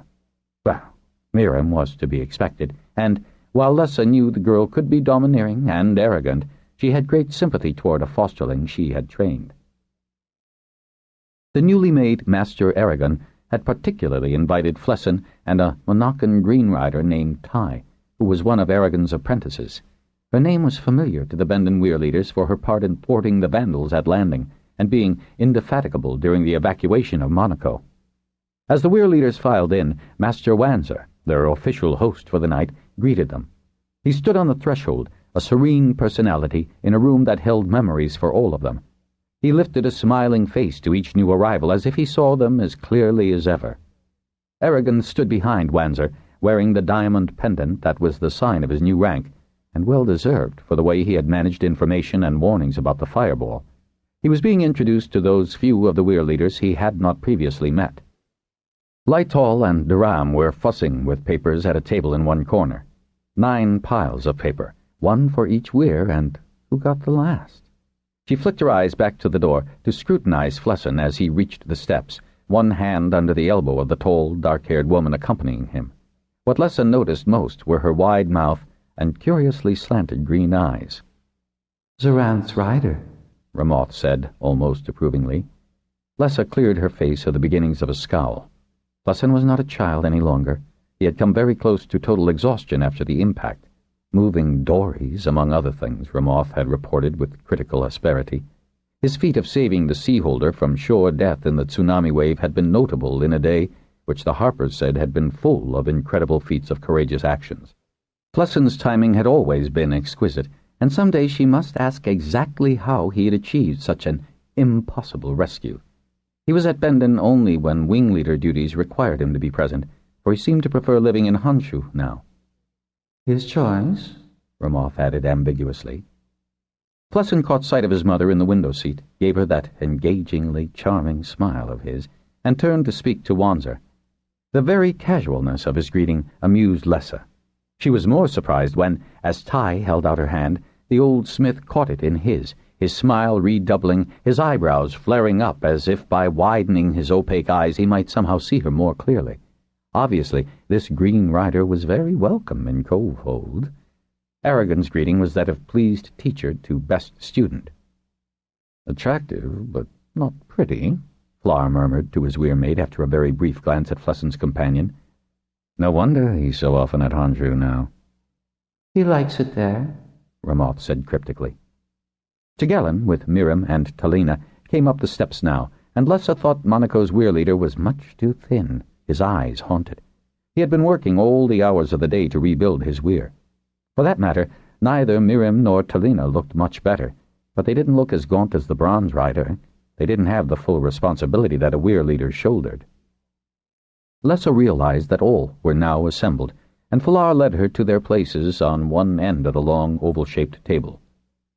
"We're all here, aren't we?" Falar said with a weary smile. He waited until the others seated themselves.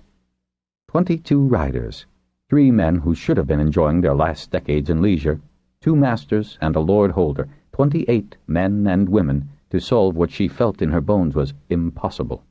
But then, killing facts had been, once, and ending thread. Why should she consider this crisis to be beyond their capabilities? She gave her shoulders a little shake and took her place beside her weirmate. She heard his sigh. Then he, too, stood straighter to address the assembled. I'm sure we've all heard that Dragonriders should do something about anything that falls from the sky. He let the various angry and resentful reactions to that peculiar assumption fade. Ridiculous as that notion is, I think we all realize that that's the first question the Council will put to us in 2 days' time. Somehow, that fireball has become our fault. He altered his voice, affecting a querulous tone. Dragons can fly between. Can't they just push rocks out of the way? Can't they burn them out of the skies? Can't they do something? Didn't we do enough? Flesson said, with a brittle edge to his voice that surprised Lessa. Then he shrugged, and his expression altered to one of detached indifference as other bronze riders muttered about ingratitude and impossible demands. Dragonriders did more than enough, said Lytol, the former Lord Warder of Ruatha, his craggy face fierce. Everywhere performed magnificently, Graham added, prideful. In the time allotted, Jackson said, his expression very bland, turning his head ever so slightly toward Lessa. That sly remark subtly diffused the unspoken resentment. Some even chuckled. I never understood quite how you accomplished as much as you did, Wanzer said in all innocence. But then his expression turned to respectful awe. The miracles you managed, in the face of what could have been catastrophic. Why, the storm of 29 present past was a shower in comparison. Fortunately, we're not considered responsible for the weather, Valar said satirically. Not yet, Gedenid added in a sour voice. You know, there are those who feel we failed them in that storm, too, Ganarish said, shaking his head. Though Ista had been spared the full impact of the tsunami waves, the island had suffered badly from the hurricane.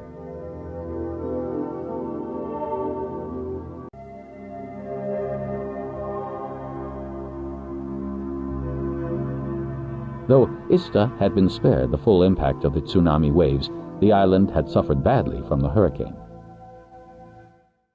This time we had sufficient warning, Kavan remarked, before the winds made it impossible to fly. Back to what you said, Falar. It isn't as if dragons could flame rocks in space, Natan said. Dragons need oxygen to make fire. Meteorites are moving too fast to be caught by dragons, Kavan added. Not to mention the fact that they're so hot, mere dragon fire would have no effect whatsoever and be a total waste of time and effort. Falar grinned broadly. Other facts lords, holders, and craftmasters tend to forget. Still, I'd like to take the initiative. We've been on the defensive since that sharding fireball impacted. You mean there is something we can do? Gedenid demanded, sitting up straighter and glaring around the table. Oh, indeed, Wanzer said, smiling beneficently around the table. My craft hasn't been idle a single moment. We have solid recommendations to make to the Council. Recommendations? Gedenid snapped, scowling. They want answers! He thumped the table with one fist. He had been one of the youngest of the bronze riders to come forward to the 9th pass, and Lessa could see that he was burned out by giving answers to lord holders and craftmasters. They always want answers, Ganarish agreed, shaking his head.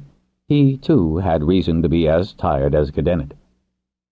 Lessa wondered if there was any way to suggest that those 2 older weir leaders should step down and let younger, more flexible bronze and gold riders take over. She was grateful enough that Morand and Ramart had retired. The 2 new weir leaders tried to appear at their ease, but it was certainly the first time Geber and Neldama had attended this sort of tactical meeting. Well, they deserve answers, Gedenid, Flesson said at his most cynical. Only this time they also want us to do something. His grin was positively challenging. What can we do? Gedenid demanded, eyeing Flesson as if the younger man were challenging him as weir leader. As she was about to take exception to Gedenid's manner, Lessa felt Flar give her thigh a reassuring squeeze. Especially after Flessin had laid claim on Honshu, it should have been extremely clear that he had absolutely no desire to accept Weir leadership anywhere. It will, of course, require the cooperation of all the other crafts and lord holders, Wanzer went on, smiling with benign encouragement. For the marks and craft skills required, we've already made the preliminary surveys and preparations, and with the assistance of our newest master, and the old starman made a respectful bow to Aragon, Master Idarolin, Flessin, and Tai, and his smile included the 2 riders at the end of the table, and 3 dedicated persons who are not included in this meeting, we have these ready. Preliminary surveys of what? Gedennet demanded. Preparations to do what? Daenerys asked, surprised. Which 3 dedicated persons? Miriam asked, turning to look at Tai in an almost accusing manner. Surveys to locate the most advantageous site for another of the telescopes from the Catherine Caves to give us a 24-hour coverage for that critically needed Skywatch program. Master Wanzer beamed expansively, as if this provided the answer. Turns ago now, Lessa recalled Wanzer's triumph at finding a high-resolution telescope, a Cassegrain, according to the metal plate on the mirror cell and the thick manuals that had come with it, in the Catherine Caves. Avis had supervised its installation and lighting up during his first turn in charge of the Red Star project. Flessin had found the one left at Honshu and had just recently, after a lot of hard work and delicate repair, got it functioning again. How would a third one possibly deter more comets, stony or metallic bits from pucking the surface of Pern? She did not know. Whether or not the project would appease the nervous or parsimonious among the council was, of course, in doubt. Was sky-watching what really kept Flessin down in Honshu and so much in Tai's company?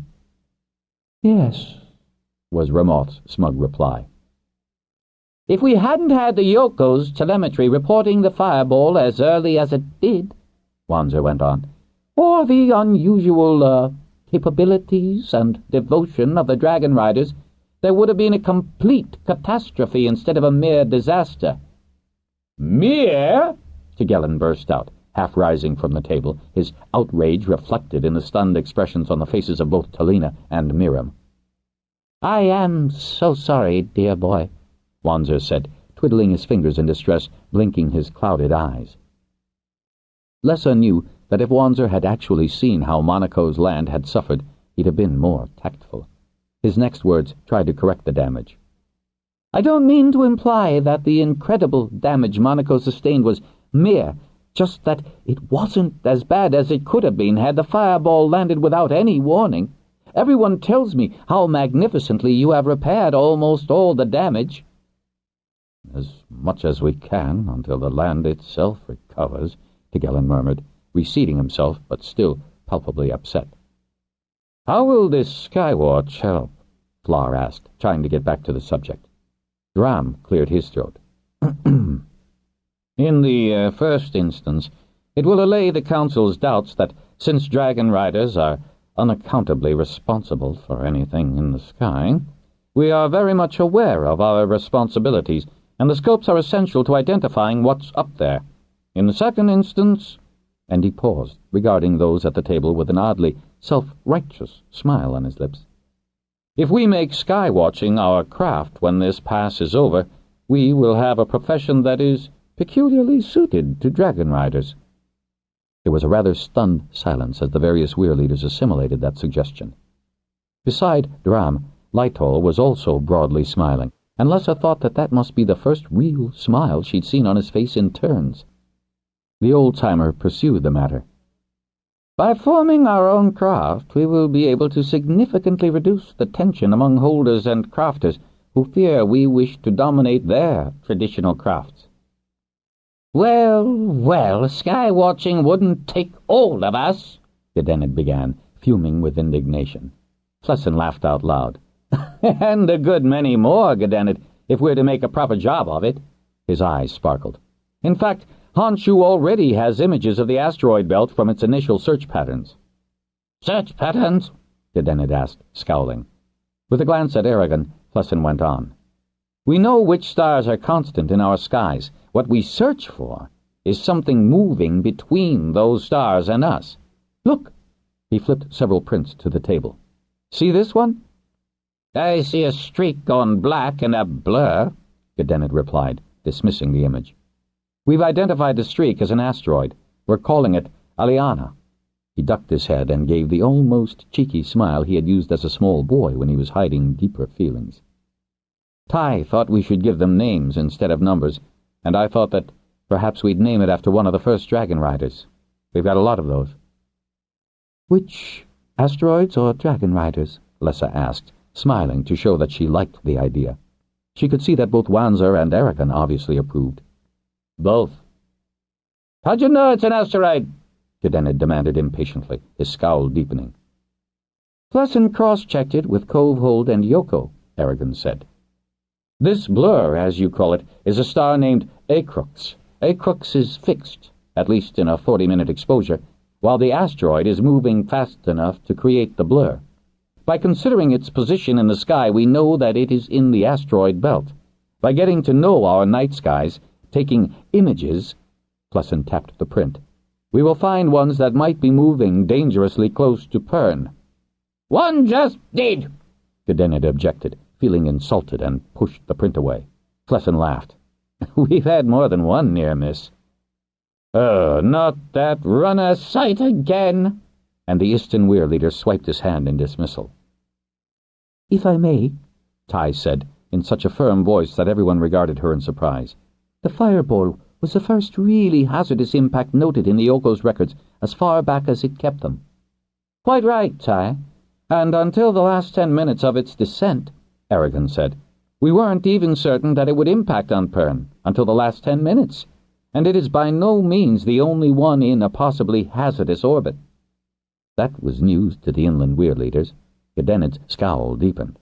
Lessa wondered if they oughtn't to have asked Moran to come to this meeting. Usually he had balanced Golanth's pessimistic, biased attitudes. We have now had a chance to thoroughly examine the Yoko's records, Lord Lighthall said, his expression doleful. And the fireball was a visible light against the asteroid belt as far back as Turn's End, when we were occupied with other matters entirely, Golanth said wearily. Lighthall gave him a repressive glare and continued. The Yoko has traced its inclination and now suggests that it was probably even then a possibly hazardous object, not merely one near Pern. What's the difference, Lighthall? Lessa asked. Oh, between 100,000 and 400,000 kilometers, Lady Lessa, Lighthall said with a sad smile. If Pern had been further on its rotation around Rookbat, the cometary fragment would have passed us by. The point is, Lady Lessa, Wanzer said, leaning toward her earnestly, that if we had had a sky watch then, we would have known to watch it more carefully. What more could we have done about it if we had known? Golanth asked wearily. A depressed silence followed that heartfelt query. The situation for Dragonriders was once much worse than this, Flar said in a quiet but firm voice. When Bendon had only a handful of riders to fight Thread, and you, he gestured to Duram, Golanth, and Gnarish, came forward in time to support us. Now we have access to the Ancients' exhaustive records, and, if I remember Avis's lectures at the time, he told us that old Earth had its own share of problems in near space. Aragon, how did the Ancients handle that problem? Aragon gave a dry chuckle. They watched through very powerful telescopes, augmented by a dedicated group of men and women using lesser instruments. Avis states that they had mapped the position of stars in their part of the galaxy, and objects in the Earth's system, with an accuracy measured by micro-arc seconds. Far beyond the abilities of the telescopes we have, of course, but we need only concern ourselves about Rookbat. Yes, Golanth interrupted, leaning eagerly in his direction. But what did they do to things that came too close to Earth? They took, I quote, action when required to divert a possibly hazardous object. With what? How? Demanded Golanth. That, Aragon said ironically, they didn't say. They must have done something. There was a quaver of fear in Gedenit's tone. They did have a sky watch, Aragon said so firmly that he caught everyone's attention. We can be accurate enough, and, as Flesson says, we should learn what should be in our skies and track any newcomers. The astronomy files I've been studying clearly state that such destructive impacts are rare, Lightoll added. Then why do we have to go through all this rigmarole of watching? Gedenit asked, more impatient than ever. In the first place, because it will prove to the Council that we are doing something, Flar said. In the second place, we would know if Pern would be in danger. Since the Weirs were able to prevent much loss of life and property to reduce the damage done by the fireball, we can certainly repeat that effort. May I earnestly recommend that we seriously consider Dram's second suggestion, that Dragonriders would make excellent skywatchers, especially those riders who haven't yet found a suitable alternative. Skywatching, Lessa thought sternly, ought to be congenial to the less flexible Browns and Brown riders. Blue and Green riders were not so prone to stand on dignity and tradition. Flar! And Gunarish rose to his feet so suddenly that Flar motioned for him to go ahead. There have been rumors in Eigen that the fireball was the result of diverting the Red Star. Shots! I hope you stifled such idiocy, Flar said, disgusted. By Avis, there is absolutely no possibility of that, Gunarish, Lightoll replied in vigorous protest. I have made an exhaustive study of the physics and mathematics of that remarkable effort. Avis was a superb astrophysicist. He was especially thorough in the matter of possible perturbations, and every single equation of effect was faultlessly accurate. Waiting until the planet was far enough from Pern to assure that perturbations would be negligible was one of the main reasons we had to delay the blast, to achieve the maximum effect. Abruptly, Jackson started to choke, a reflex that had him sputtering until Shara thumped him on the back, and the spasm subsided. Another reason being that we had to learn many new techniques to do so, Dram said, his tone slightly acerbic. But if Avis knew where everything else around us was, Gedenit began in his rambling way, then why don't we just use his records and not have to bother with this Skywatch rigmarole?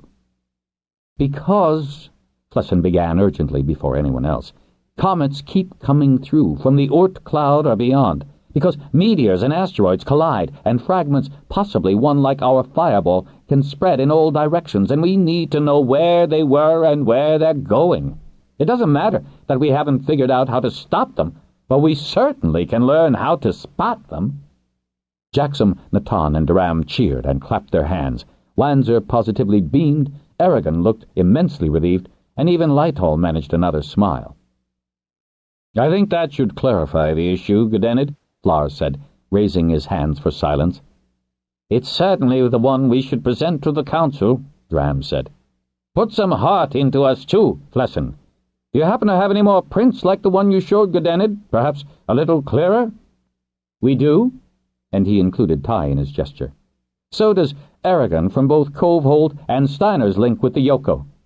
Taking the prints in his hand, Flesson glanced at each one before he began dealing them out to the Weir leaders. These are some that Ty has taken, of what lies beyond our system. He shot a glance at Aragon. She figured out how to do this unsharp masking from her watches at Covehold. The technique reduces the intensity of the bright parts. He leaned over to tap the one in front of Tegelen, and brings out sharp detail. That's a nebulosity. Looks like a blob, but there are stars embedded in it. See? Those blurs are actually stars. Can stars be pink like that?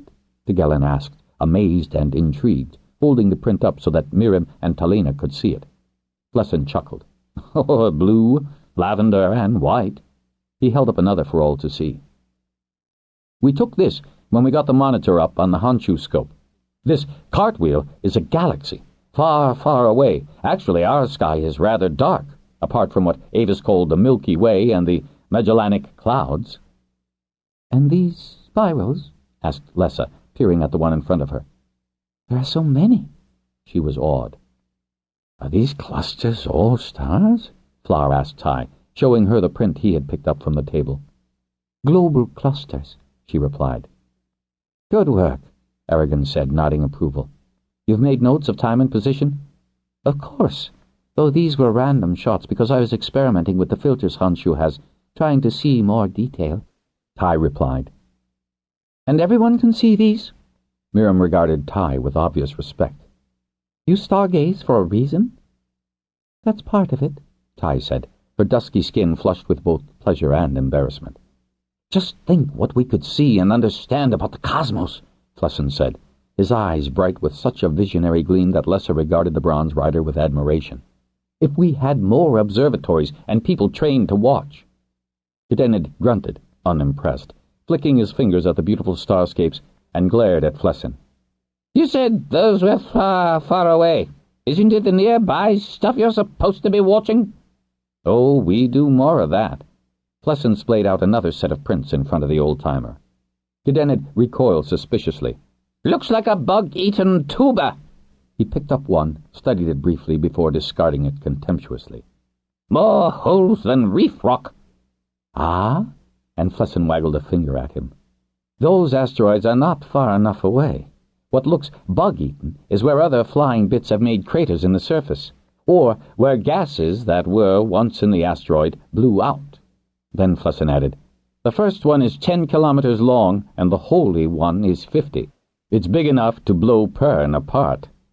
Gedenit swallowed, slowly turning his eyes to Aragon, who nodded solemn affirmation.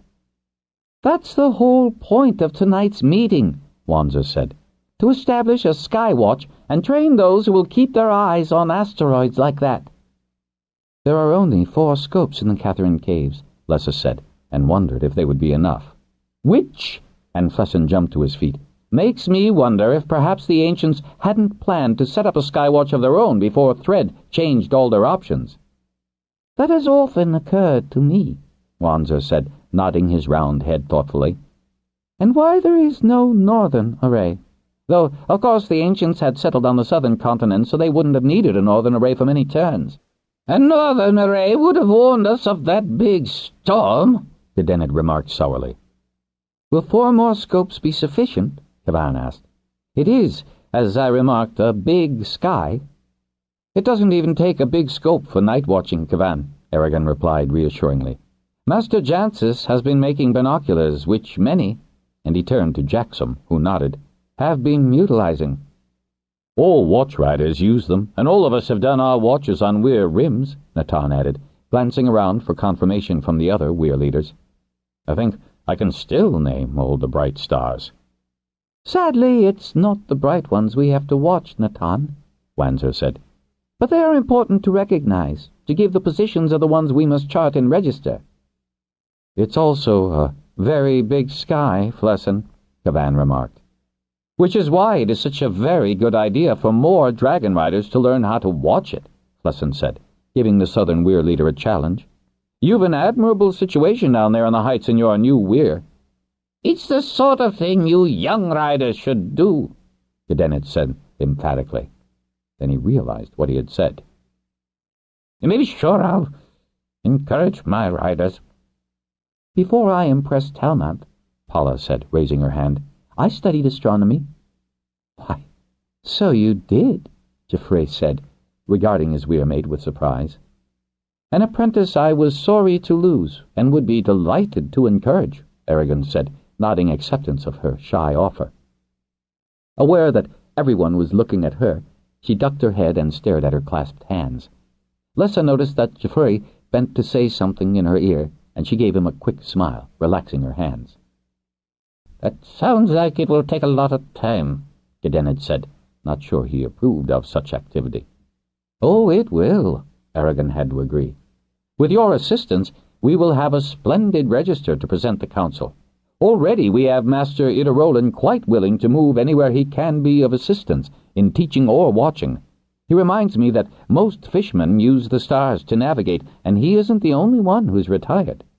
Which brings us back to making this skywatch efficient. What did Master Wanzer mean about 24-hour coverage and another telescope, Aragon? Flar asked. About time, Flesson said forcefully. We have Cove Hold, we have Honshu, Aragon continued. We need to sight at least one of the Catherine Cave telescopes in the north as soon as possible. Aragon coughed. For a proper 24-hour coverage, we should consider setting up the first observatory on western continent. There's nothing there, Lessa exclaimed. There are still stars above it, Flessin reminded her, then hastily added, we can worry about how to improve the place later. An observatory on the western continent must be established as soon as possible, Aragon said firmly, prepared to argue that point. To allow us to confirm sightings with as much accuracy as possible, we must have one there, despite its distance from any other major population center, Wanzer said, bringing one hand down flat on the table. The noise startled everyone. Master Wanzer was the mildest of men, and his sudden insistence surprised Gedenid and Ganarish. We must have one there, or the Sky Watch can fail. Master Idarolin is of the firm opinion that a small settlement is feasible. He even suggests a sheltered harbor between the two halves, and knows where clear water is available, even some trees. Really? Lessa asked. Really? Wanzer said, nodding earnestly in her direction. If we number Dragonriders among the Sky Watchers, establishing an observatory, even at such a distant point, will cause no great problem. They can be home daytimes, you see. It's only the night they need to watch. His cheerful qualification caused several to grin. Paula and Miriam turned chuckles into coughs. Then that's one observatory settled, he went on. But where will there be others? Caban asked, still smiling as he leaned forward, a keen expression on his sun-tanned face. Jackson cleared his throat. There's an excellent spot for an observatory at Ruatha Hold, near the ice lake, accessible enough. I am quite willing to cede it and the tithes of any holds in the immediate area to establish a wholly independent Star Hall. Wanzer beamed in his direction while others exchanged glances at such generous sponsorship. With all due respect, Lord Jackson, Jafuri said deferentially, since Paula has some training already, and there is also a possible site not far from our weir. Managing a weir takes all my time, Kusira said, pointedly looking away from Paula. Lessa made a disparaging sound and dismissed that inference. Well, Paula's younger than either of us, Kusira. Since she's been Aragon's apprentice, I don't think any of us would object if she delegates part of her weir duties to the other Queen Riders. That's as may be, Flower said, giving both Lessa and Kusira quelling stares. Yes, Master Wanzer said. Thank you, Lord Jackson, weir leader Jafuri, Lady Paula. You will have to refresh and augment your original training. While I may not be able to see any more, my memory is excellent. Master Samvel at the landing school has a whole class of young people to whom I already teach basic astronomy. I suspect, and his opaque eyes appeared to twinkle, that there may be many older people, aunties and uncles retired from physically demanding work like Master Idarolin, who would be delighted to have responsible work to do, even if it is at night. Frankly, I only need a few hours' sleep, he added with an ingenuous smile. Just like Aragon. It would be no problem for me and Teroth, Dram said, to bring students to Master Wanzer. It will take considerable time, especially with the workload that is currently carried by our best people, to build an observatory, so we must make strong representations to the Council to start as soon as possible. In the meantime, the production of binoculars from Smithcraft Hall has been increased by over half again as many, Wanzer interrupted with one hand upraised in apology, since the fireball has been increased considerably, Dram went on gently. Master Jansis and Pymer assure us of a supply, and Master Moralton has professed himself and his hall willing to experiment with reflecting mirrors for small telescopes. And when the dangerous objects are discovered, will dragons be required to push them out of the sky? Gedenid demanded sarcastically. Lessa noticed that Flessin exchanged a quick look with Ty. Flessin also had a gleam in his eye that had always preceded some mad start of his as a boy. One never knows, Gedenid, Jackson said. Considering what strange things dragons have done in the past 11 turns, I repeat, I'm quite willing to site and provide for an observatory in the Ruathan Hills. I'll undertake to set another at Telgar. Master Fanderel will certainly approve of an efficient watch on the sky, and Geoffrey grinned, and Lord Larrad is more open to such projects than other holders. It would be wiser, Jackson said, stressing the last word, to include as many holders and crafters in this sky watch as possible. I thought it was to be a Dragonrider responsibility, Gedenid said. Really, thought Lessa, with a disgust she did not express, Gedenid must step down. He was so hidebound. We will need everyone who's willing. Why, we'll need to train 2 or more halls full of people. And Wanzer held out both arms in an expansive gesture. As our leader Kavan remarked, it's a big sky, and we must discover as many objects as possible. Most will prove harmless when their orbits are charted, like our turnover ghost cometary trails. Many may come close but proceed on their ways. That's all very well, Master Wanzer, Gedenid said, still unconvinced. But that doesn't answer the important question. What could we do if another comet or meteor or whatever it is close enough to impact Pern again? The silence in the hole was so complete that the incoming waves could be heard rippling up the beach, and the occasional splash of dolphins playing one of their evening games. We'll think of something, Flower said into that silence. What's the matter with all of you? Flessin cried, jumping to his feet. Lessa could almost hear the words he had been about to utter. Old Dragonriders. He recovered quickly, almost stumbling over the next words. We've only started exploring the masses of information Avis left us, and somewhere in all that information there will be a way of dealing with them. When Thread first started falling, our ancestors made do with what they had and developed what they needed to survive. The dragons. They found ways to adapt to the emergency, which has sheltered and expanded a population that, had they been less resourceful and optimistic, would have perished without a trace in that first pass. All due respects to you, Aragon, but Avis had a habit of hiding information, so we have to work to find it. Let us make the best of what we have, those telescopes and the brains we were born with. Lessa regarded her son with considerable, if pessimistic, respect. And yet, what he said might well be true. Avis had talked about weapons of mass destruction, and she earnestly hoped that nowhere in those records were such particulars.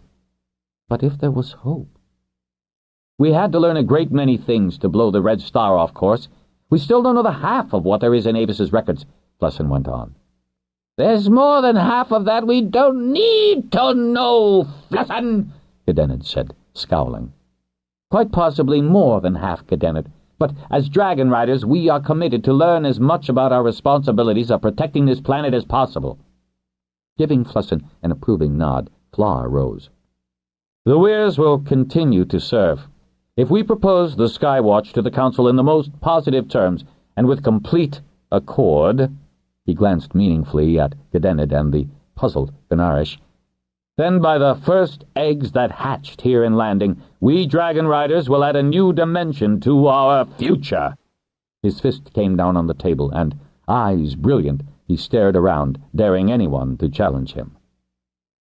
Now that, Lessa thought with a surge of pride for her Weir mate, was plain speaking. The 2 new Weir leaders, so determined to succeed in their new responsibilities, would have followed any strong lead.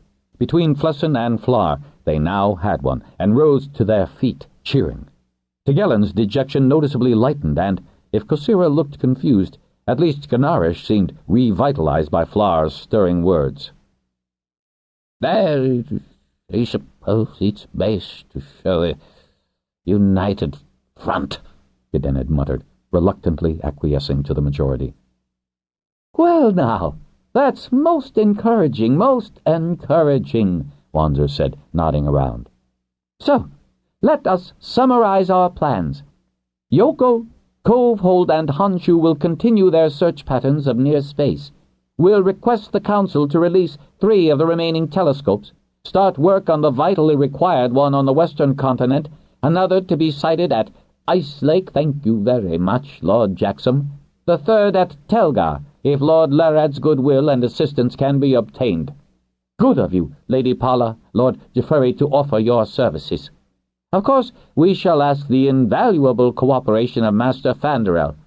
We shall also ask for volunteers. Sky watching will require many eyes as well as many of the dark hours, and instigate an accelerated training program.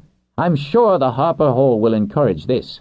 And I'll ask Master Tagatal to print up one of his notices. The entire planet will know." He swung his arms wide, his broad smile infectious. "I think that does about summarize what the Dragonriders will do," Flower said. "Now, why don't we relax and have some wine? We brought some bendin with us for those who might like it." There wasn't a person in the hall, save perhaps Golanth, who wasn't quite happy to take a glass. Miriam bustled out to the kitchen with Talina, Adria, and Shara in tow. Tai started to join them, but Flesson held her back to help him explain the prince to Paula, Jafuri, and Kavan. Aragon produced old Avis projections which showed how much currently unobserved sky would be the responsibility of the Western Continent installation. Relieved that this meeting, which she had begun with little hope of any positive support, had ended on such a high note, Lessa felt incredible relief.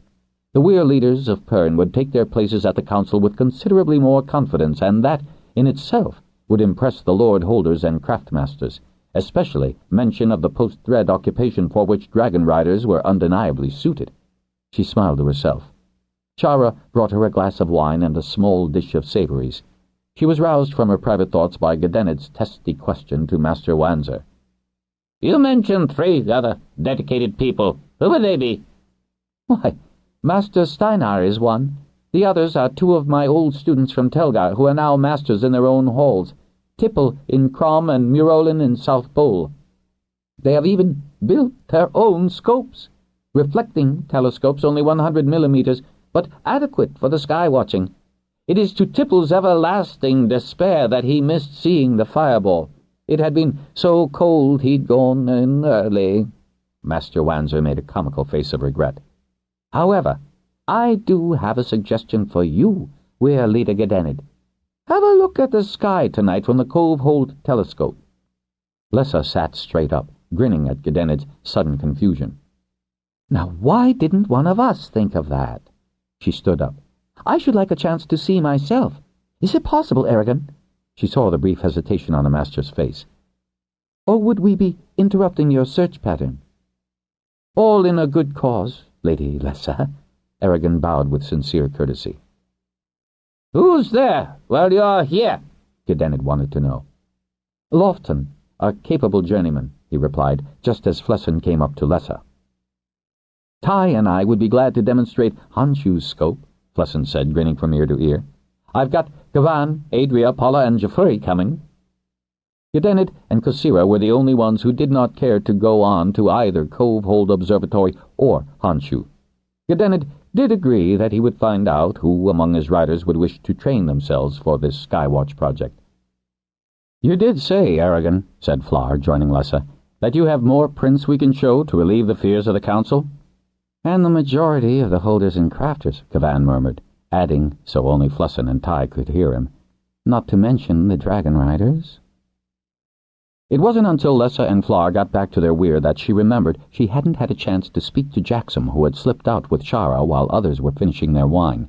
She missed a moment with Flesson as he, too, left more ostentatiously with the group going to Honshu, so that she didn't have any time to talk to this green rider of his. She had never seen him so protective of anyone. Tai did not look fragile. "She'll do," Flower murmured, once again touching her very thoughts as he slipped an arm about her shoulders and made her comfortable against him in bed. Part 4. At Honshu, 2/26/27/31. After the Cove Hold meeting, which Tai had dreaded, she was as exhilarated as Flesson. He had had to be unusually stern, for him, to get her to attend, and only because Aragon had been equally insistent had she reluctantly complied. Then, during the meeting, both men had made so many references to her assistance that she had been embarrassed. When old Golanth had proved intransigent and supercilious, so stupid about the dangers, she had had to speak up. Aragon, and even Lord Lytall, who often took the opposite side of any argument, had supported her comment and encouraged her to speak. It had been a high and totally unexpected moment of acceptance for her. Neither Bendon Weirleader had taken exception or even seemed surprised by Flesson's remarks. She had been almost overcome with pride in him. When Miriam would have marched her off to the kitchen, Flesson had kept her by his side to explain to the younger Weirleaders how they established the scan, set the remote imager for timed exposures, and how to determine the significance of the images and why so many exposures of the night sky were required. Paula seemed almost as overwhelmed by the company she was in as Ty, and the two exchanged sympathetic glances. Paula was the only other young Weirleader who understood the immediate task. Then Flesson issued the invitation for those interested to adjourn to Honshu, and 11 riders and dragons had flown to the Weirhold.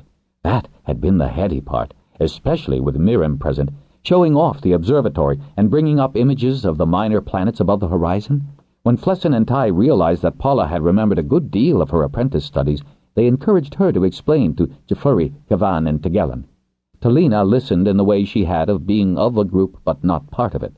Miriam pretended interest, but Ty was aware of her restlessness, so when she offered to find out what there was to eat in the Weirhold, Flesson told her by all means to find out and serve it up. He snagged Ty by the hand. "She knows where everything is," Flesson murmured in her ear and paused significantly. "In the kitchen. Let her." Revived by baskets of bread, cheese, fruit, cold river fish, meat, and claw which Miriam served, the spontaneous first session of astronomy for Weirleaders, as Flesson jokingly called it, went on till well after Rigel had set. Having bid farewell to their guests, Ty began to clear the baskets, sweeping the remnants into one while Flesson put the telescope to bed. She was gathering up the prints when he caught her starting to file them. "Just make a neat pile. We need to get some rest tonight, my dear Green," he said, curling his arms about her, pulling her into him and away from the chore. She leaned out of his arms to snag several more prints. "They'll come to no harm, and filing will not only take you ages, but you're tired enough to make mistakes." He kissed her neck. "You take the litter down with Zoranth. I'll close the roof and meet you downstairs." "You walked up. I'll go down," she said firmly. "No, I will.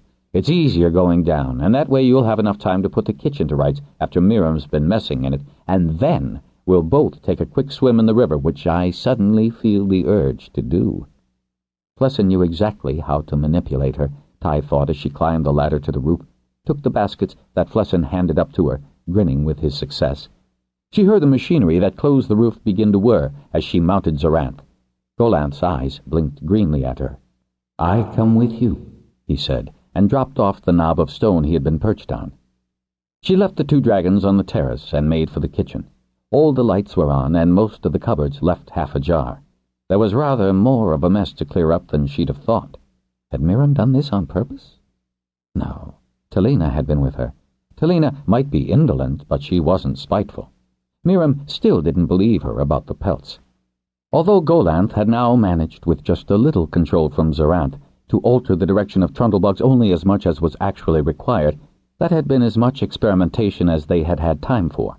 Images had had to be selected and prepared for the Weirleaders' meeting, and that had taken all their spare time. Well, almost all their spare time. Ty blushed as she cleared and wiped the worktops, and decided that there weren't really that many dishes that needed more than a quick rinse. There was enough red fruit to make a pitcher of juice, and she suspected that Flesson would be thirsty. Any more claw, and they'd never get to sleep. Maybe she wouldn't rest anyway, with so much of that meeting to review, vivid scenes in her mind. Flesson would probably want to talk. He always insisted that she have opinions and share them with him. He looked tired when he finally got to the kitchen, but his eyes lit up at the sight of the pitcher of juice.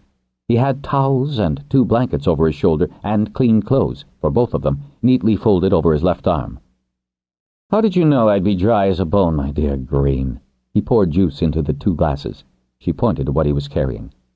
"Golanth has informed me that he now needs to wash the brine of Cove Hold off him, and so does Zoranth, only she thinks we should all go to sleep. So I thought if we went down to the river they could get a good wash and we could watch the stars for what remains of the night." "I really," and somehow he managed to stretch both arms out in a very dramatic gesture, "feel too elated to be cooped up. Drink!" She did, laughing between swallows, because Flesson in this mood was not easy to gainsay, and she did feel that she had knocked down a few private walls tonight. So much had happened, so incredibly much. She'd been part of a special Weirleader meeting, had spoken up and given information. showed examples of star images she herself had taken on the Honshu scope and received commendatory glances from Aragon, Lytol, Flar, and even Lessa. She felt for the first time that she was really a dragon rider, not just a green rider. They finished the juice, mounted their dragons. Flessin tossed over her clothes and a towel, and glided down from Honshu's heights to the river below the terraces. The pool was wide enough for several dragons to bathe in. It was deep on the Honshu side, where thick underbrush buried roots into cracked rocks, but the other side slanted up to a wide path packed down by centuries of herd beasts watering there.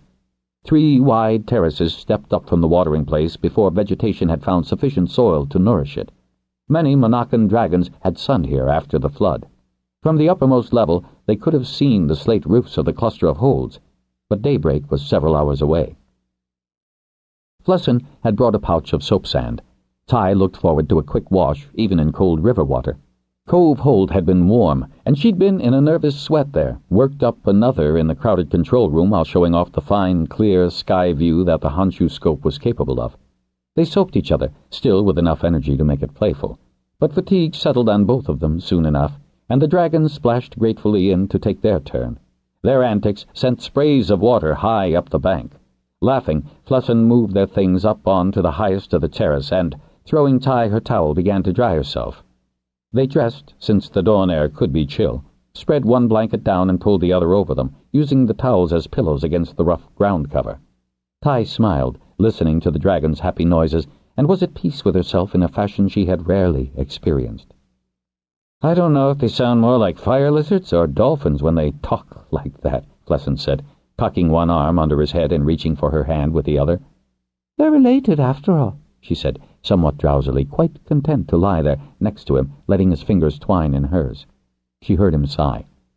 "There are so many things to talk about," he murmured, "but I think they can wait until tomorrow, don't you?"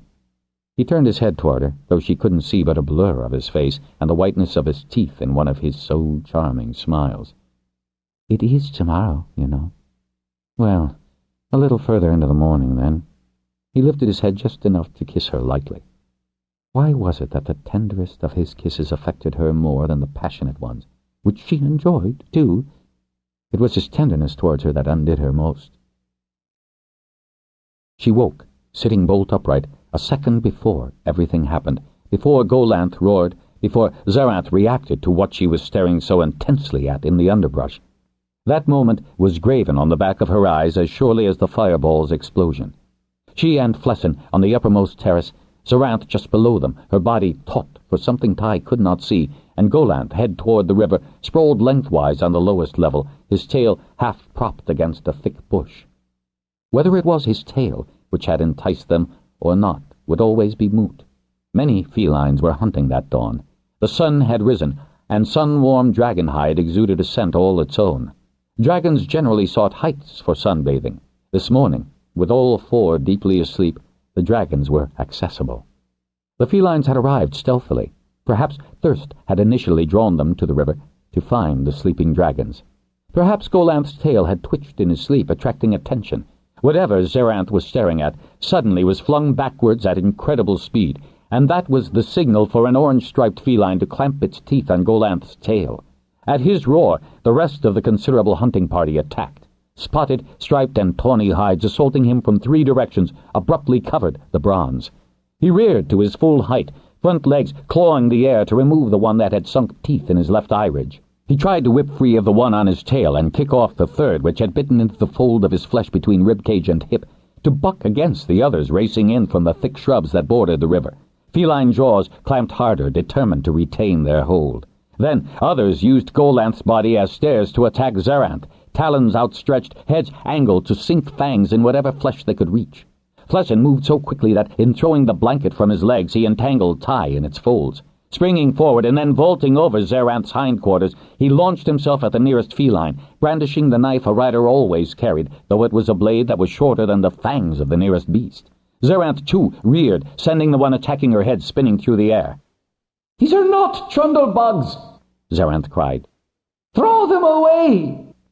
Golanth had torn the one off his face with one forepaw, but it turned mid-air, legs at full stretch, and its right front paw racked down Flessin's back. Its momentum took it to the ground, where it instantly gathered and leaped toward the rider. Flessin ducked, plunged his knife into the chest of the beast, and rolled away, the feline snarling with rage and trying to get rid of the knife lodged in it.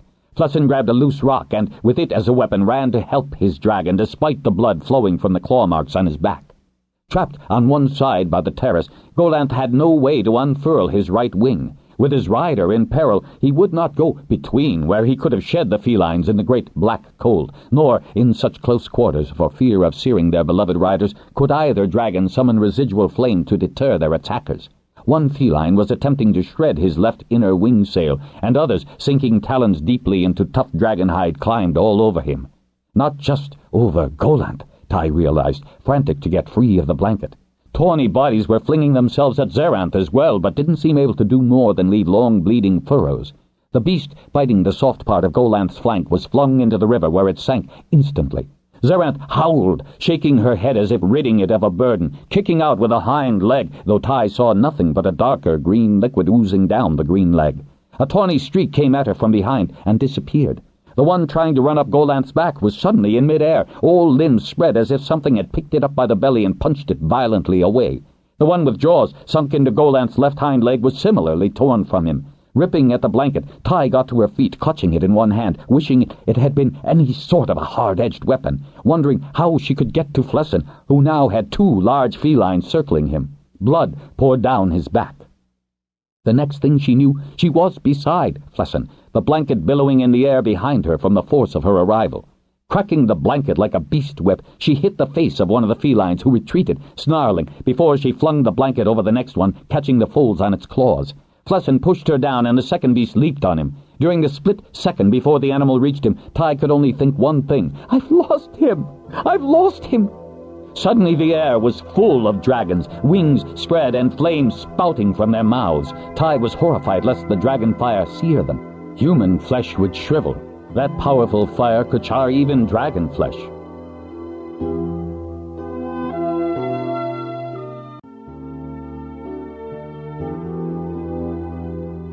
Suddenly the air was full of dragons, wings spread and flames spouting from their mouths. Tai was horrified lest the dragon fire sear them. Human flesh would shrivel. That powerful fire could char even dragon flesh. "Watch me!" Xerath's voice was like a thunder in the innermost part of Tai's skull. "Fling them!" was answered by even more powerful external shrieks. Beset by fear and terror, by the horror of losing Flessin and Golanth, she was utterly unable to absorb the strange things that were happening. Why, Xerath was telling the other dragons to watch her, to fling them? Xerath never hurt the trundlebugs she moved. Now, felines were spinning through the air without dragons touching them. Why had that one exploded into fragments? Abruptly, the creature struggling out of the blanket at Tai's feet was no longer there, just the blanket, sinking emptily to the ground. The predator, who had been positioning its hind legs to disembowel Flessin, was gone. Badly wounded, Flessin turned toward Golanth, his body stretching out, yearning but unable to rise and go to the bronze. Over the sound of dragon and feline roars and snarls, Tai could hear him calling Golanth's name. Tai staggered to Flessin to help him to reach Golanth, staggered again as her eyes were blurred. Or was it because her legs buckled under her? That was when she saw the predators launching themselves, all four at full stretch, from the terrace on which she and Flessin had been sleeping.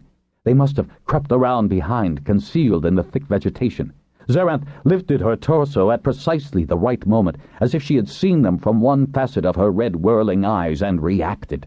3 crashed into her body and were deflected away. The 4th was still in mid-air. It would land right on Golanth's shoulders by the last neck ridge, where there was nothing to protect the dragon's spine. If jaws or talons connected, a single tear could end Golanth's life.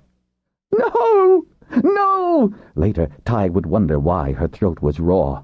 She knew she pointed, unable to do more than that, aghast at what would happen if that predator made it to Golanth's back. The bronze dragon would die. Flessin would die. She would die. No! No! No! She'd lose them both. A blur of gold across bronze. "Time it!" cried Golanth. That shriek seemed to course along her bones, in her blood, until her body trembled violently, and her head seemed ready to burst. Certainly her heart did. A huge blur of gold again rippled across bronze. She had 1 second to see its claws hooking briefly into Golanth's withers, tearing strips away. Then the feline burst into pieces, gore, entrails, shards of bone and pieces of hide splattering as far away as she stood, across Flessen's inert, bloodied body. She saw Golanth staggering. Golanth dying? Flessen would surely wish to die too. She dropped to her knees, bereft with the realization, staring at the green ichor staining Golanth's body. He was still swaying with the impact, his left eye oozing a green mixed with red beast blood, yet he wasn't falling. Did a dragon fall down, dead? Too shocked in that moment to go between?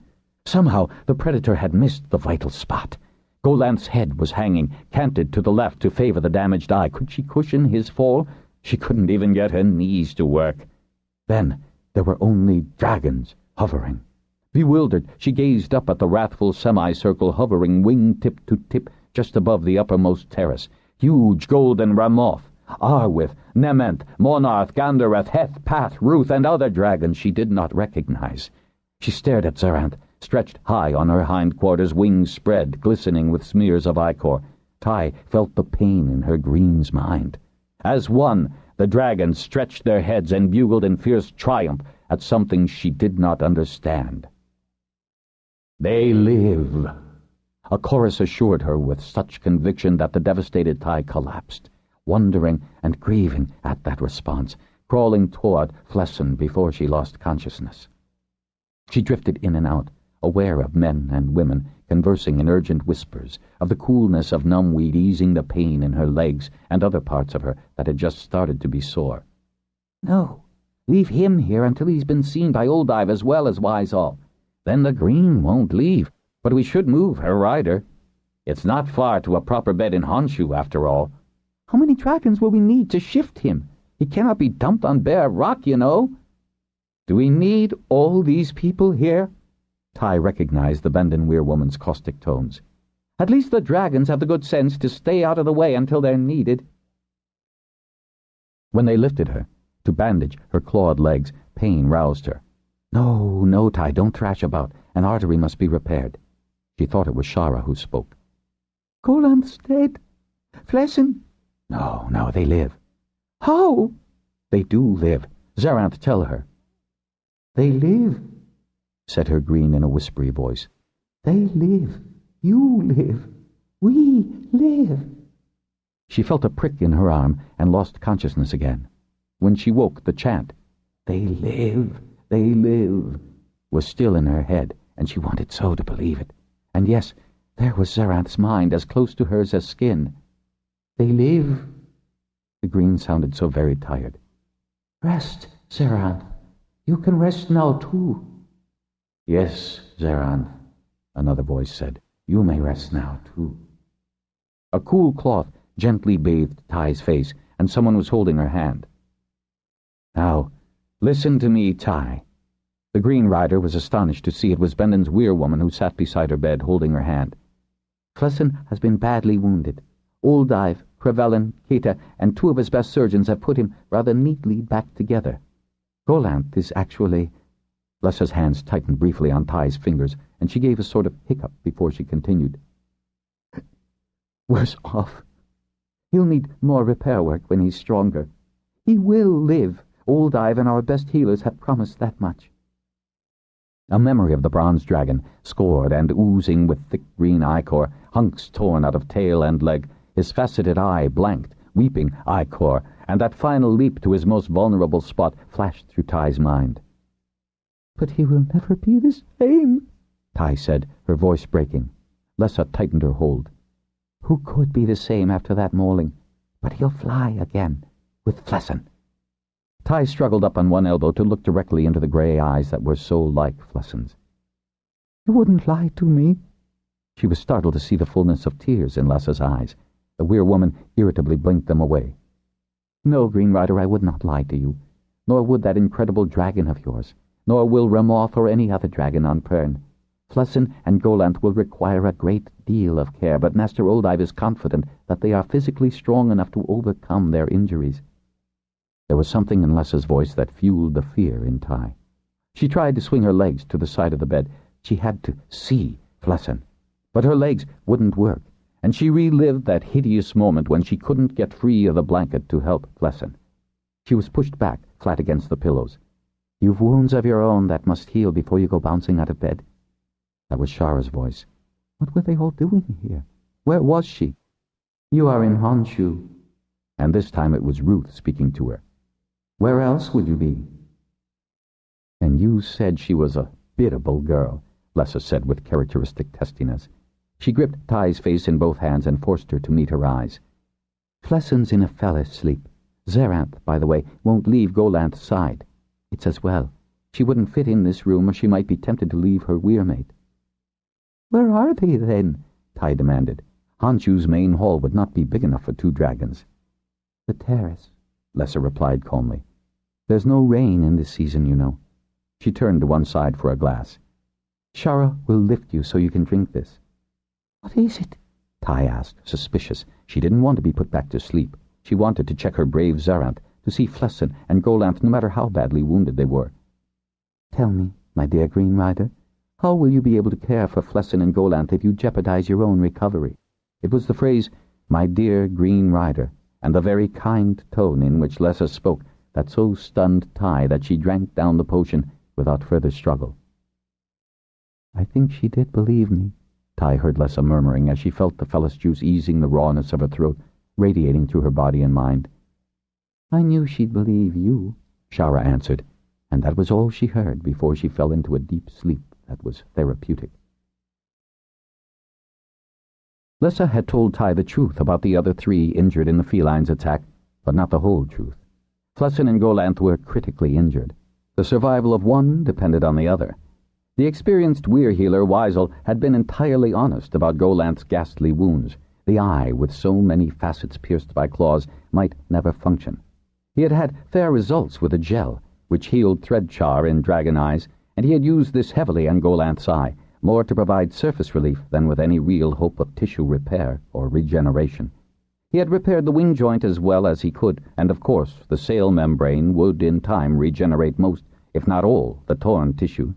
There was the possibility that the joint, with judicious exercise and manipulation, might regain partial flexion, but normal flight was unlikely.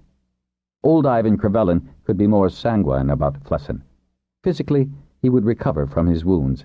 The intestinal puncture had been repaired, although the loss of flesh in the left calf, the tearing of the tendon and cartilage, would almost certainly impair the full use of the leg. Right now, suffering from shock and loss of blood, they doubted he would survive the death of his dragon.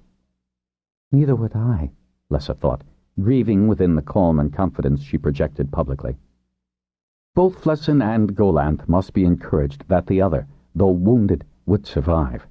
Before Flessen had lost consciousness, he, as Ty briefly had, may well have thought that Golanth was dying of his wounds, and, had he taken that morbid thought with him into his fevered state, it was possible that he would slip away from them. They must also reassure Golanth, drifting in and out of consciousness from shock and weakness, that his rider was not mortally injured. Despite her own distress, numbweed deadened any pain, Zerath kept assuring Golanth that Flessen was alive, that his rider was only deeply asleep from pain and the exhaustion of their fight. Ramoth had given the bronze dragon the same reassurances, and been a trifle testy when it seemed that Golanth put more reliance on what Green Zerath told him, when he was conscious enough to hear anything. So long as he understands that Flessen lives, Weisel told Lessa, it doesn't matter who he believes, so long as he does. Yes, of course, she agreed, but it took a little rearrangement in her mind that her, Ramoth, should take second place to a Green. Why not? They're weirmates, Flower told her, finding brief amusement in what Lessa had apparently not understood. Each dragon speaks to the other's rider. She gave him a long, startled look. But he's... she began, and stopped to reconsider. Well, I suppose it's about time his human emotions were involved. I mean, he's very good with his sons, even if Salan's the only one who ever lived in Bendon. I just thought... Flower put an arm around her shoulders. Ramoth approves, he murmured in her ear. Nementh does. When you consider what that Green did today... What she did today... Lessa broke off. Well, we won't bother her about how she did what she did today. She did it, and I'm more grateful than I can ever express. Me too. And he rolled Lessa more firmly into his arms, holding her against him, comforting them both. It would be a long, sleepless night. Once Old Ive and Crevellin had left the unconscious Flessin with Kita to watch him, the two masters had insisted that the weir leaders get some rest. Shara showed them to a small room just down the hall from Flessin and Ty. Propping pillows behind them, since both knew they wouldn't be able to sleep, they kept trying to figure out the sequence of the astonishing events of the attack and how to explain the extraordinary actions of Ramoth. "I don't know as I can explain," Lessa told Flar. "and she's my dragon. I linked with her mind the moment I realized she had gone in answer to Golanth's alarm. I saw what she saw, and that was too many of those wretched predators latched on to him and the green. The green was, somehow, picking them up and flinging them off. It was a motion that Ramoth imitated. So did the other dragons, grabbing the felines and tossing them off the two dragons." She rubbed her forehead as if that would clear the confused images Ramoth had projected to her rider. "Flessin was on the ground, being viciously attacked. He'd no more than his belt knife, you know, and Ty was jumping from the ledge with something flaring out behind her. Then," and Lessa paused, frowning, "Golanth shouted, 'Time it!' and Ramoth saw the one feline Zoranth hadn't deflected with her body." Her frown deepened, and she spoke slowly, measuring the words with the fleeting moment that had made all the difference. "If its jump had connected, the beast could easily have severed Golanth's spinal cord." A shudder ran down Lessa's body, and Flar pulled her head against him in a tight embrace, as if he could press the horror of that moment out of her mind, and his. "It had to have been Golanth. Greens don't know the mechanics of timing it, and Golanth had done so much at Monaco and Sunrise Cliff," Lessa said softly. "The others had just come. Even Ramoth didn't grasp the danger immediately, so it had to have been Golanth who said, 'Time it.' He must have seen his peril through Zoranth's eyes, or Ty's, and Ramoth perceived what action was imperative, to deflect the feline spring. I lost touch with her, and you know that sense of blankness that is between?" she asked, looking up at him, her eyes swimming with tears. "I felt that. It's unmistakable. Ramoth timed it back to push the feline just far enough off balance so it missed its target, and didn't kill Golanth. Oh, Flar, if it had, Flessin wouldn't have been able to survive Golanth's death. Wouldn't have wanted to. We'd have lost them both." She crumpled then, having been calm, steadfast, and efficient for the past few hours. She burrowed into Flar, struggling to hold him closer, closer, to drive away the appalling words she had just uttered. "It's reaction," she sobbed. "I'm just reacting." Tears streamed down her face. Lessa of Ruatha and Bendon Weir, she who had never cried, not even when Fax had slaughtered her family and everyone else in Ruatha Hold, now she wept. She felt other tears drop onto her forehead as she clung to her weirmate and realized that he, too, cried, even as he stroked her body and tried to soothe her and let her weep. She couldn't stop, even if everyone or anyone else in Honshu heard her. "No one hears," Ramoth said, and her mental voice sounded very deep and echoing. "But us."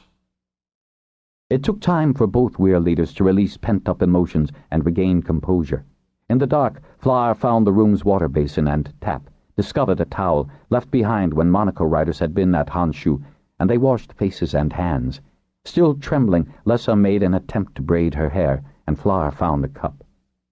"Amazing," he said, sitting beside her again close enough that their thighs touched, if he could no more bear separation in the aftermath of their emotional storm than she could. "The theory has always been that if we knew the time, we could forestall a fatal accident," he said in a low, shaky voice, reaching for her hand. "Like Moretta's death." "Theory," she said with a derisive shrug. She sipped slowly from the cup of water, willing her body to stop shaking. Flessin hadn't died because Golanth hadn't died. Golanth hadn't died because Ramoth had prevented it. "It isn't theory," Ramoth said, her mental tone tart. "I timed it to the exact moment. Golanth showed me just how he had saved Flessin and himself from being crushed by the tsunami wave. He was most resourceful to act on his own initiative. He learned something important that day, and was too tired when he got back to landing to tell even me. Today, Zoranth showed us how to push without touching. I admit that I had never thought Greens could do something so unusual. I saw how she did it. Very clever of her. We too taught the others. But it was I who timed it to save Golanth from that last feline. Only I could have done that. Lessa managed a shaky little laugh. Only you, my dearest. I do admit that today I learned something from a green dragon. Ramoth sounded as chagrined as her rider had ever heard her. I have told the others what Zaranth showed me how to do, how she pushed felines away. It is a useful skill for all to know. Stunned by her dragon's attitude toward this new ability, Lessa turned to Flar, whose expression was probably as incredulous as hers. Lessa gave one last hiccup. "In case you're wondering," he said, with a little smile on his face, "Nementh agrees, and Avis was right." She twitched her mouth and drew her brows together in a scowl. Right again. And while I'm glad he is, I'm annoyed too. He has complicated life. "Maybe," Flar said softly. "Maybe not. You remember Avis trying to understand the abilities of our dragons?" Lessa scowled, perplexed. He knew. We told him that they had always communicated with us mentally. Telepathy, he called it. And teleportation is the ability of dragons to go between from one place to another, or, however briefly, one time to another. He finger-combed his hair back from his forehead. Today they practiced the third of those special talents, telekinesis. Avis could not understand why they could not do that if they telepath and teleport. Now they can. I wonder how he would have used this new ability to physically move other things without contact. They moved felines who would have killed Golanth, Flessin, Tai, and Zaranth, Lessa said in a soft, pensive voice. They were both silent in consideration of these startling new concepts. As long as they think they can, she said, tightening her fingers on his. That's the requisite, he agreed, nodding, a smile twitching at one side of his mouth. Then that means there is something dragons can do about things in space. He jerked straight up, hand gripping tightly. Let's take this one slowly, shall we, my love? She swung her head back and forth. Very slowly. Someone tapped on the door and called her name. She took a deep breath, felt Flar do the same. Yes. It's Minora. I just arrived to help. The bowl brought me in on Mireth. We'll be right there, Lessa called. When she turned her shining eyes to Flar, they were no longer full of tears, but hope. He embraced her, cheek on her head, trying by the language of his body to tell her the words in his heart. Calm and mutually supportive, they emerged from their brief respite to greet Minora.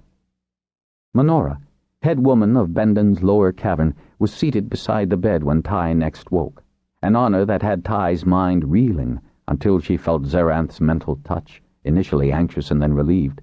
You are better. I am too. Ah, good, Minora said, examining Tai's face. Your eyes are clearer, and your fever is gone. Flessin? Tai tried to sit and wished she hadn't. She ached all over. This was much worse than the mauling she'd had from the men at Landing Healer Hall. She made no resistance when Minora pushed her back down. His fever has lessened, yes. His injuries were extensive. There was some internal damage, you see. And Minora's serious face made no light of that. But Oldive and that clever-fingered Crevellan stopped the bleeding, repaired the damage the claws did, and he will heal. Tai heard a note in her voice. What else is wrong? She gave Tai's hand a reassuring clasp, her expression approving. You're very quick, Greenrider Tai. Muscle was torn from Flessin's left leg, and not all the new skills that the Healer Hall has developed can replace that. She paused. He'll have a few scars on his face, but I do believe that once the wounds have healed, they won't be so noticeable. Flessin is not a vain man, Tai said, after a moment's consideration. But he will hate a limp. You are quite right. How do your legs feel? Tai had to think, because she felt awfully heavy below her knees. There should be little feeling, Minora added quickly. I have only just finished dressing them with numbweed. You'll have scars. Tai dismissed that with a snort. How badly was Zaranth hurt? And when may I see her? Minora gave her a slow look. As I'm sure Zaranth has told you, she is better, not so stiff today. She was clawed and bitten, not as extensively as Golanth or in any way crippling to her. She is slathered with numbweed the moment she so much as twitches. She has been fed a plump and tender herd beast, which Gadareth chose and brought for her. She is able to move and to fly if she should wish to. Tai closed her eyes, all too keenly aware of how much worse the Bronze's injuries must be. The predators had savaged him. She could see him struggling, Zerath trying to defend them both. Oddly, Tai felt no resentment that her dragon's primary concern had been for her weirmate. Golanth had, after all, taken the brunt of the attack. Golanth? Minora's expression altered for a brief instant, and then she smiled with gentle reassurance. He too is improving, and it will take much longer for him to heal. His injuries were dreadful. They all went for him. Tai's voice broke. The predators attacked both dragons. Zerath has many claw marks on her. They are just not as deep as those on Golanth. Do you know, and here Minora hesitated, how she defended herself and Golanth? Vividly, Tai remembered Zerath staring intensely at something in the underbrush. She thought of deflected trundlebugs, such minor nuisances. She thought of the pelts that Zerath had somehow retrieved. That night she hadn't moved anything to prove to Flussin that she could until he threw the bowl at her. Nothing could have been more threatening than the felines. Neither dragon had hesitated in pushing them away. But Zerath had had more practice with that technique, while Golanth had had ever so many more to deal with, until the other dragons came to help. She remembered now, too, something that Avis had said in her hearing when she was working in admin. The White One leads the way, but why is it that they do not use telekinesis if they can telepath and teleport? As that incident had been prior to her unexpected impression of Zerath, she hadn't understood what he meant, and certainly wouldn't have dared to raise a question then. She had puzzled the remark from time to time. Avis had been very interested in draconic abilities. He had also been somewhat disappointed, even after the incredible feat dragons and riders had performed to alter the orbit of the Red Star. No one had ever understood why, for the plan Avis had devised had been impeccably carried out. Everyone had seen the explosion of the antimatter engines placed on the Red Star. It's something she learned on her own, to keep trundlebugs from bothering her. Trundlebugs? Minora asked in amazement. As far as I know, the species is limited to the southern continent, she said. They're only a nuisance. And Zerath would move them out of her way. So it is conceivable that she also moved the felines in the same fashion. There were so many. Tai could not stem the tears that flowed down her cheeks. Minora cradled her hand and stroked it soothingly, a tacit permission to cry as much as Tai needed to ease her distress. She tried to help Golanth. There were more attacking him. Then more dragons arrived. They took care of the others, except that last one. And Golanth told Ramoth to time it. Brushing tears from her face with her hand, she looked up at Minora. But what good could that have done? Only it seemed to. Golanth was not killed. With her eyes she begged some explanation of Minora. Minora soothed her with a gentle stroke. I believe that is the paradox of timing it. Flower said something about causality. The beast had aimed, jumped, and even by timing back, Ramoth could only make the most infinitesimal alteration in the second she had, but she deflected a lethal blow. I gather that there was so much going on at that moment it is miraculous she managed what she did. And this started with a dislike of trundlebugs. Tai managed a little smile. They've scratchy feet, and if you swat at them, the female lets off the most incredible stink. So you have to move them carefully and before they know what's happened. So it takes a certain amount of skill. She paused, allowing the amusement of Golly's first attempt to flicker across her face. Blessin and Golanth saw her do it at Benini Hold. It wasn't anything much. Tai started to shrug one shoulder, but it was painful. Just Zerath avoiding an inconvenience. Tai hesitated. And then there was the problem with pelts. Oh, yes, the pelts. Miriam mentioned those. And somehow Minora implied that, although Miriam might have been talking a lot, Minora was not the sort of person who heeded gossip. Tai felt a surge of gratitude for Minora. I think... And Tai hesitated, trying to pick her words carefully. She didn't wish to lose Minora's good opinion of her. I think, now, that's how Zerath got the skins before the flood reached our hold. Got them, Minora repeated, miming her fingers picking something up and flicking it away. Without her being there. I think I understood that, Rider Tai. You were very busy helping to evacuate the children just then. Minora clasped her hands on her forearms and settled to consider what she understood. I know what Weirwoman Lessa said must have happened. She inclined her head respectfully. an example of how pure blind instinct will react to the right stimulus, as Zerath did yesterday. Yesterday? Ty jerked upright, despite the discomfort, and was firmly subdued by Minora, who, though everyone said she must be the oldest woman in Bendenweir, displayed considerable strength. Yesterday. But today, we were supposed to go to the council meeting. She struggled briefly. To support Master Swanser and Aragon. The twinkle in Minora's eyes and her gentle and unusually broad smile surprised Ty by their unexpectedness. Yesterday, Rider Ty, you did more than you may yet understand to support the Masters and the Weirs. That is why I am here, with you in the Weir-woman's stead, overseeing your recovery. She leaned forward to pat Ty's shoulder gently. Thanks to Zerath and you, this will be an immensely interesting meeting, with broad repercussions and, I hope, changes, for the good of us all. The Weir leaders remained at Honshu overnight. Lessa looked in on Flessin from time to time.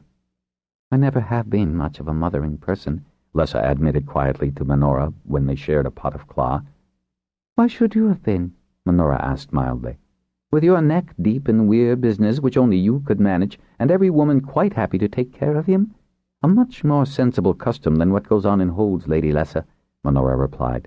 Especially for as lively a lad as Flessin. Flower spent time sitting between Golanth and Zerath, Nemanth and Ramoth on guard on the terrace above. There seemed to be a plethora of dragons resting at Honshu. Why aren't they at their own weirs, Nemanth? We are waiting until Golanth and Zerath improve. Flower was flummoxed by the tinge of reverence in his bronze's tone. All of you? And he indicated the many in attendance. Yes. The affirmative seemed to echo throughout the valley below. While it was true that the dragons were always solicitous about any injured by thread or ill of the few ailments that could sicken one of them, this vigil was unusual. Zerath and Golanth have done the unusual. We wait with you too. So Flower found himself content to sit, companionably silent with so many of the creatures who were keeping watch with him. Such a moment was rare. When Lessa joined him later, murmuring that he should get some food into him, she took his place. They sleep. They need it, Ramoth said, so very, very softly, as if she did not wish even that intimate exchange to disturb the silence. Tell me again, Ramoth, how it all happened, from the beginning. I have been thinking of nothing else. I will speak softly. These here know what happened, and yet they don't know. I am not sure I do. Lessa nodded her head. Tell me. We will study it together. I am asleep. I am awakened by the most urgent cry for assistance. Nemanth wakes too. It is Golanth who is in trouble. It is Zerath who calls, fears for Golanth's life. She calls everyone she knows. I got there first, Nemanth a breath behind. Then come Heth, Godareth, Monarch, Path, Arwith, Ruth, and others. I see Zerath tearing the furry beast from Golanth without touching them. Her mind has the fury of firestone as it comes from the mouth. Never have I seen a dragon so angry. I see how she does it. Golanth does it too. Ruth learns quickly. All who came learned. We remove the furry killing things. We think only of removing the furry killing things. We do so. No other creature has ever attacked a dragon. It is not the same thing as searing thread from the sky. I feel good when a fall is over and no thread has reached the ground. This was very different. I saw the leaping furries coming from behind. Zerath lifts as high as she can stand to take their leaping. Bravely done, the bravest thing a green has ever done. But one is aiming for Golanth's back, where a rider could fend it off, but there is no rider to help protect that place. The beast will not fail of its target. Ramoth grumbled briefly. Golanth tells me to time it. Of course I know how, and I know what he means. It is what he did at Sunrise Cliff. There is so little time in that second. The beast is already leaping. It is too late to stop that. But I can change where it will land, just enough to turn its strike. The claws do not reach the fatal place. They just nearly do. You saved Golanth's life that moment, Ramoth. In truth, it was Zerath who saved his life. Lessa had not ridden her golden queen for so many years to disregard something left unsaid. And so, dear golden heart of my life, you will honor her. She is a good green dragon. I had not thought to learn from a green dragon. I have. To Lessa's amusement, Ramoth seemed to be considering the source as even more important than the new ability. But then, she went on, as if having finally settled that point, this knowledge will require practice, without the spur of fear, to perfect the way to move things. Lessa digested that. But do you remember how to do it? For one moment, Lessa feared that it might just be the circumstances of death and danger that had activated this new ability. I would prefer more time to review what happened, Lessa of my heart. But I remember how. The moment is vivid in my mind.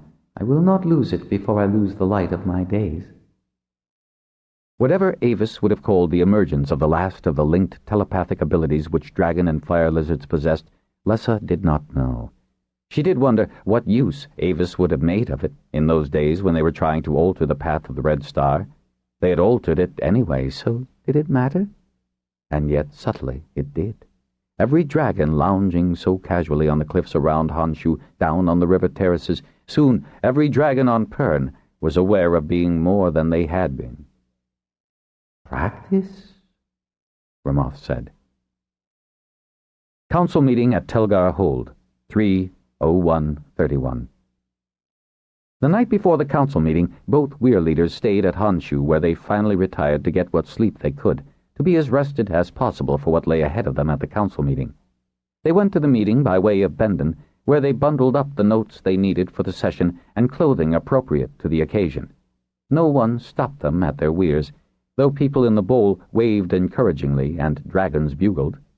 Though Bendon Weir had a more than adequate reason to postpone the council meeting, there were other extremely important matters, such as electing a new Lord Holder at South Bowl, the Weir leaders' presentation of their recommendations, made more cogent by yesterday's event, though the ramifications of that would not be open for discussion, the latest Abominator attack on the print hole, which made it impossible as well as inadvisable to reschedule, nor, despite her immense concern over the patients at Honshu, would Lessa have absented herself.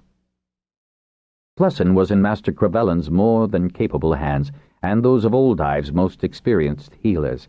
The Master Healer could return to Honshu if he was needed during Flessin's recovery from the complex surgical repair to the worst of his wounds. Had she remained, Lessa would have felt superfluous, a role she did not play well. The Weir healers attended Golanth and Zeranth. The Green would heal as quickly as most dragons did, given the care she was receiving. The damage to Golanth's eye remained exceedingly critical. How the tattered wing sails would heal was another worry. The crack in the long bone of the left wing, splintered by fangs, might inhibit closing and be weak in stroke or falter during a prolonged glide. As long as the two dragons were lavished with numbweed, they would feel no pain. The fact that Percelin had attended Golanth's injuries 5 minutes after the attack had made a significant difference. From the beloved bowl of Bendon Weir, Flar and Lessa went between and emerged above the hills of Telgar, where a large crowd had gathered on the plain below the triangular jut of the hold. As Ramoth, Nementh at her right wingtip, glided in, Lessa could see the banners of many holds and halls displayed. A council meeting usually brought visitors, some waiting to hear about petitions, but she thought they were more than usual, especially in winter. Then Ramoth's feet touched ground, and people surged forward to crowd around Lessa and Flar, where they dismounted on the wide space before the V-shaped Telgar hold. "Well, I suppose I was naive to think we could keep what happened within the weirs," Flar remarked, as the two dragons quickly took off again to find sun on Telgar Heights. "Fire lizards spread the word," Lessa said, her voice tight with irritation. "Does everyone on Pern know what happened at Honshu?" she asked her dragon. "That felines attacked dragons? Yes. More is for you to say." Scattering replies to the questions about the injured. "Thank you for your concern," or "Both dragons and riders will be fine." Flar took Lessa's arm and, with some of Telgar's guards hastily opening a path for them, reached the ramp up to Telgar's forecourt. Lord Lerat, his lady Dulce, and their tall, gawky son, Loradian, were standing there to welcome the official members of the council. More guards in fine new tunics bearing the Telgar shield of white, bright red, and medium blue bowed them into the forecourt, just as a triumphant bugling caused them to turn around and witness the arrival of the Eigen weir leaders. "By the egg," Flar said. "They seem to be glowing." He cast an amused look at his weirmate. "What has happened to Gedennet and Kassira?" Lessa nearly missed a step.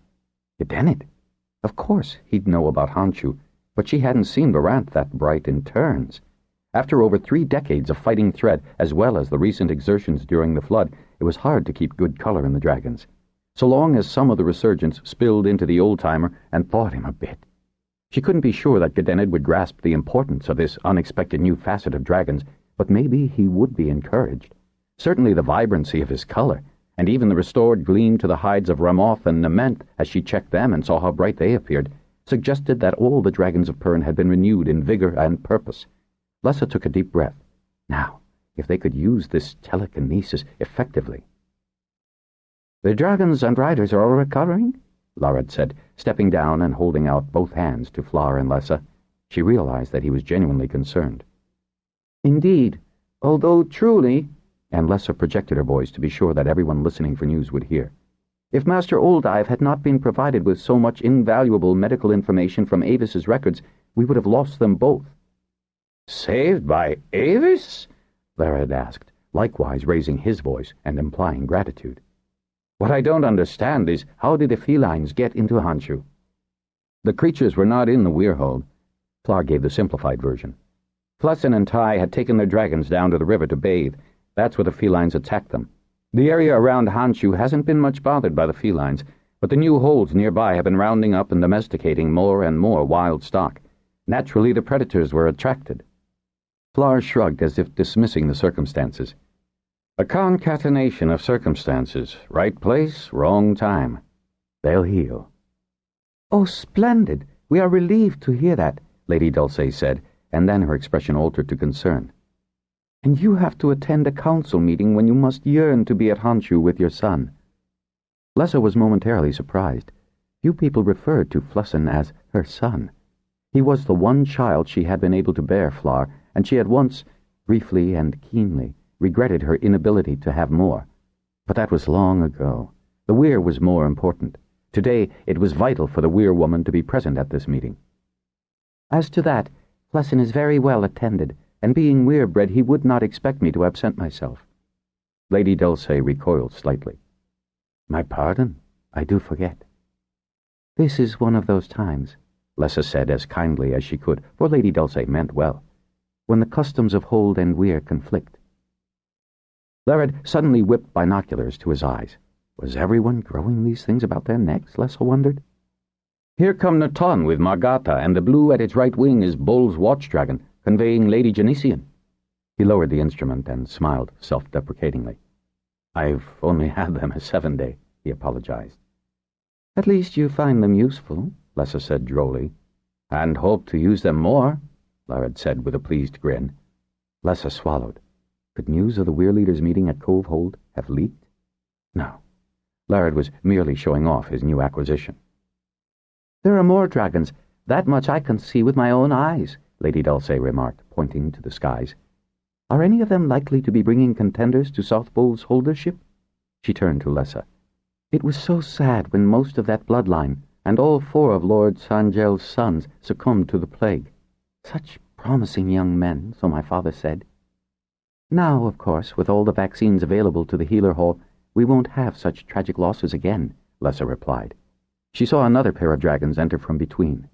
"I suspect this is Geber and Neldama, Lady Dulce.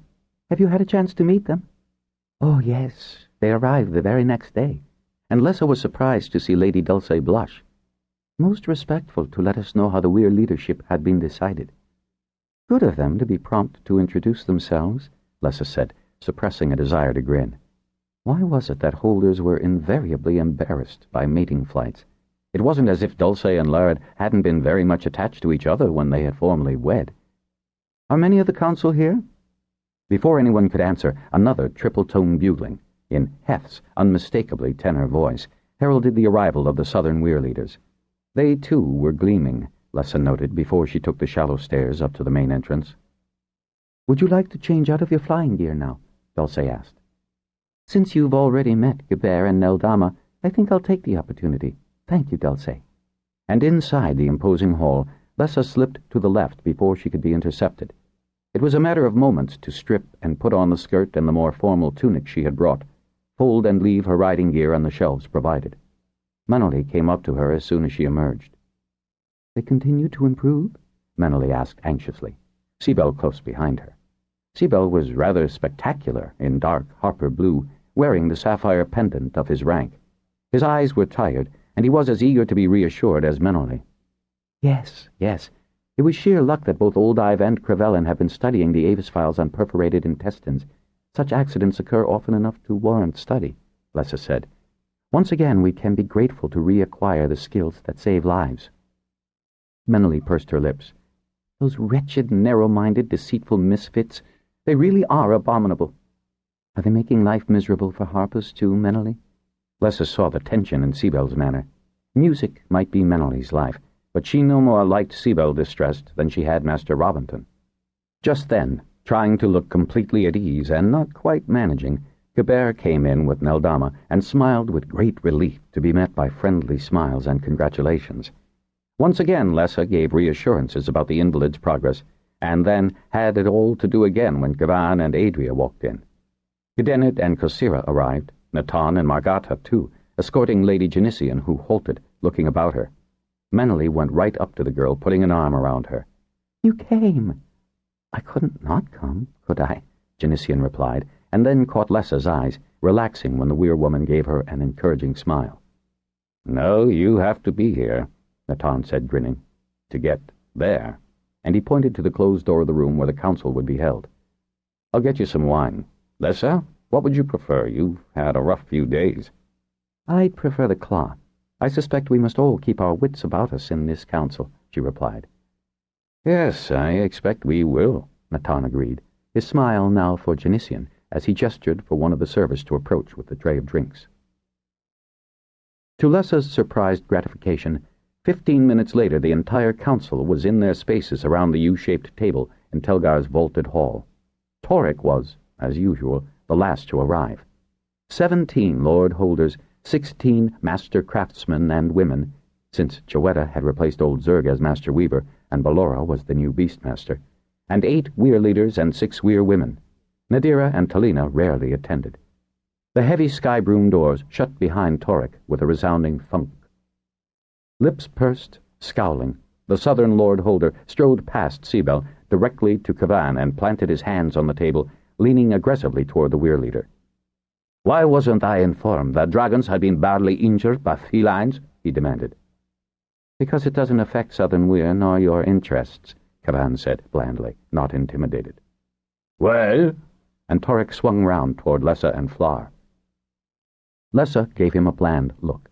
Torek must have enjoyed hearing that Flessin had been injured, but it was in his usual bad taste to try to make it appear an omission on Kavan's part. "It's scarcely a council matter," Flar said. "Kind of you to be concerned." "I'd like to know the details. It's seldom dragons are attacked, much less injured by lesser beasts." "As I'm sure the rest of the council is already aware, Lord Torek, the injured are recovering. Now, do take your seat," Lared said with firm courtesy. "There is much official business to discuss." Torek looked irritated, but as no one would meet his eyes, he did take his chair. Immediately, Seabell rose. "We will deal first with the matter of South Bull's holdership." "Let us discuss the anarchic behavior," Lord Cashman said, speaking rapidly and angrily, rising from his chair so fast it crashed backward to the flagstones, "of Lord Jackson, Weir Leader Natan, and Master Printer Tagatar, who arbitrarily exiled 12 people alleged to be Abominators." Lared looked up with surprise and not a little annoyance at Cashman's complete disregard for protocol. Newly appointed lord holders should not be so presumptuous. "Yes," drawled Torek, smiling with considerable relish. "Let's hear about this latest of the exiles so enthusiastically perpetrated by Lord Jackson and Weir Leader Natan." "The Abominators did the perpetrating, Torek. Jackson, Natan, and Tagatar followed precedent," Grog said, slapping one hand down hard on the table. "I was present for 2 of those judgments. I was the one who passed sentence at turnover. Furthermore, this council decreed You were actually present for that meeting." He pointed a thick, unwavering finger down the table at Torek. "Don't deny it. When we all decided that exile was an appropriate deterrent for any more wasteful acts of vandalism."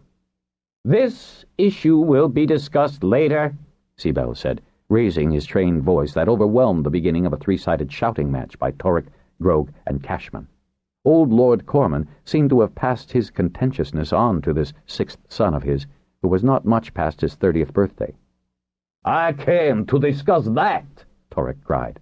"The first matter is and will be the confirmation of a new holder for South Bowl," Seabell said in clarion tones. "Why don't you just agree to the girl and let us get to the real issues?" Torek demanded. "But she's a woman," Cashman protested. "There hasn't been a lady holder except in a temporary capacity for—" "Not since Lady Sika ran Ista," Grog said. "My grandfather had great respect for her. For that matter, all of us here, bar you who are new come to the council honors," and Grog emphasized that, "know that Lady Morella's been running Bowl for the past 5 turns since Sangel began to deteriorate. Lady Genesian has been her steward, and she certainly proved her worth to me during the Fireball flood. Those cousins of hers removed themselves and their belongings to high ground and stayed there without lifting a finger. Neither of them should hold." "For that matter," Lessa said, "Emily Bowl held those lands in her own right. I see it that holdership has come full circle and about time." Lady Dulce, Adria, Master Ballora, and Paula were bold enough to second her. "Shall we confirm Lady Genesian, then?" Askenar asked, looking around, a sly smile on his face. "And save time for the really important matters?" He glared at Torek.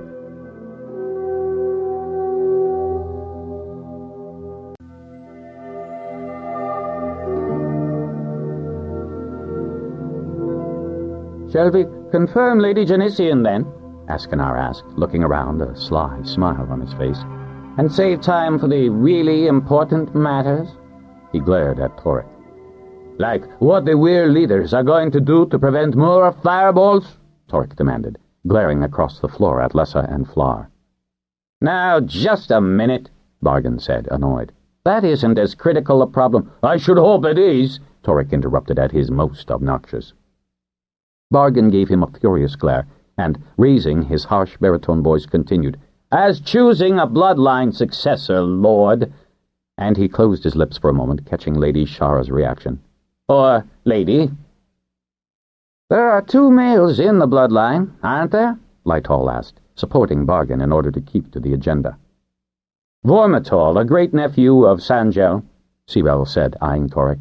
"and Warlaw, a first cousin. Sangel's sons died in the plague, and there is no other male issue in the direct bloodline." "Never heard of Vormitol or Warlaw," Bargain said. "There has to be more." "Not surviving," Seabell said. It was the Harper Hall's duty to check. There was. I knew him when I was in High Reaches Weir. Hilligel.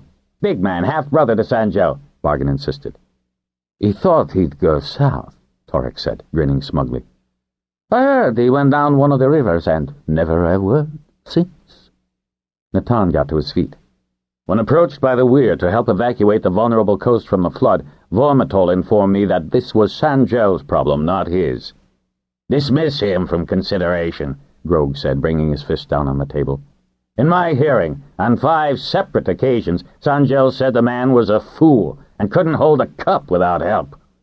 "Does anyone know any good of this Vormitol?" Seabell asked. "If anyone does, it will be the first time," Grog said in a voice meant to be heard. "Who's the other one?" Bargain of High Reaches said. He had fought hard to return High Reaches to his bloodline after Fax's presumptive holding, and he saw nothing wrong with fighting to claim blood right. "Warlow is the child of Sangel's youngest sister. He has a small farm and 5 sons, 3 of whom have served Lady Morella in minor capacities. If his sons served and he hasn't pushed for himself, he'd be useless," was Bargain's immediate answer. "Are we left with the girl?" "Lady Genesian has served as steward to her grandfather and grandmother," Seabell began. "More the grandmother's doing, I'm certain," Langrel of Eigen remarked. "It's more important that she was doing," Grog said, scowling at Langrel. "And she is of the blood." "Oh, confirm her and let's get on with this meeting," Torek demanded impatiently. "In that case, I will collect your votes," Seabell said. "Isn't it a good thing?" Lessa murmured to Flower after they had both written their decisions, "that Genesian happens to be well qualified?" "Old blood's getting thin after 2,500 turns, and with the end of Threadfall," Flower murmured. "Holding began with Fort, with Paul Bendon. There's nothing wrong with Fort's bloodline, but that form of inheritance is not in the charter, you know." Flower regarded her in mild surprise. "No, actually it isn't. Holders and all those traditions came later." He looked at Torek, who was impatiently tapping the table while Seabell was sorting the slips. Seabell held up 2 piles, one thin, one fat. 3 slips remained on his lectern. 3 abstentions, 5 nays, and 37 yeas, Seabell said. Harper Hall votes yea. Nothing more than murmured sounds of relief were expressed, but Seabell strode quickly to the big doors, opened one leaf, and gestured. "Lady Genesian of South Bowl, the council would be pleased if you would take your seat as Bowl's Lady Holder." There was cheering from outside, as Genesian, a smiling Meneley giving her a little push, stepped in, and the door was closed behind her. She stood there, her head no higher than Seabell's shoulder, and her dark hair fetchingly arranged around her pale, handsome face. Her red gown matched the white shields and bright chevrons that were Bowl's insignia on the hem. She wore the heirloom diamond and ruby chevron pendant that was supposed to have been handed down from Emily Bowl, and she gave the impression of great dignity. Seabell took her hand, and while everyone stood, even Torek, though he took his time getting to his feet, he walked her to the empty chair beside Lord Grog. The old Lord Holder was red-faced with pleasure, and kissed her on both cheeks as soon as she was seated. Lessa approved of her composure in accepting such an accolade, and her composed nod to the rest of the council. "Well, then, let's get to real business," Torek said, remaining on his feet while the rest of the council resumed their chairs.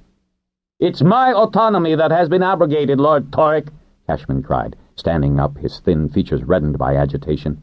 "Those intruders should have been brought to my hold for my judgment. I want to know why my authority was ignored." Before the master printer could get to his feet, Lord Lytall leaned toward Cashman, his gaunt face serene. "Let me point out, Lord Cashman, a fact that you may not be acquainted with yet," he said. "But Master Craft Halls enjoy autonomy within their halls, and may set punishment or fines depending on the nature of any offense committed within their confines." But the printer halls knew," Cashman began. "That does not," Seabell said, "interfere with its autonomy or internal discipline." Tagatarl spoke up. "Let me remind Lord Cashman that the intruders refused, in front of witnesses, to name either hold or hall to which they could be taken to receive a hearing from another authority. It just happens," and Cashman waved his arm in a sarcastic manner, "that Lord Jackson, who resides in Ruatha, and Natan, whose weir is in Fort, happen to be present in Wide Bay at such an unlikely hour." "The intruders picked the hour," Tagatarl said. "The dragons responded to a summons for support," Natan added. "Who summoned them?" Cashman demanded, his nostrils flaring with irritation. "Beauty, in my case," Jackson said, and turned to Natan. "In mine as well?" "Beauty," Cashman echoed, confounded by that identification.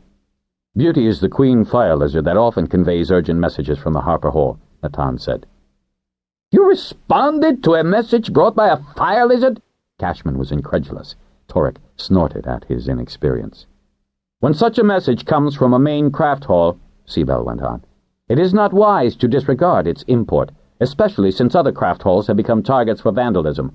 12 people do not simultaneously decide to sample craft hall wares in the middle of the night, armed with torches, chisels, hammers, and spikes, Lord Cashman. They were discovered inside the main gates, which had not been opened to them, destroying the doors to the print hall itself. What conclusion would you have come to?" "Yes, Cashman, what conclusion could you have come to?" Lord Grog demanded. "Something's got to be done about such impertinent men and women," Bargain said with considerable exasperation.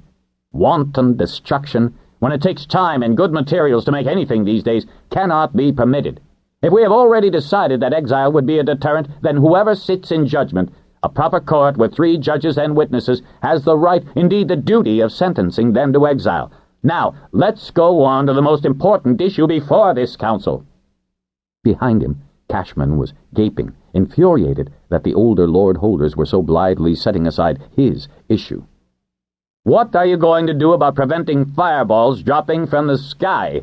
Bargan asked, surveying the weir leaders with a critical sweep. We have several recommendations, Flower said, rising to his feet. Don't want recommendations, Bargan retorted. I want positive reassurance that such displays won't be repeated in the near future. Nothing in the near future has so far been discerned, Flower said, and found he had everyone's attention. What do you mean by that? Grog demanded. Such surveys of near Pern objects as Master Aragon has been able to complete with a dedicated band of Skywatchers suggest that nothing is close enough to descend on Pern's surface in the near future. And, Bargan prompted, scowling, in the further future? We must place more telescopes in strategic positions to watch our skies, mobilize a body of dedicated people to support at least 5 major observatories. Torek leaped to his feet. You want the Council to support 5? Tithes are already in full use. Where would more marks come from for 5 observatories? Bargan was on his feet. So was Langrel and Toronas, shouting against such major projects. Dector asked for details. Even Lord Grog appeared concerned. Flar stood still, ignoring the shouts, the arguments, as Seabell struck the gavel for silence.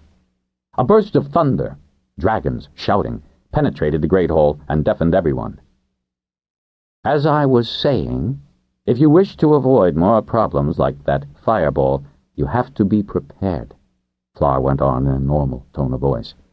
We already have Cove Hold, and he bowed to Lord Lighthall and the Starmaster, which is generously maintained by landing.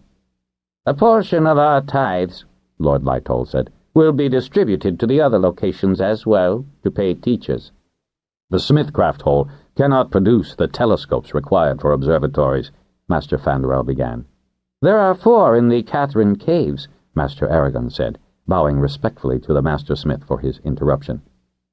Ah, well, in that case, and Fandorel raised a thick, swollen hand in agreement. I have undertaken to supply a Starhold, Jackson said, rising briefly, with appropriate tithes, and the cost of building one at Ice Lake as recommended by Master Aragon. Torek's frown grew deeper when Lord Lerad rose to his feet. Telgar does the same. Weirwoman Paula completed most of her apprenticeship with Master Wanzer. As a 24-hour coverage of our skies is essential to its overall success, Flar said, but Lessa could see how much he relished the shock he was about to give the entire council. An observatory must be constructed as soon as possible on a site approved by Masters Wanzer, Aragon, and Idarolan on the western continent. The council was in an uproar. Even the usually placid master craftsmen were excited, demanding details and plans, while the lord holders were protesting such a drain on tithe marks and labor. It took time for Seabell to re-establish order. But it was the Yokohama that saw the fireball, Grog exclaimed as the din abated. Why are so many needed?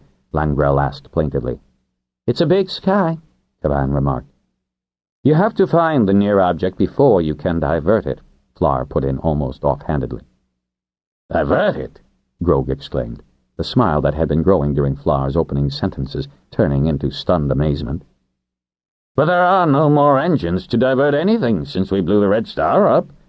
No engines, Lord Grog, but dragons and their riders. Torek leaped to his feet, face suffused with blood, stabbing his finger at the Bendon Weir leader, and shouted, Sir, you think you can coerce the Holds to continue to support you forever? Not at all, Lord Torek, Flar replied with calm pride. You cannot perceive how deeply every Weir. He paused, and the other Dragonriders nodded or murmured emphatic agreement with that statement. Wishes to be as independent as any other person on this planet.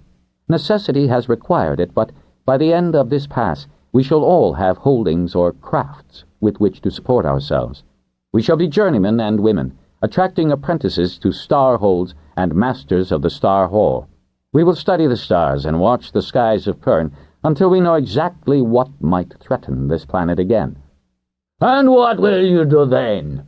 Torek bawled the question. Flar regarded Torek with a smile on his face. We will divert it. Oh! Oh! Torek pounded the table. You weren't able to divert the fireball! Now that, and Flar paused significantly, without a trace of apology, won't happen again. His tone was so confident his manner so assured that the other Dragonriders proudly straightened, so obviously in agreement with his statement that the southern holder was perplexed. "It is an ability that Avis perceived in dragonkind," Jackson remarked, as one chiding his audience to remember something they had not previously considered. "Indeed, Lord Jackson," Flower said amiably. "The dragons have always had the ability. We have been busy refining it." "It takes time and practice," Natan said. "The older the dragon, the more adept, you know," Klan put in. "Combined with observatories and a sound knowledge of the Rookbot system and our skies," Flower continued, "we'll know exactly what's around us and what else the Urt cloud spawns." "As you all have reminded us," Lessa added, "Dragonriders are the caretakers of Pern's skies, so let us continue to undertake that responsibility." "Practicing and preparing when the need for this potent ability presents itself," Flower finished.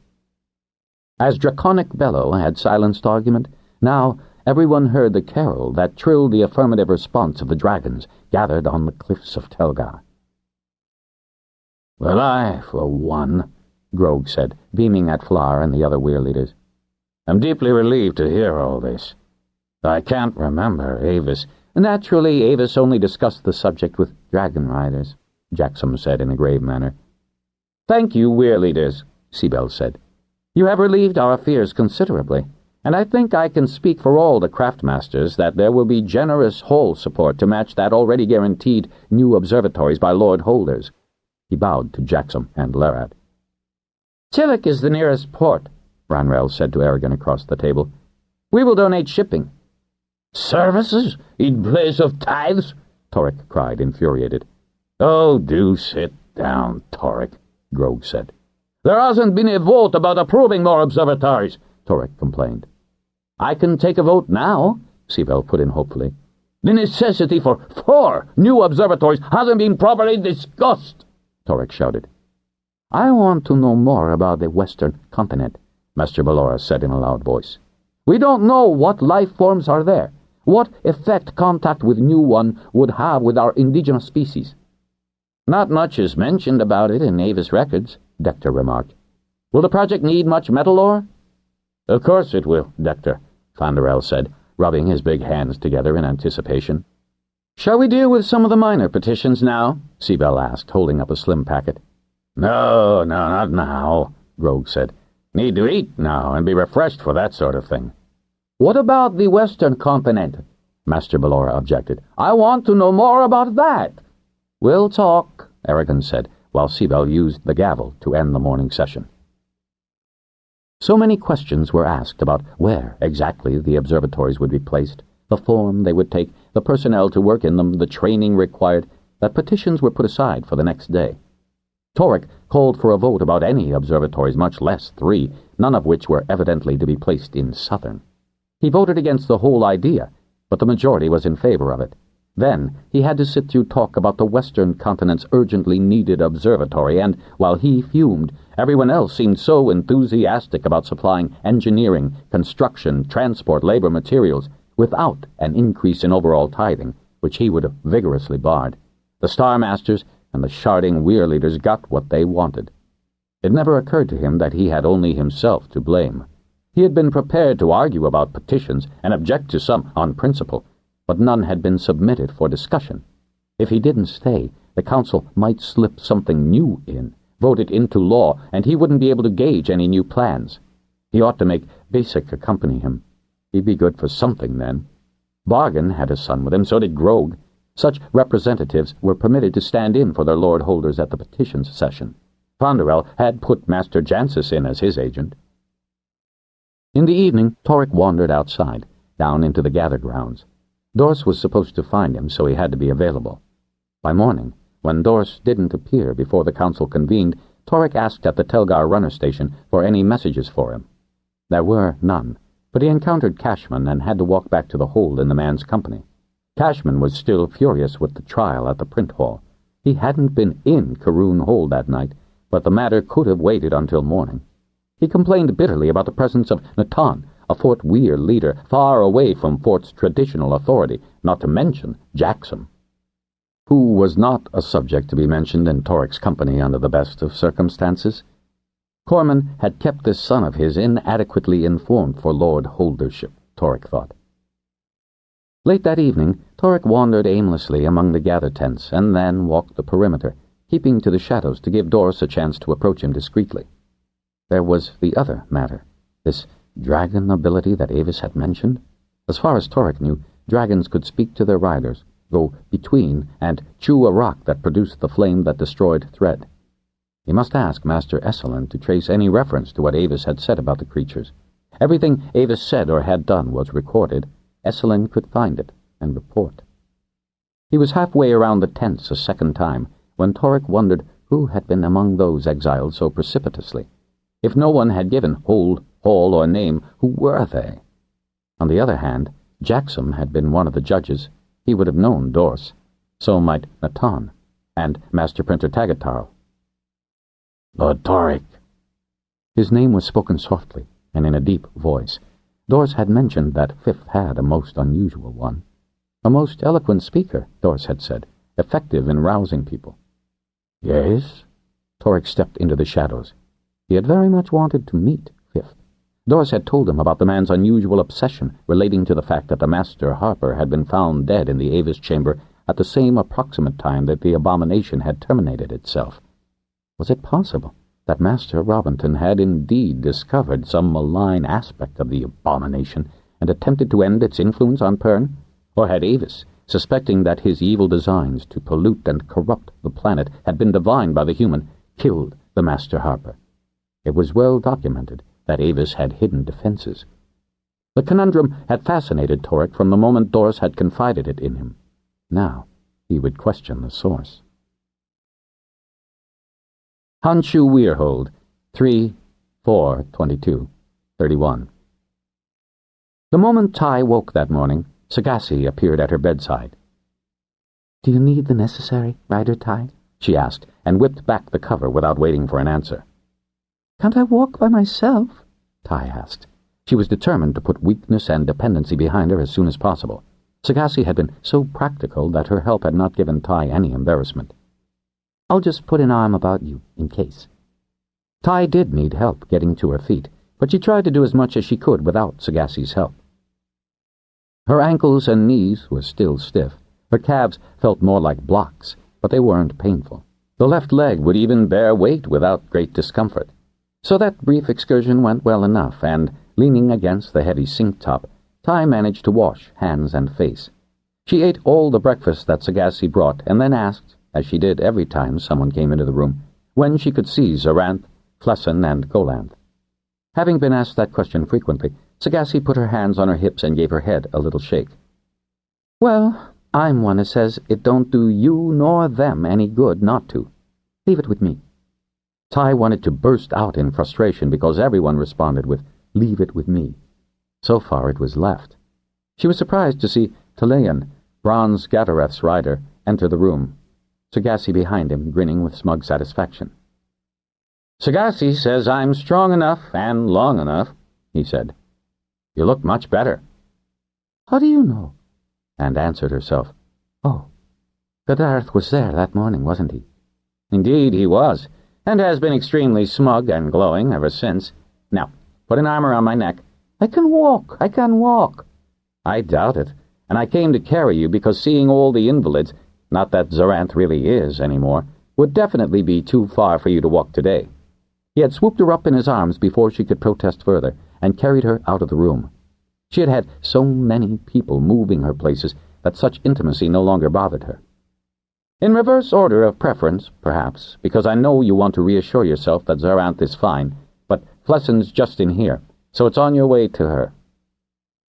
There was a sudden alteration of the cheerfulness in his voice as he angled her into the largest of the sleeping quarters, not the one she and Flessin had shared so often. She blinked back tears as she saw Flessin's white face turning restlessly on the pillow, his lips twitching, his brows creasing, ricking the lines that now scored his cheeks. His body looked unusually bulky under the cover. Bandages, she thought, snatching back the hand she had unconsciously extended toward him. He shouldn't be allowed to thrash so. Minora had said his wounds were deep. He could do himself more injury with this tossing. Leon placed her in the chair by the bed. She saw that Flessin's dark hair had been cut back on the right side, clearly showing the stitches on his scalp. Holding her hand a scant few centimeters above his face, her fingers trembled as she followed the path of the other facial scars. They didn't look that deep, but they were terrible to see on his handsome face. As if conscious of someone watching him, he moved his head more restlessly from side to side and tried to lift first one hand and then the other. The left hand slid limply to dangle beside the narrow bed. She picked it up, returning it to his side, and lightly touched his shoulder. "Easy, Flessin, lie still." She pushed behind his ear the strand of hair that had fallen across the stitched cheek. "Lie still. Golanth lives." "Golly?" The question was more breath than word. His brows creased slightly, halted when he felt the pull of skin. "Golly?" His eyes opened, blinked, strained to focus on her face. He seemed puzzled by her presence. "Where have you been?" It was almost a complaint. "They wouldn't let me come." "She got clawed too, Flessin," Talion said, leaning over the other side of the bed. "But I said I'd bring her, and I have." Flessin's eyelids seemed too heavy to keep open, but the corner of his mouth turned up. "So you did. Don't go away, my very dear Green. Don't go away." His endearment caught at her heart, and she had to wait a moment before she could speak. "I'll see Golanth, and then I'll be right back. You can rest now." Yes. I can, can't I?" He turned his head to one side and, exhaling a deep breath, sank into a stillness that scared her until she saw his chest rise again. "I'll convey you to Bronze Golanth," Talion said, picking her up and carrying her from the room. "Why, just look at him, Bronze Rider," Sagassi remarked, pausing to look back at Flessin. "He's much less restless already." It was as well Ty had seen Flessin before Golanth, because the sight of the terribly wounded Bronze made her weep.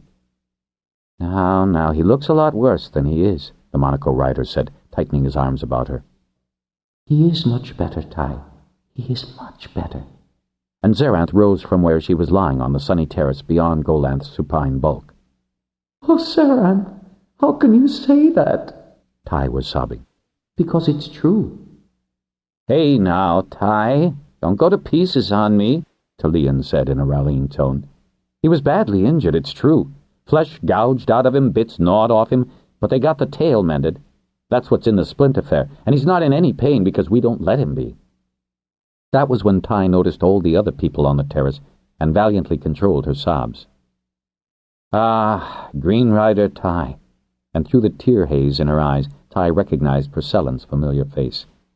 "I know the extent of Golanth's injuries seems appalling," he went on, "but we keep him comfortable."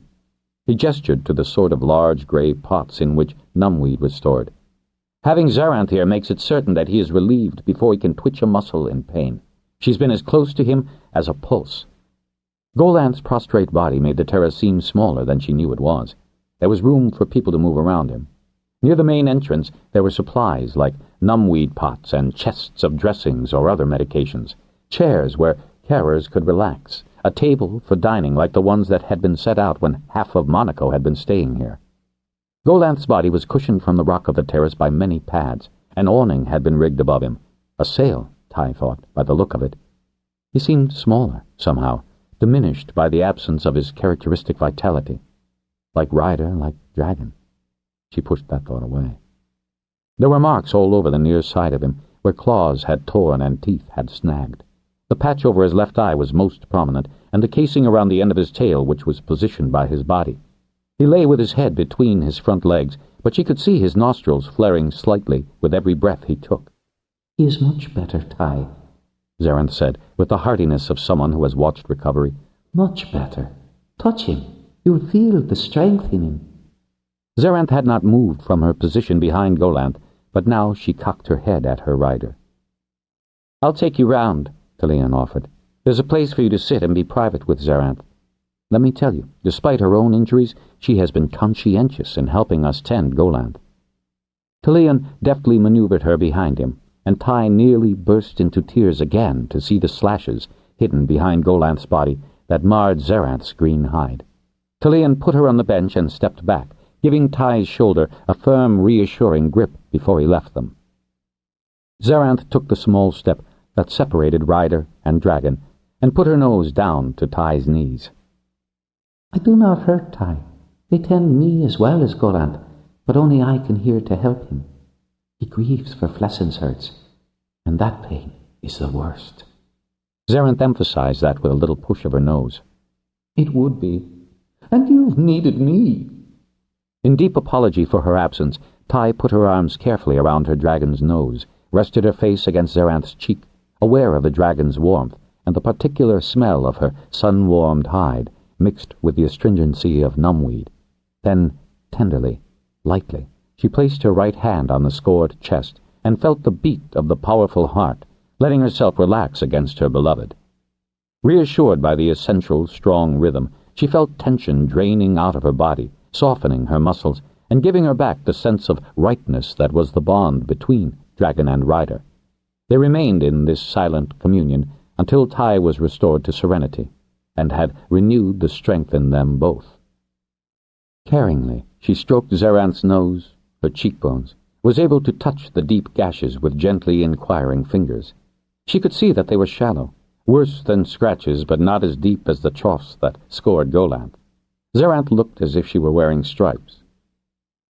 What did you do with my heart? The rider asked the dragon. How did you save us? I called. Ramoth and the others came quickly. I told Ramoth. The dragon's tone was squeaky with self-satisfaction. She did what I told her to do. She saw how to do it and told the others. They did more than me. There were more of them. Zarenth sighed gustily into her rider's lap. And they threatened our lives, all 4 of us. But we were too much for them. I was very glad to see the other dragons arrive, especially Ramoth. I'm sure you were. So was I, Ty admitted, letting tears well up in her eyes, tears of exquisite relief now that she was physically close to her brave and clever Zarenth. Flessen has been anxious, Zarenth said with great concern. He will not rest. Golanth sleeps a lot. I tell Flessen not to worry, but I don't think he believes me. He will believe me. Ty caressed Zarenth's sensitive eye ridges soothingly, just the way her green dragon preferred. Zarenth leaned her head more and more on Ty's knees until she became aware that this pressure was causing her rider pain. Zarenth opened her eyes and lifted her head. I have called him.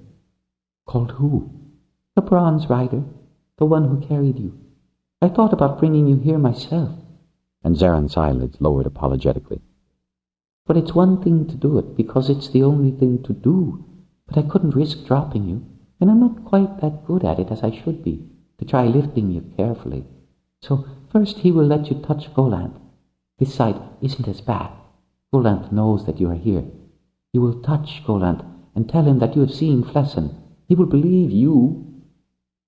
When Talion duly returned, he supported Ty while she placed her hands on the bronze's side, carefully avoiding the grooves in Golanth's right shoulder that might, had they been a little higher, a little deeper, have ended the bronze dragon's life. And Flessen's, too. She blinked back more tears. This time death had not robbed her again of those she loved. She wasn't certain just how Golanth had escaped. The feline had leaped in exactly the right arc trajectory to land on Golanth's spine, teeth bared, talons extended. But somehow it had missed, and she was profoundly grateful. She spread her fingers on uninjured parts of Golanth's sun-warmed hide. She found a place where she could lean her forehead on his rib cage. She felt a rumble from Golanth, and then a thought. You have come. Flessen is weaker than you are, Golanth, so they will not bring him to you. But I have held his hand. I have spoken with him. Now I will tell him that I have touched you, and you will both start feeling better and healing as fast as possible. Do you hear me? I hear you. The body beneath her hands heaved slightly, and she felt him sigh. I hear Flessen. He wants to know if you are coming back. Now that I have seen you and Zarenth, I'll be right back. This may have been too much for you, Ty, Talion said, picking her up. I swear you feel lighter. That's as well for you, then, she said. I'm stronger than I look, you know, he replied firmly, as he carried her back into the weirhold and down the hall. I must go back to Flessen. Oh, I'm taking you there as fast as I can, and you must drink what Sagacity has concocted for you. Maybe even get Flesson to sip some. Which Ty did, though after she had assured him of Golanth's condition, most of the time he slept, his fingers twined in hers in a grip which alternately made her weep or feel intense pride that of all the humans he knew, it was she whom he wanted by him. Interim at Bendon and elsewhere. Despite Flar's assurance to the Council, despite Ramoth's assurances to Lessa, not all the dragons were able to imitate Zerath and the dragons who came to her assistance in Honshu that terrible morning. Although Ramoth had told Lessa that she had understood how Zerath had managed telekinesis, anger, fear, and outrage had had a lot to do with the process. Cool thought, or gradually more ardent wishes, were not as successful, and nowhere near as safe. First, the path between the original position and the destination of an object being moved by a dragon's mind had to be clear of any impediment. The distance did not seem to be an obstacle for inanimate objects, even for smaller living creatures like wherries or herd beasts, but there could be nothing in the way. While stones didn't suffer from being moved telekinetically, they might be broken if they collided with anything. So might what they collided with. The speed was another problem. The transfer was instantaneous, which could, and did, affect what was kinetically moved. "A case of all or nothing," Flar said, after the first few hours of imperfect results with Nementh. "Control," Lessa suggested cryptically, having had no better performance from her queen. With the felines there hadn't been a problem of safe transit or landing. Pieces had done very well. Ramoth disapproved of challenging more felines for practice, or in groups large enough to provide the stimulus that Zerath had had, sheer terror at seeing her weirmate and the two riders attacked. The dragons could send things straight up in the open air and out of sight. To move an object telekinetically in a horizontal direction had taken a lot of control, and required Nementh and Ramoth working together, one slowing the other down. Ramoth and Nementh practiced daily, slowly lifting small rocks vertically from the ground and putting them back down without crushing them into dust or pebbles. They could probably have thrown one all the way to the Yokohama, also not the desired destination, but one that was causing considerable speculation by Lessa and Flar. That had been a significant forward step. When queried by Ramoth, Zerath recommended that dragons experience trundlebugs. If there were many riders who found that a bizarre way to awaken telekinetic ability, it proved to be the one that worked. On trundlebugs. Ramoth and Nementh earnestly suggested that the experiment be carried out in pairs, female and male dragons, and preferably a good distance from any holdings and close to a stream, lake, or ocean. Then, when Ramoth and Nementh worked together, one controlling the other, kinesis became more practical, less hazardous to what was being moved without physical contact. What purpose, other than repelling and destroying felines or disciplining trundlebugs, was not immediately apparent, though the ability provoked deep thought and theorizing in many quarters. Meanwhile, the dragons and their riders continued to practice this counterbalancing of kinetic energy. Master Esselin, who now complained bitterly about all the tasks set him, was supposed to see what records were available on early dragon training, going between and using Firestone. Nothing legible remained from the old record Avis had transcribed, and those who owned fire lizards insisted that the dragons had learned from these smaller cousins. No one had ever observed fire lizards telekinetically moving something, unless the speed with which fire lizards could gobble food from a plate could be considered a form of telekinesis. Many other matters were being set in place, the most important of which was siting the Western Continent Observatory. This so-called continent was two land masses, a wide inlet almost completely separating them except for a straggle of boulders making a bridge at the northern end. Aragon had the plans Avis had printed out for Cove Hold, and, apart from a different mount, he recommended the fork type, these would suffice, especially when those who had worked on Cove Hold volunteered their services to erect the new one. Lord Ronrel was as good as his promise, and 3 ships were loaded with material and volunteers to sail, with Master Idarolin in nominal charge of the expedition, to the southernmost cape of the larger landmass. A pod of dolphins assigned by the Tillich herself were to accompany the small fleet to a harbor she could recommend. Green and blue dragons were to precede the ships, setting up a base camp. The same general plans, with variations to the terrain, were to be implemented at Ice Lake and in Telgar. The most pressing need was training apprentices to serve the new facilities, or to add to the craft halls that produced spyglasses that used to be called far-seers, binoculars and small telescopes. Master Tagatarl's print hall was busy, first with printing the requirements of craftsmen and women, lists of materials to be supplied, especially people willing to be transported to such a distant location to help in building an observatory on Western continent. That was a simpler task than the demand for printed instructions on how to build smaller, non-metal telescopes. Thick weirhide would suffice, so long as the interior was painted black and sealed against dust. Manuals must be written by the Star Hall, charts and diagrams of what objects were known to be in unthreatening orbits, instructions on how to sight, recognize, and make proper notations on possible discoveries. Glassmith holes could supply mirrors for reflective scopes from 100 millimeters to 400 millimeters. Larger ones, of course, required time to shape and build. When thread, inevitably, occurred near Honshu, the healers made sure the two injured dragons were so deeply sedated that they were unaware, except at some very primal level, that the ancient enemy was being met. Zerath was recovering well, but Golanth's injuries still concerned every weir healer and beastmaster. At Honshu, 3/04/2231. There's considerably more available about every other animal on this planet, Wiseall said, after a long afternoon study with Beastmaster Ballora, her best animal healer, Purcellin, and Tai. than about the ones we're most dependent on. He pushed back from the table, rubbing his face to ease fatigue. That's because we have had bodies of every other animal to dissect for study, Ballora remarked.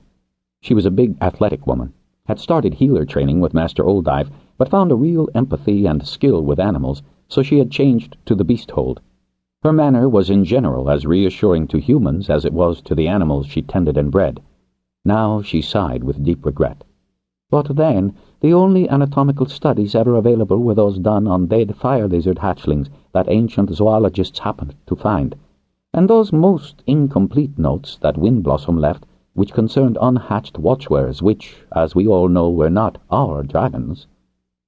Records state that there were unhatched dragon eggs, Ballora began tentatively. Wiseall dismissed that. There was a prejudice against such study, he continued.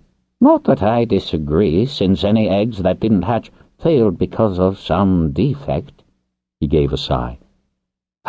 Live dragons can at least tell their riders where they hurt, if it isn't visible, unlike us humans who do not seem to be sufficiently in tune with our bodies because we... He broke off, clearing his throat and riffling the pages he had been reading. Because we die when we wear out, Ballora said with detachment. Did you ever discover which is the oldest living fire lizard, Wiseall? She asked with a grin. Wiseall tut-tutted and shook his head. It's an impossibility.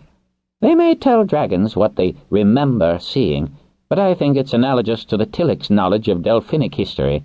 The fire lizards weren't there to see it happen, but they have passed the tale of it down so that it...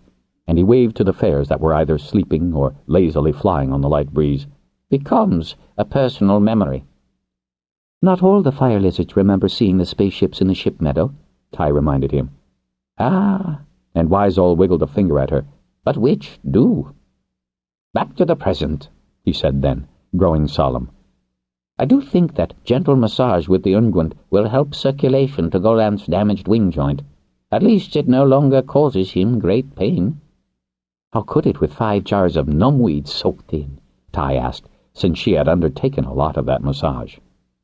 Well, no harm in trying this unguent, Ballora said, taking it from his pouch and placing it on the table with the air of exhibiting an item of rare value. Helps with joint ail on runner beasts, but it's worse to produce than numbweed. Nothing can be worse, Purcellin said, who was usually the Monaco weir person in charge of collecting, boiling, and rendering the weed. It's a big joint, Tai said dubiously. Rub it in well, and we must be sure to wash our hands thoroughly. We don't want to absorb much of it through the skin of our hands. She removed the stopper to the pot and had been about to sniff, but set it down quickly. The smell won't kill you, Ballora said. So willing hands massaged the substance into the dragon's wing joint. There were other worries about Golanth that must soon be addressed. A dragon injured in a fall usually went between, first to shake off thread in the cold, and second to emerge in his or her weir. Every weir, including Monaco, had an infirmary which could accommodate a wounded or sick dragon. Honshu had only the broad terrace on which the queens had tenderly deposited the desperately wounded bronze after the attack. But Golanth could not be moved through between until his injuries were healed. Another 5 days stuck in Honshu, with so many people around, reached Ty's limit. She had to get away by herself, away from all the pressures there. She spent as much time with Flesson as she could, when not dismissed by healers, because he really did seem less restless when she was nearby. She could tell when he was speaking with Golanth, which was often, and also when his wounds were being dressed and he needed distraction from the pain, because his eyes went unfocused. Sometimes she worried that he was retreating too much into Golanth. Oddly enough, the healers could keep the dragon far more comfortable by use of numbweed than they could the rider. There was, indeed, little she could do for Flesson, which distressed her, and not all that much for Zerath, who, like most injured dragons, slept a lot. By the 8th day, she realized that the healing process was complete enough. No more grainy feel except to the deepest claw marks, though the new skin was very tender, and Zerath could safely go between. Ty's leg wounds were red scars and peeling flesh. The sea would complete her healing too. "You will go when they sleep," Zerath informed her rider. "They will not then miss us. Sea will be good for you too." Ty assuaged her conscience by saying, repeatedly. Having made the decision, it was hard to get through the day. She worried about leaving Flesson. Golanth wouldn't be aware. She felt as if she was deceitful and devious, but she needed a respite. The sight of Flesson crumpling in on himself when allowed to take a few steps from his bed had almost made her retch. He had had to lean heavily on the crutch, for his left leg could still handle no weight, and the abdominal wound kept him from straightening. Hair was beginning to grow over the head wound, but he was a far cry from the dashing, blithe, youthful Bendon wing leader. So Ty and Zerath made their plans and waited until the subdued, quiet but constant activity of the carers and healers went into nighttime mode. At last, Ty slipped out, wincing a bit as she jarred her leg on the stone floors. She had left her cane behind, for it had a metal tip and its click would be audible. Someone might hear her moving and investigate. Very quick to investigate they were. She slipped onto Zerath's back. The green padded carefully to the edge, slowly extending her wings above her head, and then, in a maneuver which they both knew was reckless, tipped over the edge. Wind caught under wings, and she glided silently a moment just above the treetops before going between. They chose a little cove off the coast of Cathay, Zerath expertly coming in over the placid waves to a white sand beach. They landed there, long enough for Ty to strip off her clothing, leave her towel, and remount Zerath. The green then walked slowly into the tranquil sea, chirping happily as the warm water caressed her, until she floated. Ty just fell off her dragon's neck into the sea, elated with the success of their escape and the caress of the warm water. "We needed this, dear heart," she said, slapping Zerath's wet wither. The dragon let herself sink until only her eyes remained above the water, brilliant green and blue, and that unhappily reminded Ty of Golanth's eye. But suddenly dolphins arrived, squeeing and clicking in great sympathy for the red scars on Ty's legs and the black scabbed stripes on Zerath's body, overjoyed at their unexpected arrival and scolding them, as much as dolphins scold, for staying away so long. And when were Golly and Fless coming to swim too? Yes, they knew they had been hurt, but seawater was good for all hurts, and swimming was good for sores, and they must come and tell them about the furry things. All these questions, while sleek, smooth dolphin bodies provided the dragon gentle massage and uncomplicated company for the rider. The moon rose as Ty, grasping 2 dorsal fins, was taken on a wild ride around the little cove, dolphins leaping high in escort and vying to take the place of any who lost her hand.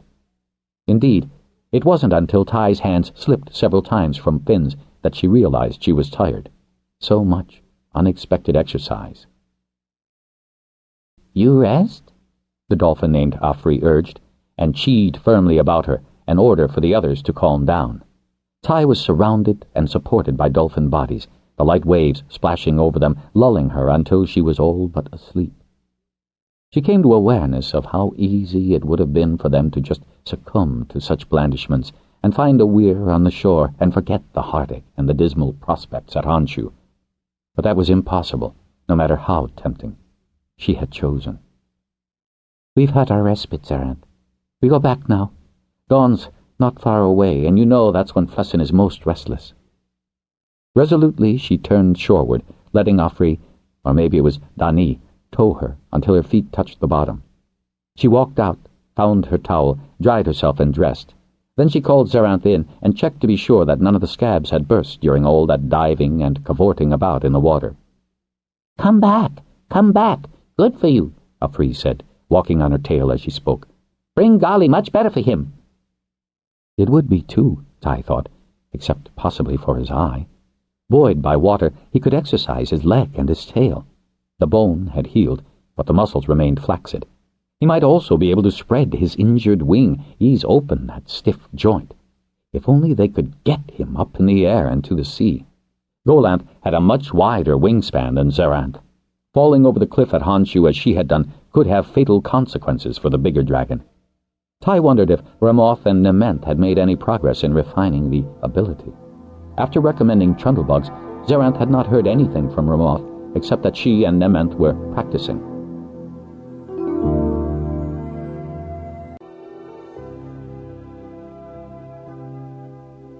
After recommending Trundlebugs, Zerath had not heard anything from Ramoth except that she and Nementh were practicing.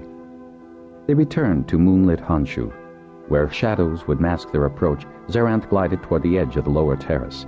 All was peaceful below, so their absence was unlikely to have been noticed. Because of the angle of their approach, facing the main entrance, Tai saw the halting figure making its way to the sleeping bulk of bronze dragon, pausing to hold the edge of a table. Flessen? What was the fool doing? He had walked for the first time that morning. If he should fall, he could damage all the healing of the past 2 7 days. What did he think he was doing? Fury for such recklessness dissolved as Tai realized what he needed to do. Be with Golanth. "Come in slowly. If we startle him, he might fall," she told Zerath. "Do you think you could support him if he falls?" "I could try. He hurts." "Of course he does," Tai said, almost glad that pain was slowing him down, making him cautious. Then she could hear the faint click. He wasn't being entirely reckless. He was propping himself on a cane. Hers, no doubt, since none had been offered him yet. He was concentrating so hard on his goal, reaching his dragon, that he was unaware of being observed. He had 10 more meters to move, painfully, slowly. "Golanth knows Tai comes. He does not move. Someone might hear that." "But I can hear the tap of the cane." "They may think it is you, Tai, checking on Golanth." He managed another painful step in the moonlight, wobbling for a moment, uncertainly balanced. "If he falls... Oh, shards, Zerath, just move him, as you did the Trundlebugs. Move him to Golanth." He's nearly there." "Not near enough. Just move him, Zerath. "Do it. You know how you move Trundlebugs." Tai felt Zerath gulp. If Flessen made a sound, it was muffled against Golanth's neck, as Zerath complied. "Put me beside him." And Tai, more abruptly than she had ever moved without Zerath beneath her, was standing beside Flessen, who clung to the loose skin on Golanth's neck for balance. Tai put her hand under his left arm for support. "How the shard did I get here?" Flessen demanded in a low, tense voice. "Where did you come from? There was no one else awake." "Zerath," Tai murmured by way of explanation. Flessen buried his head against his dragon's neck, gasping for breath. "You could have opened stitches. You could have fallen and hurt yourself more," she scolded him, speaking low, her lips to his ear. "Why didn't you get Zerath to bring me to Golly before?" He turned his head, his low, fierce whisper informing her how furious he was, his pain and his desperate need to be in physical contact with his dragon. Tai grimaced. 3 reasons. 1, because you've been badly wounded and needed to heal a bit. 2, and she allowed her irritation to color her voice, because I just thought of it when I saw you trying to undo all the good done while you were forcefully kept in bed. 3, Zerath doesn't really know how to control herself." "Trundlebugs, my dear Green, Trundlebugs." He took a deep breath and pushed upright, steadied himself on the cane before raising his arm. She saw the knife in his hand, one of the sharp ones that Crevellin used for surgical procedures. "What are you doing?" He gave her a shove. She stumbled and hissed as the imbalance sent a jab of pain through her half-healed leg. How had he managed to walk this far with his more serious wounds?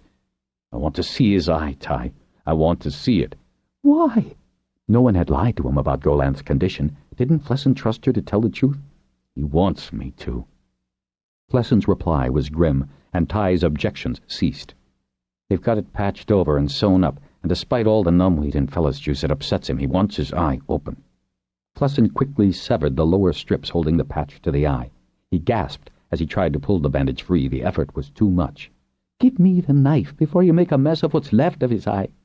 Her concern for him and Golanth made her speak more brutally than she meant.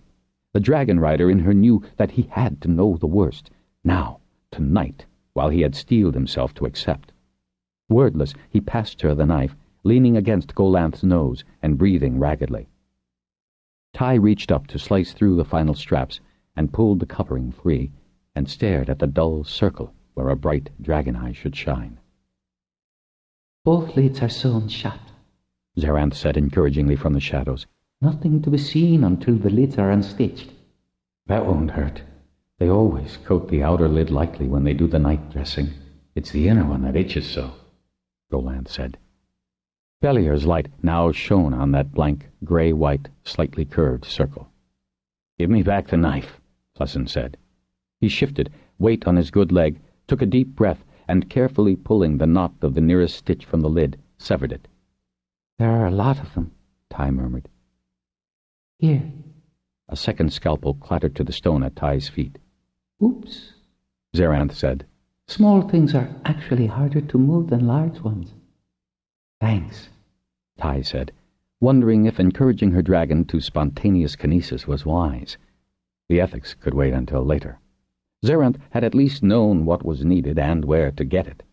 Ty followed Flessin's example, and since she was able to work quickly and stretch more easily, the stitches were soon removed from the vertically opening first lid. She felt Golanth twitch. Gently she caressed his neck. "Flessin should not stretch so high. Help him open the lid. I cannot. It has been closed a long time and is dry." They did, careful to ease it over the stitches that closed the horizontal lid, gently pulling it to the rim of the eye. They removed the stitches from the second lid. Peeling it back was slow and disheartening. The first facets were revealed, the inner circles scarred black by the pointed claws that had irreparably damaged them. But as Ty worked the upper lid and Flessin the lower, they could see that not all the facets were dark. The outer band, to the third facet in, showed a cloudy green. On the upper rank, 4 octagons were clearer. Along the dragon's nose, 6 more were brightening. Golanth had lost at least 3/4 of the sight in that eye. He might see directly in front of him in a narrow band, and catch motion on the left, and perhaps make out objects overhead. Now, slowly, Golanth turned his head to his rider and Ty, and focused on them what remaining vision he had. "I see you, Flessin. I see you, Ty. I see." Dragons do not weep.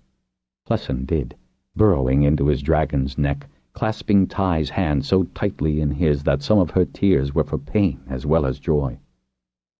Neither Wiseall nor Oldive, nor any of the beastmasters and healers they had consulted had thought that Golanth would have any use of the left eye, nor did they know if the undamaged eye could compensate. While dragons often got their eyes full of stinging char, and occasionally a direct score, the nictating lids could close so quickly that rarely had more than a few facets been hurt. "I do not see much, but I see with 2 eyes." Ty began to hiccup with sobs. Flessin was gasping and hissing more than sobbing, sagging against his dragon, his injured legs sticking out to one side. "I had to see. I had to know," he murmured. Ty tried to support him, but he kept slipping, exhausted by his efforts, tears running down his face in a quiet despair that was far worse to hear than his initial sobs of relief. "Zaranth, put us in his room." "Where?" "The bed." Being moved telekinetically by Zaranth was not at all the same thing as going between. If anything, Ty thought, it was between. "Not so fast." Ty heard Golanth say, like a tiny distant sound deep in her ear, not a phrase said aloud. And the breathless propulsion eased somewhere in between the start and the finish, and by its finish they were slowly falling onto a bed. The larger bed they had shared. A logical enough destination for Zerath, who would have recognized from Ty's mind that this bed was preferable to the narrow one that Flessin had left. Ty was able to ease Flessin's descent to the mattress. As she hastily checked for any blood seeping from his bandages, Flessin lay there, supine, limp arms over his head, gasping for breath, his face pale even in the darkened room, his left leg jutting straight out over the end of the bed. "A bit sudden, isn't it, Ty?" he said, opening his eyes. "I'm thirsty." That was plaintive. The next was definitive. "And I do not want any Fellis juice. I want water. Lots of it. Cold." Limping a little because she had strained her bad leg, Ty paused at the door to listen for any activity in the hall, and then slipped as quickly as she could back to Flessin's sick room. She took the pitcher and the glass from the table and returned with them. Maybe she should have found some wine, or something sweet for the shock. Now that she had had a few moments to get accustomed to the uncovered eye, it could have been worse. Dolly had some sight. It must have been much worse for Flessin, not able to check but very able to lie in that bed, numbed with the weed and Fellis, thinking, and thinking. There would be considerable relief in knowing just how bad it was. She got back with no one the wiser in the sleeping Weirhold. She poured water for Flessin, who dragged himself to a sitting position on one elbow. He drained the glass. She arranged pillows and pushed him back against them before she took a long swig from the pitcher to quench her own thirst. "More, please." He held up the empty glass. When she refilled it, he sipped in mouthfuls this time. She drank again from the pitcher. The water was nearly gone. Should she get some fruit juice from the kitchen? Sagacity could be relied on to have a beaker cooling there. It wasn't just the sea that had made her mouth dry. When she made a move to leave, he caught her hand. "Don't go, Ty.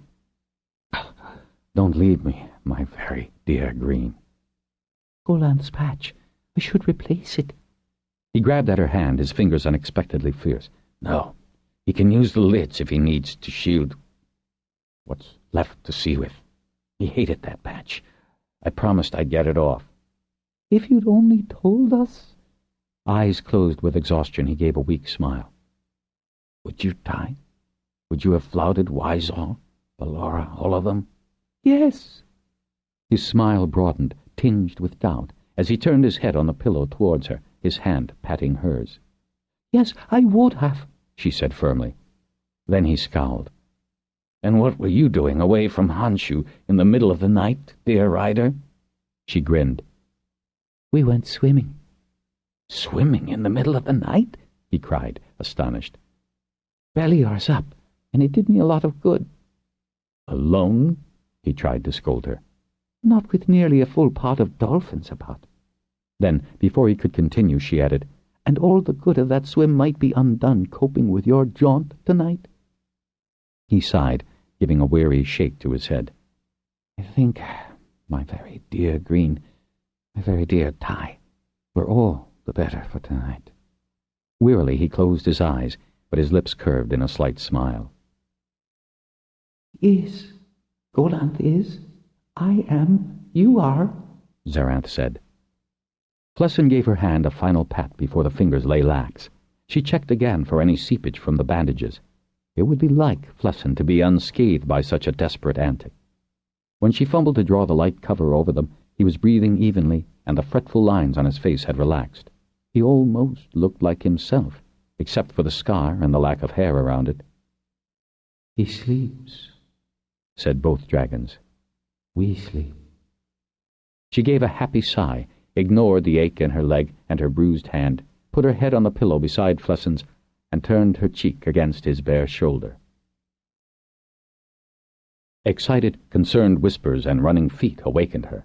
She was in that state of limp repose that allowed her to be aware of the distraction, but unwilling to respond to the air of alarm. Fortunately, it was Sagacity who put her head in the door and stared at them. With a sense of mischief that astonished Ty as much as it did the hold woman, Ty put one finger to her lips to keep Sagacity from alerting the searchers. At that, Sagacity did give them a few more moments' peace, going back into the hall. The dragons are sleeping, aren't they?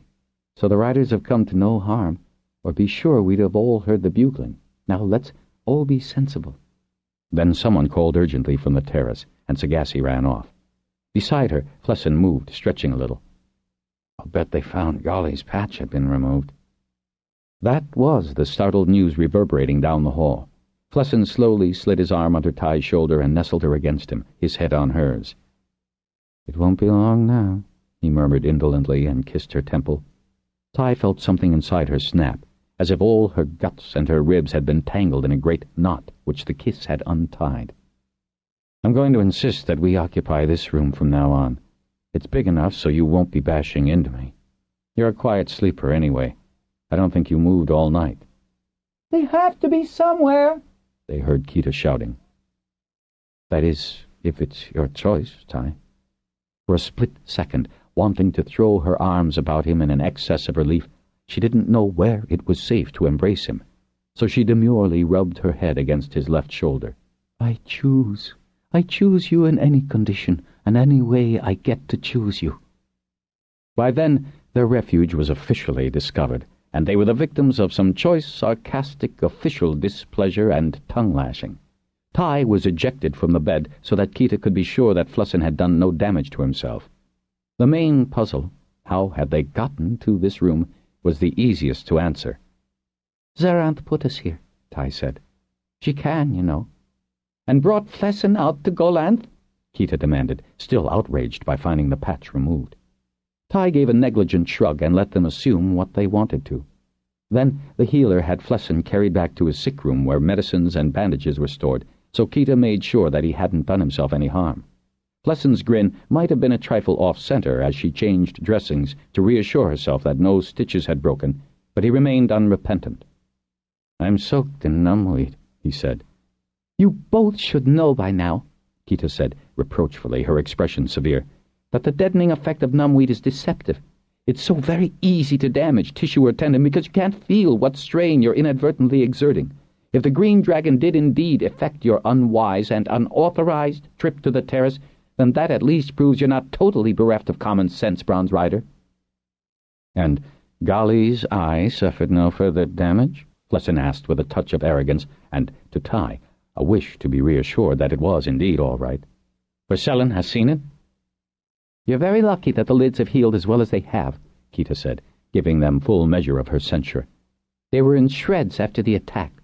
Fortunately, dragon membrane, unlike the more delicate eye facets, can regenerate." "Yes," Flessin said in a dry tone. "That's been explained. Golly knows he has limited vision, but he does have some."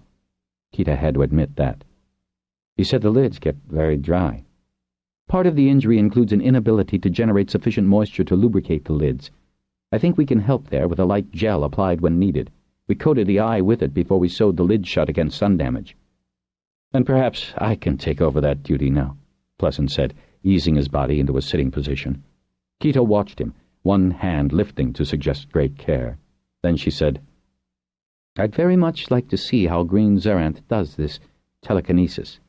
"Can't do it slowly, Ty." Ty could almost hear her dragon gulp in anxiety. "I do the slow part," Golanth said. "You apply the lift." "There is a chair out here," Zaranth added. "Master Kita, would you have the gel handy?" Ty asked to distract her. Kita turned to the chest where healer supplies were stored. "Stay very still," Ty heard her green say. Out of the corner of her eye, Ty saw Flessin disappear. "Not so fast," Golanth said. Her heart gave a thump of alarm, shot a glance down the hall, and she saw Flessin's body inserted in the chair, a look of surprise on his face. Trundlebugs had never appeared to notice. "We didn't even bump him," Zaranth said, highly pleased. "A matter of practice. You shove." "I don't. I move." "I slow." "We can try it the other way around." And to Ty, her dragon's voice sounded wily. "You can practice on other things," Flessin said firmly to Zaranth and Golanth, but Ty could hear the amusement in his voice. Hand reaching for a small jar, Kita swiveled, staring accusingly at Ty. She gave a deep sigh of exasperation. I suppose it's similar to going between. Not really. It's sort of all at once, instead of by degrees. Is that the gel? I'll just take it out to him. Ty left the room as fast as she could. Later she learned that it was very fortunate no one had been in the hallway just then. Just so long as he comes out of it alive on the other end, Keita called after her. When she reached the terrace, Flessin was still in the chair, leaning down to look at Golanth's hind leg. One of the other healers was just staring at him. Zerath, on the upper ledge, was blinking and looking, Ty thought, rather paler green than she should be. Does it take a lot of effort? No, Golanth helps. Last night I was afraid I might hurt him. I slowed him down, Golanth said. That's important, too. He isn't a feline. He also isn't a trundlebug. Heavier, Zerath replied. He seems to have survived, Ty said, walking quickly down the hall. It may be just a matter of control. We must find out how the other dragons are doing, Golanth said. Ty reached Flessin in his chair. How was your ride? It's not like going between, he said firmly, looking her in the eye. But I got here, and Golly's leg isn't near as bad as I thought it was. Couldn't really see it last night, you know. You had too much time to think. I told you it was healing. I had to see it. I know, she agreed affably, but when he started to get up, she pushed him back. I want to see all of Golly, he protested. Golly can turn around. You stay put. It'll do Golly good to move. But he's smeared with numbweed, Flessin replied hotly. You heard Keita lecture us. It won't hurt Golly to turn around in place. He has done it. Ty spoke firmly, sounding a bit like Keita. I can do it. And Golanth ended that argument by rising to 4 feet, and whatever the turn might have lacked in grace, it did allow his seated rider to see all of him, glistening in ribbons and patches with recently and generously applied numbweed. Except for the deepest ones, claw marks were now mostly black tracings. Where the wing sails had been punctured, the membrane tissue was ringed with pale new growth. When Flessin asked him to, Golanth obediently stopped, so his rider could lean forward for a closer look at one deep groove or the imprint of claw tips. At the point where Golanth was facing Zerath on her ledge, he raised his head and gave her an affectionate lick.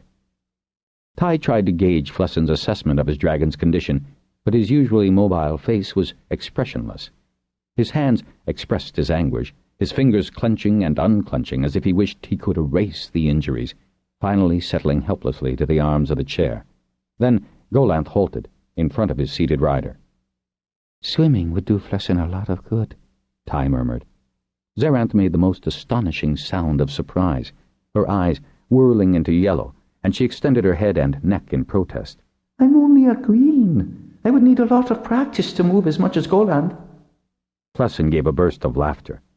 When you bounced all those felines like so many wherries. I was angry. I was afraid. Zerath's look was so apologetic that Flessin laughed again, shaking his head at her.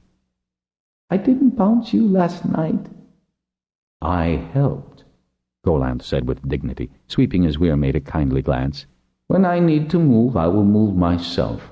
I can fall over the edge of the terrace just as you did last night. Not just yet, Golly, both riders said urgently.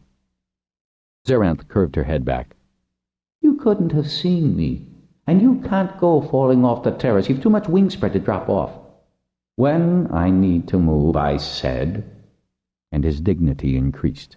I heard you last night. Nothing's wrong with my hearing. Swimming would be good for my rider. You must take him today. Flessin, tell the healers you must swim. I'm not leaving you, Flessin replied stoutly. I am much better, you know. So are you, Golanth said, shoving his nose gently at Flessin's knees, the good eye serenely steady. Then he cocked his head so he could see through the left eye. Keita gave me this to help lubricate his lids, Ty said, handing Flessin the jar. It took her breath away to see the ruin of the left eye in full light, and she knew it must be worse for his rider. Yes, that's a good idea, Flessin said in an even voice and unscrewed the jar. With the tip of a delicately poised finger, he applied the gel. Now, close that lid, and I'll do the other. Swimming would be very good for you, Ty repeated when he had finished that ministration. Your wounds are closed. Going between won't affect them. I'm sure we can get you on Zeranth's back. The sea would do you good. Getting away from here would do you good. Flessin leaned back in the chair, regarding her steadily just as Kita approached. "What's this about the sea?" the healer asked. "It'd be excellent therapy, Kita. You know that. The dolphins will assist." There was considerably more discussion about swimming. Basically, Kita had no objection, but she wanted a healer to accompany them, even offering to go herself, with perhaps Talion and Isgareth as support, while Flessin insisted that Tai and Zeranth would be more than adequate companions. Somewhat reluctantly, Kita admitted that the presence of dolphins would suffice, if Tai were certain they'd appear. Flessin and Tai both reassured her. "He doesn't need to get out of the water," Tai insisted, remaining firm but not pleading. "He can swim off and on Zeranth without requiring help or getting sand on him. We won't do much today, but the water is so buoyant." "Let them have some time to themselves, Master Kita," Sagasi said firmly, giving Tai a wink. "The change would do them good, and they'd be back in time for lunch and hungry for it. Golanth here won't be out of touch with them for a moment, will you, Bronze Dragon?" Not many non-riders were bold enough to ask a dragon's opinion, but Sagasi had become quite comfortable with the bronze. He nodded, and the remaining facets on his left eye began to exhibit whirls of enthusiasm. That first excursion, short though it was, marked a decided turn in Flessin's recuperation, and that night they shared a bed. At landing, 3/21/31. On that last tack into Monaco Bay, Shanklin saw landing once again ahead of him on its hill, the 3 volcanoes in the distance. He had had no warning from Lord Torek about the current size of the facility. Now he understood why the Lord Holder had advised him to come here and survey the area with the view of bringing total destruction to the abomination and all its adjuncts. Then the view was hidden as the ship tacked again, closing with the wharf where it would moor. Even during their conversation at Telgar Hold, Shanklin was wary of coming to landing, but Torek had said that there would be no trouble at all to arrange entry into the admin building itself so that Shanklin could estimate just what method would serve their mutual purpose. Torek gave him a substantial number of marks and observed that he had best journey from one of the smaller sea-holds at Nearount's foot. Torek knew of a fisher whose captain owed him a favor or two and would sail him directly to Monaco Bay. He remarked that gloves on Shanklin's hand would disguise the missing joint, and a cap pulled down on the forehead would hide the scar. "Someone saw you, and the Harper Hall has passed a rough sketch of you around. You'd best cover what you can, and change what you're wearing now." Shanklin suppressed a smile at the Lord Holder's disgust. But smell was as much a disguise as clothing, and to most observers, Shanklin was a hill man whom few would approach for several reasons, one of them being the body odor. Just before Shanklin reached Loskar Port, he washed both himself and his stinking clothes in a stream. In the port, it was easy to buy good second-hand clothing suitable for a sea voyage, gloves to warm hands on the open deck, and a knitted cap he could pull down over his forehead. He found the captain Torek had recommended and presented him with the first of the hastily scribbled notes Torek had provided. He gave his name as Glasstall from Crom, and no one challenged it. He spent most of the journey either asleep or eating. One of the more sociable crewmen explained how much the flood had improved the Loskar harbor, and was answered by an uncivil grunt. So no one tried again to enter conversations with a passenger who clearly wished to keep to himself. On his arrival at Monaco Bay, Shanklin was struck by the repairs already made, even its shipbuilding facilities. He had heard that the area had been inundated by 5 major tsunami waves and significant smaller ones to extend the sea inland as far as a man could walk in a day. That the wharf was new, and the reek of its wood preservative dominated even the smell of fish, was inescapable. A weathered metal pylon with a bell at its apex had been erected. The captain pointed out the new floats on the seaward side where ship fish would come when the bell was rung. Sometimes the ship fish would summon the portmaster. Shanklin had been raised inland and doubted this unlikely story. As he had once before, he found a carter who was taking supplies from the harbor to landing and, for a half-mark, allowed him to climb into one of the wagons. It was slow. He helped with the burden beasts pulling the heavy loads and the carter, not a curious man by nature, spoke more to them than to his passenger. By the time Shanklin was left off by the carter at the edge of the widely expanded landing, he was glad of the map Torek had given him, so he could make contact with the Southern Holder's contact in landing, a man called Esselin, who could be found in the archives. He also owed Lord Torek favors, which was why Esselin would oblige Shanklin by escorting him into the admin building and the Avis chamber. Shanklin found Master Esselin about to leave the main archive building, which had far too many windows. Perhaps that design shed light into the room and the shelving on which masses of books were visible, but all that glass would splinter so easily and destroy the contents. Shanklin began to assess how much explosive he would need. Perhaps Lord Torek knew of a man who could supply him. Master Esselin was not happy to see the handwriting on the envelope Lord Torek addressed to him. He was even unhappier when he read the message, his sallow complexion turning paler and his fat face showing how irritated he was. Lord Torek felt that only you, and Shanklin knew how to flatter subtly, would be able to grant my deep and abiding desire to see where the Avis was housed. That sentiment was the ring of truth, and Shanklin infused his tone with reverent respect and awe. Just the briefest look would fulfill my life's ambition, Shanklin went on. Well, it is, Lord Torek, Esselin said, as he tore the message into the smallest parts his thick fingers could manage. At this hour, when most would be going to their homes for the evening, there were few on the neatly kept paths. However, Esselin made absolutely certain that no one else was nearby as he kicked a small hole in the nearest garden bed. The pieces of paper fluttered from his fingers into the hole, and he stamped hard, looking all about him as he did so. One last look at his feet, and he could see that not even a white corner was visible. "Follow me," he said, straightening the lapels of his coat. "A brief look is all. I have work awaiting me in my quarters, as always." Esselin's tone was long-suffering as he waddled as quickly as he could pump his fat legs in the direction of the admin building. Shanklin jumped as the lights illuminating the pathway blinked on in the twilight. He felt sullied by so much abomination around him. The sooner he could demolish all this, the better. There was, however, far more to landing now than he had anticipated. It would make his ambition to destroy all the abominations work much harder, but there should be a way. He might have to recruit more helpers. He wondered how deeply indebted the fat little man was to Southern's Lord Holder. He was surprised when he saw that Esselin was leading him not around the bulky building to the front door, but to a back entrance. Shanklin saw the guard seated inside, saw a look of dislike cross his features as he recognized the little master, but he rose immediately to let them in. "We'll just come through this way and go out the front door," Esselin said, waving Shanklin to follow him. The guard stepped back to allow the portly man to pass. His expression was totally blank, as if he was just as happy to avoid any conversation with Esselin, and scarcely looked at Shanklin.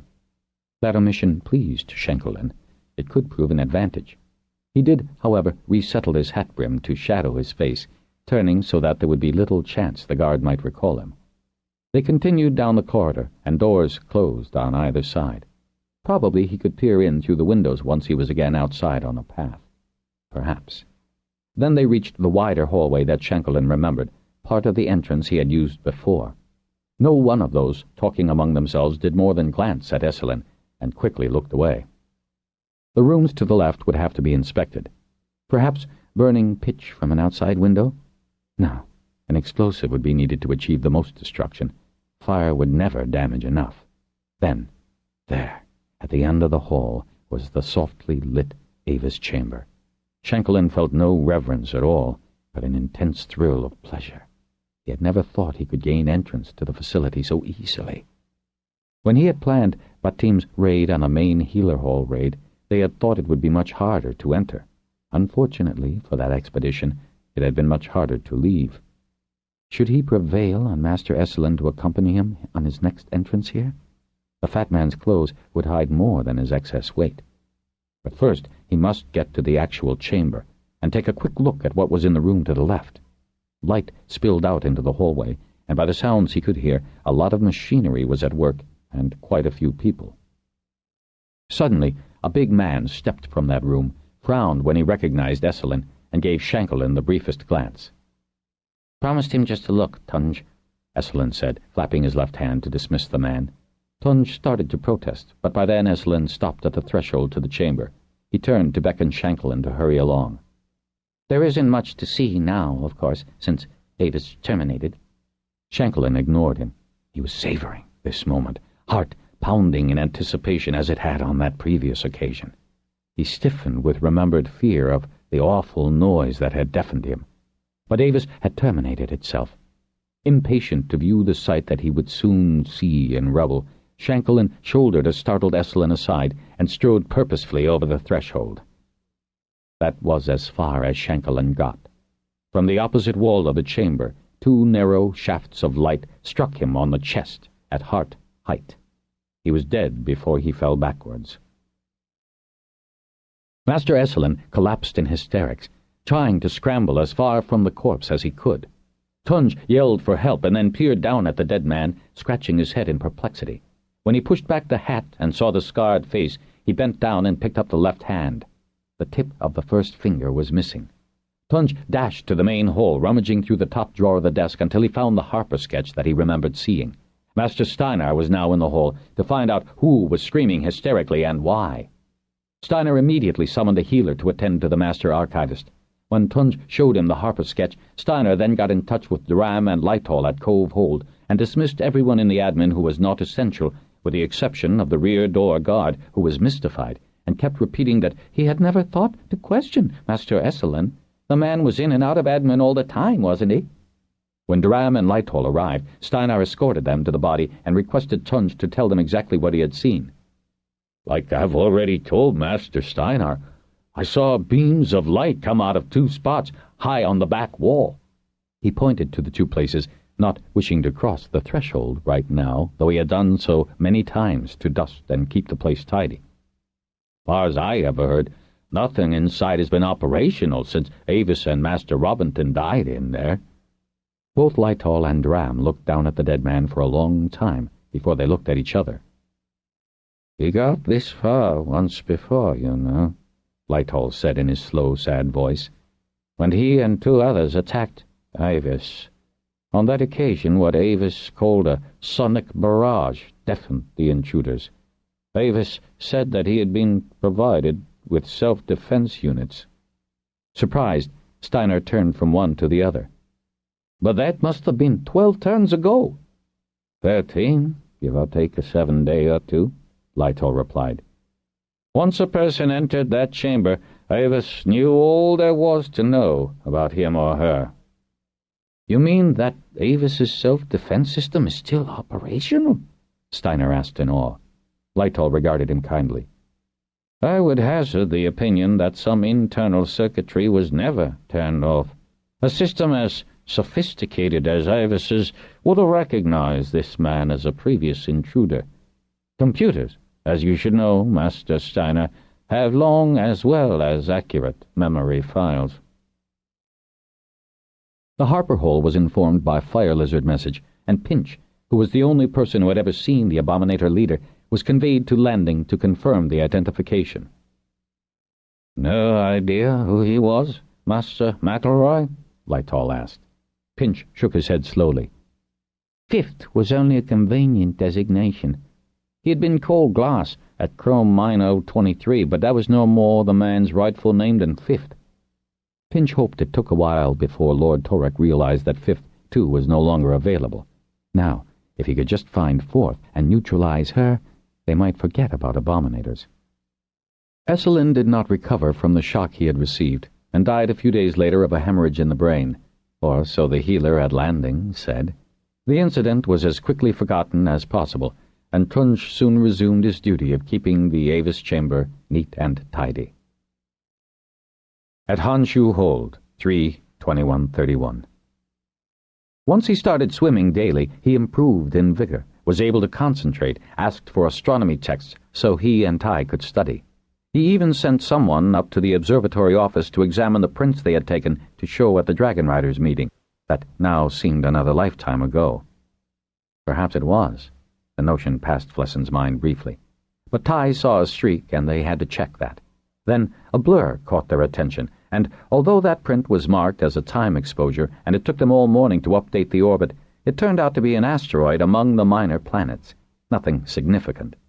The studying passed the morning and gave both of them practice in configuring orbits. Ty suggested that they could help Aragon by asking for more of the latest prints from Cove Hold.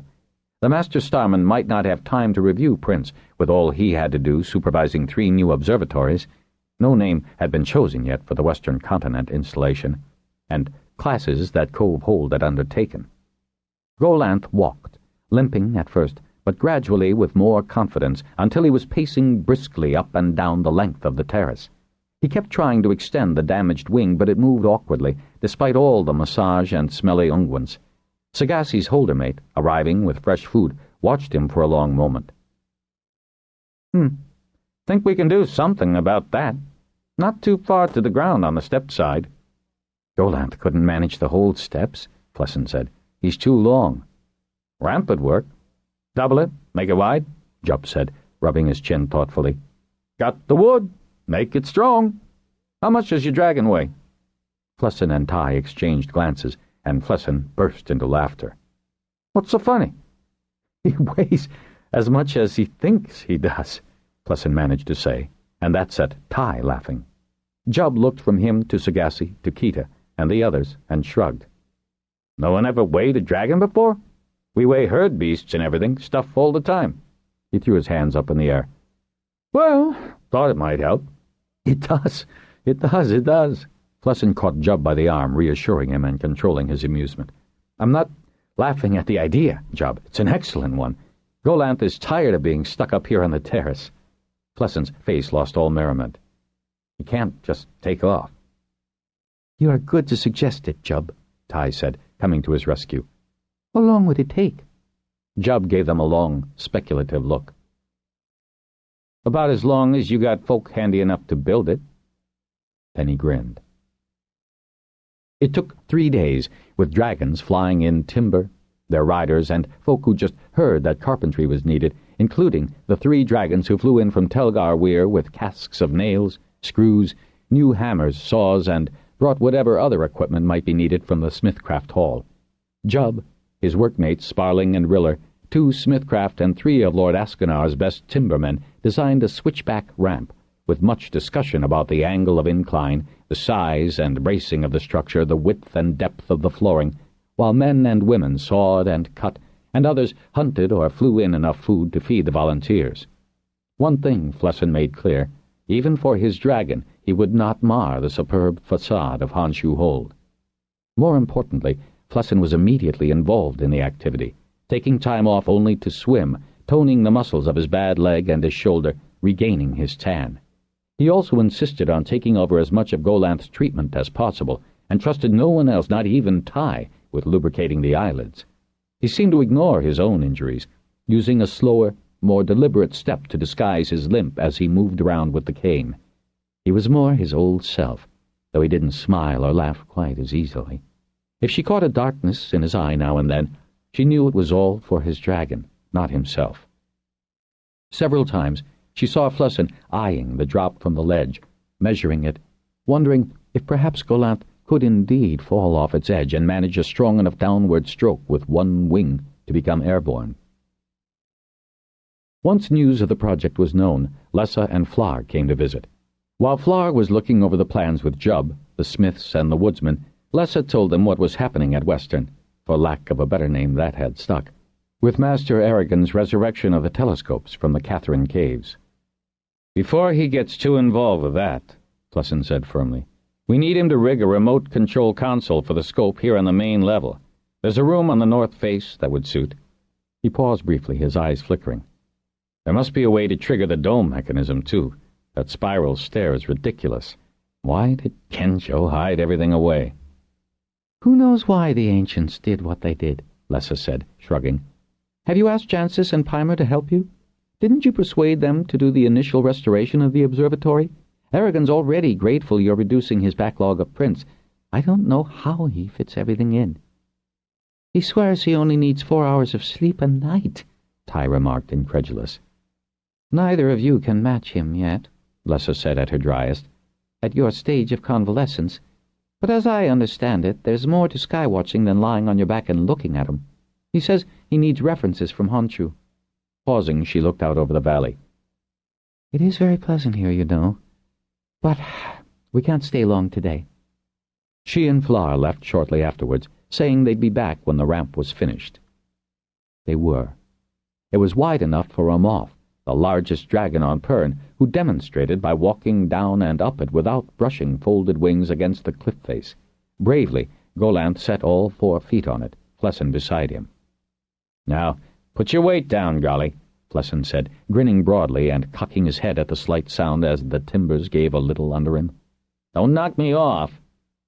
The spectators cheered dragon and rider as they proceeded down. Ramoth's eyes whirled as she watched from the upper terrace. Zaranth and Nementh to one side on the cliff face, all 3 dragons alert.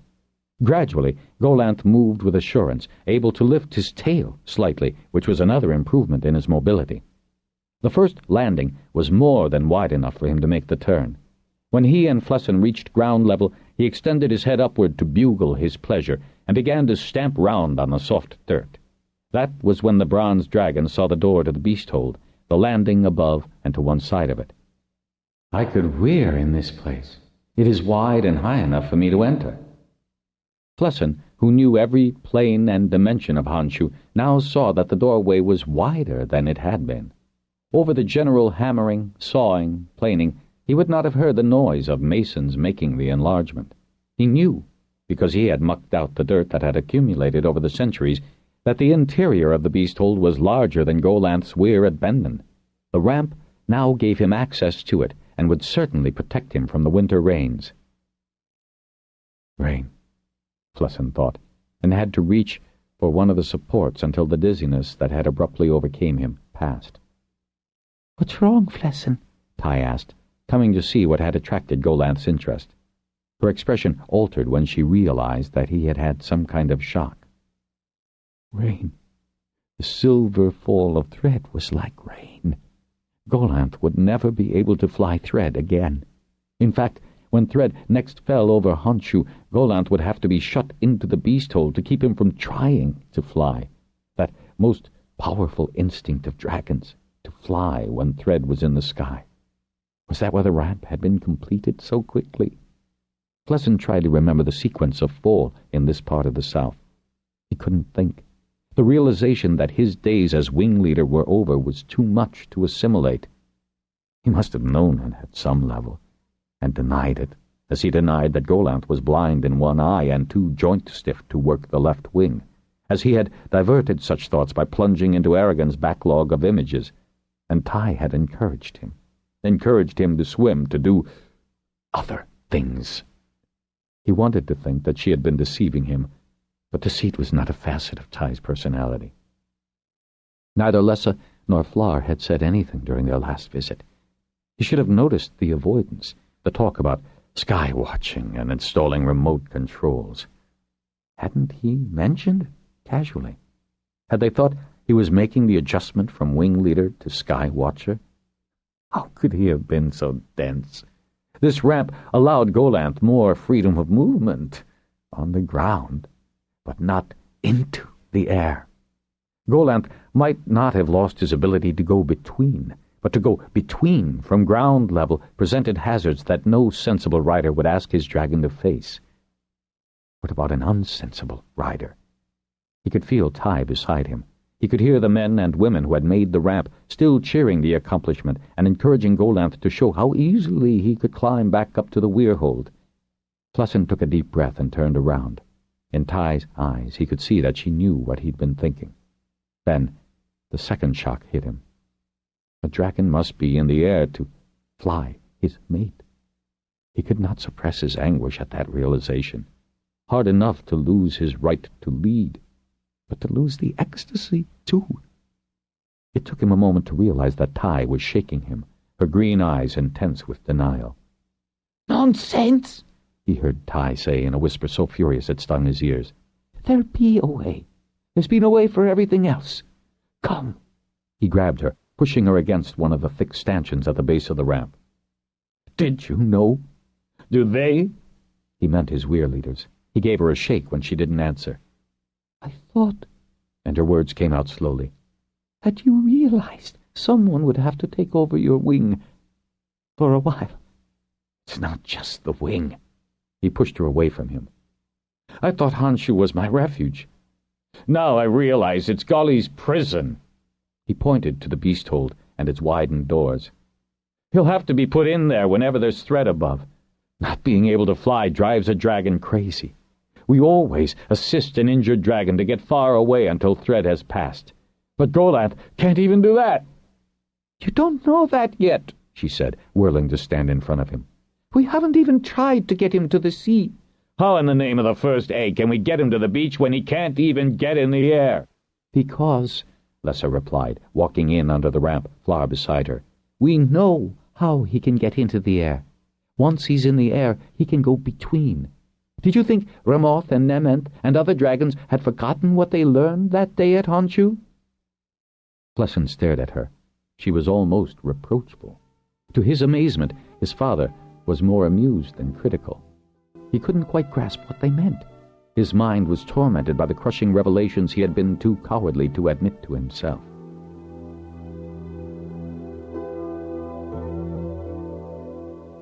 This is the end of Side 1. This program is continued on Side 2 of this cassette.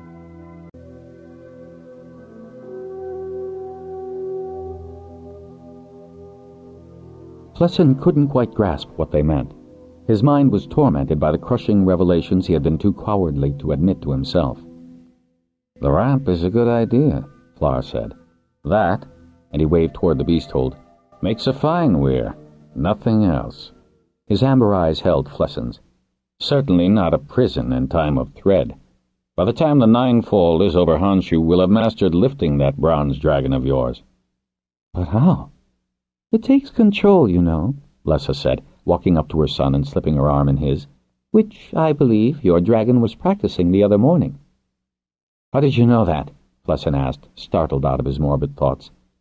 There's not much Ramoth doesn't know if she wants to find out, Lessa said, looking up at him and giving him an encouraging little smile. Now, there is a celebration going on around us. I think we've inspected Golanth's weir sufficiently to know it will suit, and I think you'd better calm him down. Golanth was bugling, and his happy voice did not mirror the anguish of Flessen's recent numbing thoughts. None had leaped to his dragon, for which he was intensely grateful. Now Golanth was happily prancing up the ramp. His mind was all about being free of the terrace. Plessen concentrated on that positive thought, reinforced it by what Flar had just said. Practice? Yes, practice. Zerath and Golanth hadn't done so badly in the two movings they had attempted so far. They could practice. He could feel the thud of Golanth's feet in the ground under his. Lessa gave him a little shake. Come, Plessen, you've other things to do now, she said softly, and then pulled his arm. In the few steps back into the sunlight, he quenched that black moment of anger and mind-numbing despair, forced himself through them to grasp what hope allowed. He joined the applause as Golanth came charging back to the foot of the ramp, limping only slightly on his left hind leg. His right wing was fully extended, and, if the left was canted downward, it was straighter than it had been. Now the dragon didn't have to worry about banging into Honshu's wall. Maybe swimming and dolphin massage would loosen that joint just enough. Don't consider anything else, Rider, said his father in a low voice, striding past him. Plessen turned back and held out his hand. "Tai?" he asked hopefully. She came out of the shadow of the ramp, too, and took his hand. They walked out to Golanth. "Remember, Plessen, I have chosen you. I now reaffirm it."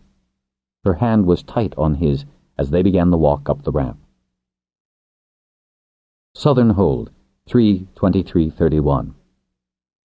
Torek was overseeing the unloading of several prime breeding pairs of canines, big, strapping animals, deep in the chest, thick-necked, well-set teeth, sturdy legs, dark to mid-brown short-haired, a necessary trait since parasites could cling to long fur to burrow into the host body.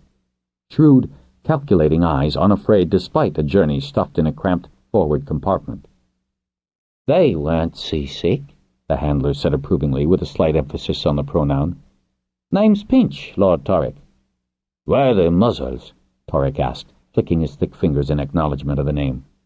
"One of the females is near her heat. Couldn't have them fighting. Aren't they trained? The handler, a medium-sized man with an angular face, somewhat marred by tar stains and dirt, brown eyes, serious sort of expression, gave Torek a hard stare. If they wasn't when they came on board, they are now. Sit! All 6 dogs instantly obeyed, heads pointing at the handler. Though they didn't move, it was obvious by their rolling eyes and the movements of their nostrils that they were taking in such sights and smells as they could at the sit position. Stand! On their feet in a shot, they took advantage and glanced about in every direction. One of them whined softly. The man gave a sort of smug smirk. Voice and hand. He demonstrated by firmly depressing his hand to the ground, and the dogs sat down again. Make sure you feed 'em by hand yourself, and they'll be yours. Torek had no time to feed dogs, but his sons did. Here are their papers, the handler said. He fumbled in a clean but well-mended jacket and passed Torek a sheaf. Master Ballora guarantees fertility, or you can return the dog. Can you manage to get them to my hold? Torek asked, eyeing the man. Any one of the dogs stood higher than the handler's knee. Heavy collars as well as choke chains paired up on 3 thick leather leads. Up to top, turn second left up the wide stairs, and Lord Torek's hold is directly in front, the man said in quick phrases, and then grinned, showing very white and even teeth. Get going, then, and you're responsible if you lose one, or any get damaged or do damage. Torek gestured him to be off. Come! The dogs followed their handler down the gangplank, shoving a little with their shoulders to be closest behind him. Torek watched as the dogs led the man up the stairs without pulling at him. Torek approved. He must remember to oversee his sons while they were getting accustomed to the beasts.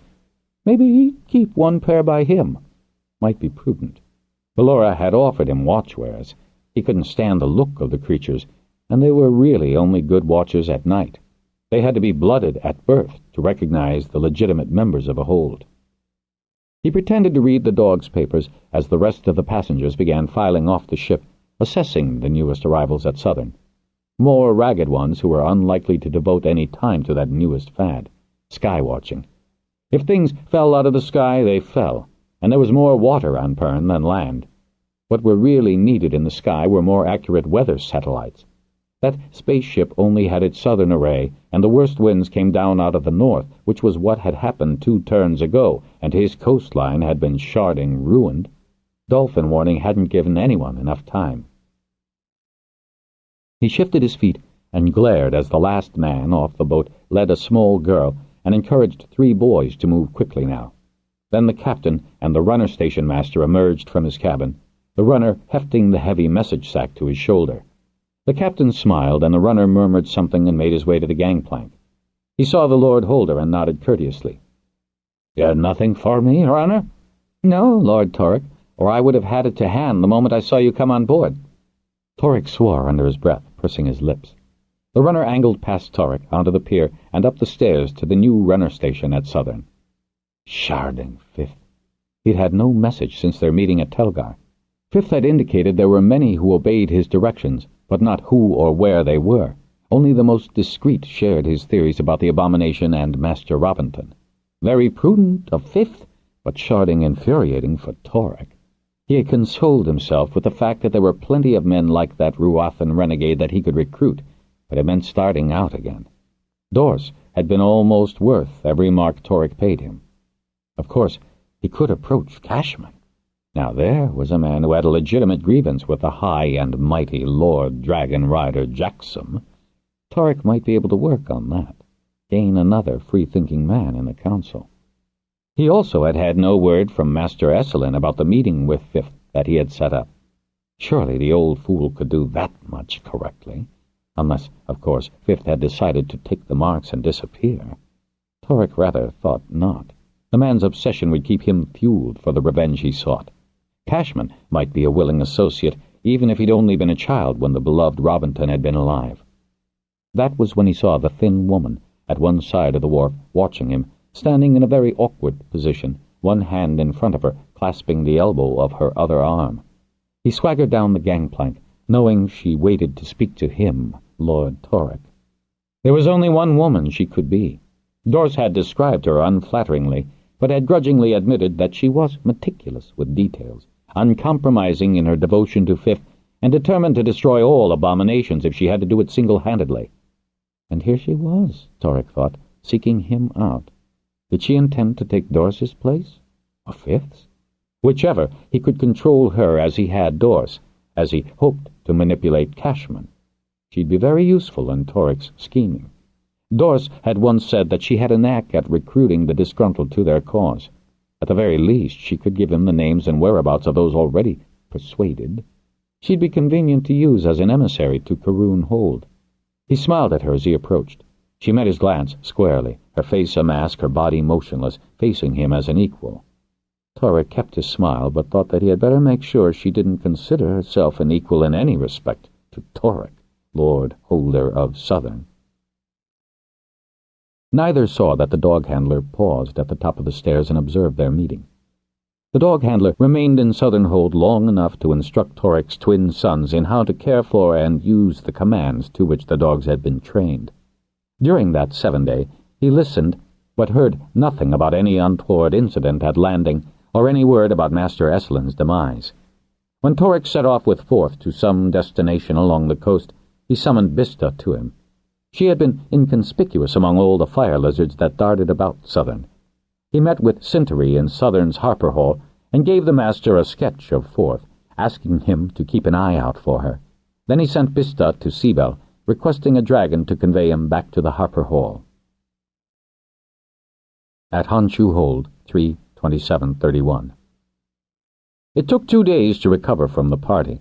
Lessa had managed to talk Flar into staying overnight as a snowstorm had blown in over Bendon from the eastern sea, and she wanted to stay warm.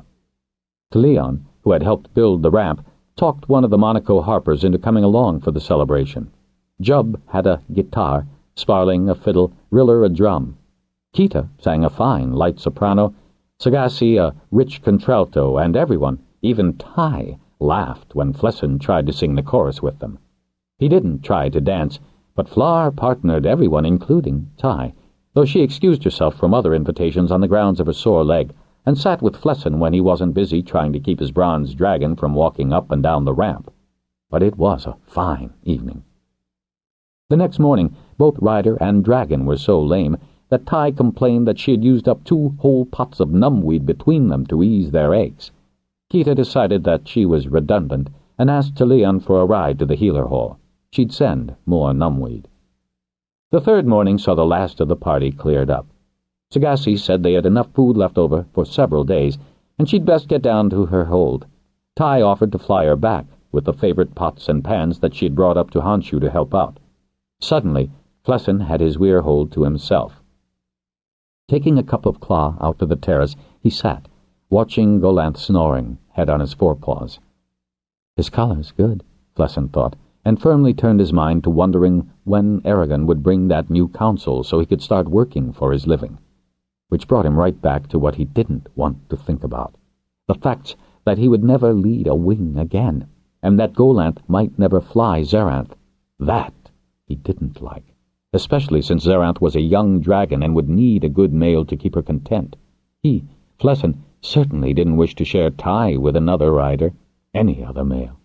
She enjoyed being with him now, relaxed, eager, and he wasn't going to have her response to him destroyed by some heavy-handed rider with no sensitivity for her marvelous, intricate personality.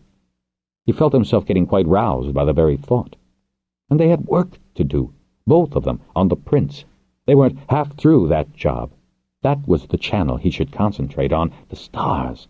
The stars were important. Sky-watching was important work. He didn't need to fly to do that. He did need Ty to do that job properly. Truth be told, she knew a lot more about astronomy than he did, though he was catching up. They'd need more people in Honshu to help with that project. He couldn't keep up with Aragon's 4 hours of sleep a night. The daytime work, listing all the positions, seeing if there were other traces of the orbit from wherever Master Itarolan was working, would have been enough for one man. Weren't there good men in Crom and South Bowl already involved? He should meet with them. He should begin to organize his life on a new basis. Shouldn't he? Abruptly, another revelation occurred to him. Lyton, with his scarred and seamed face, he had been dragonless for turns, ever since his brown Larth had died in a routine training flight at Bendon, a training flight during which Argul had allowed the dragon a chance to chew Firestone and Flame. Only Larth had caught Flame in the face, and so had Lytol. The dragon had managed to land his gravely wounded rider with the last breath in him. That should have been the end of him, as a person, a dragonless man. Tradition said they suicided rather than live without their dragon. But Lytol defied that convention, and had become far more than a dragon rider. He had been a lord holder for Jacksom's minority. He had then turned his hand to help Master Robinton and Duram to manage landing as a major hold to the satisfaction of everyone involved. Now, Lytol and Duram, in addition to bearing blind Wanzer company, had accepted yet another role for which they were unusually qualified, as wise consultants for the complex society of the planet.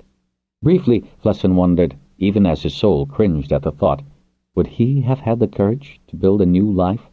Lives, in fact, as Lytol had done, if Golanth had succumbed to his injuries?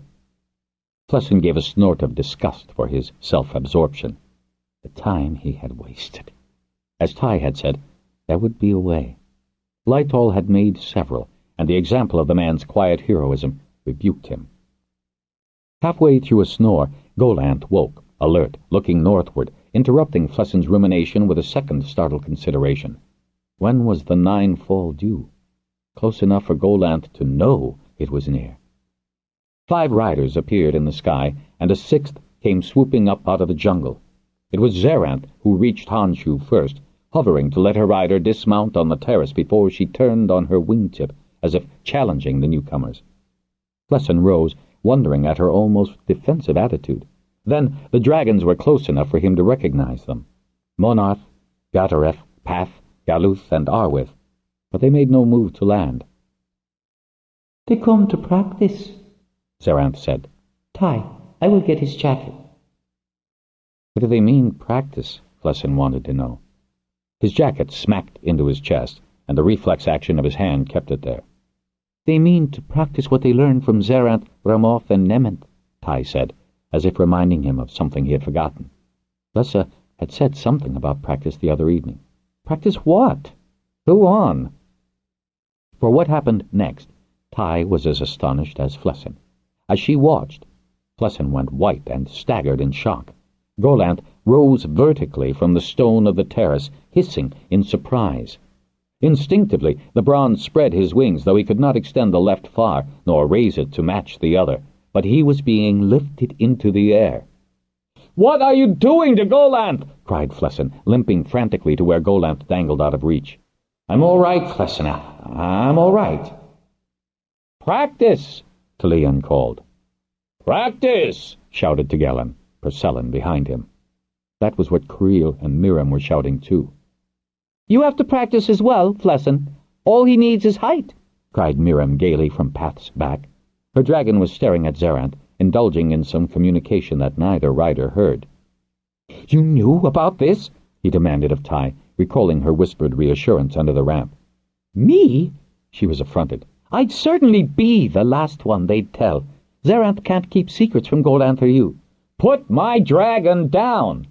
"It doesn't hurt," Golanth replied, peering down at his rider as he was supported in mid-air by the other dragons. "I'm high enough to go between." "You can't go between without your rider," Monarth said, and Golanth began to descend. "Stop!" Golanth cried to ease the pressure that was putting him back down on the terrace stones. "Oh, that's better. Be careful of me. I'm not a feline to be tossed about any old way."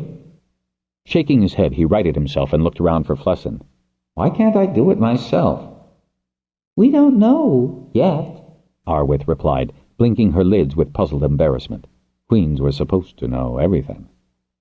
"We're lucky we've got this far," Talion shouted. "Get aboard!" As Golanth crouched to allow him to mount, Flessin hesitated. "I'll try it from the left," he said, trying to disguise his limp and hauling himself up to the neck ridge, though his left leg hung down, stiffly straight. "Are you ready, Flessin?" Monarth said. "This time we'll lift Golanth high enough for safe passage between." "Where?"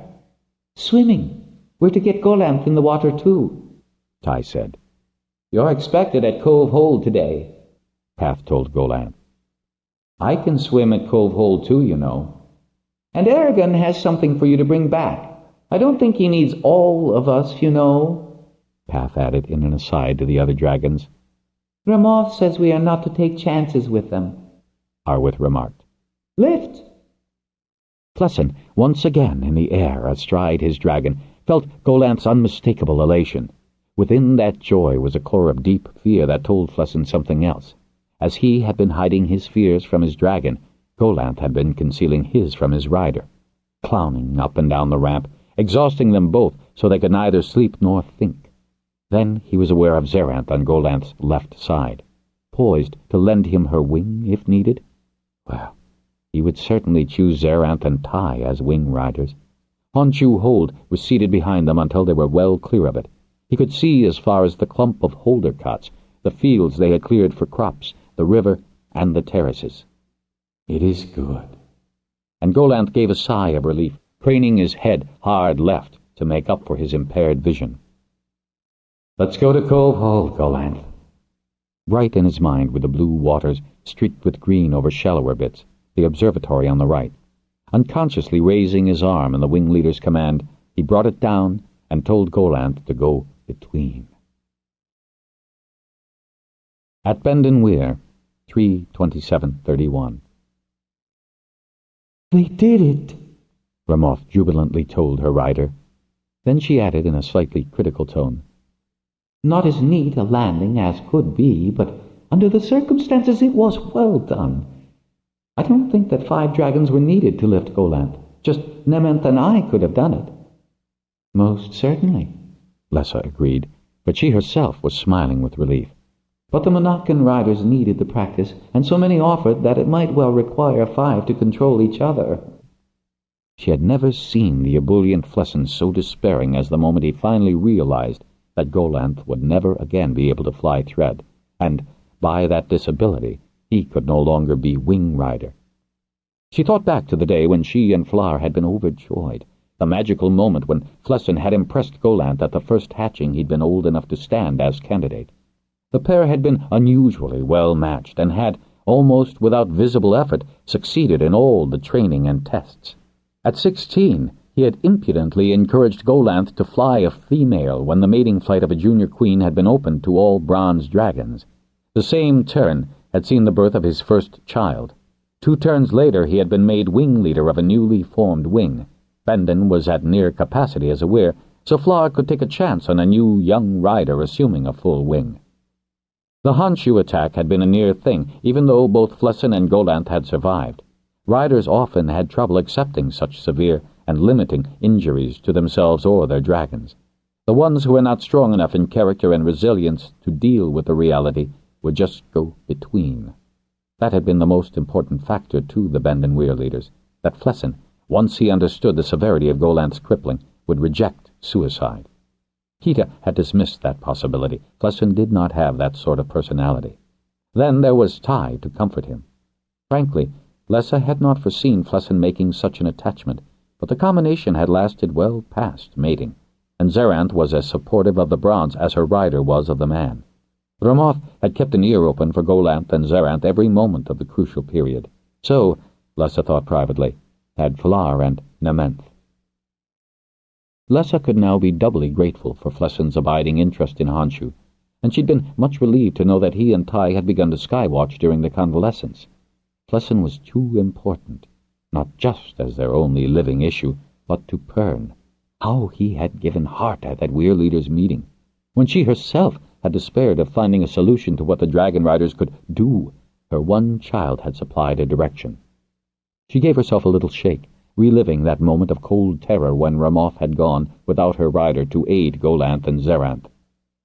"That moment is nearly a month ago," Flar said, coming from behind to bend and embrace her.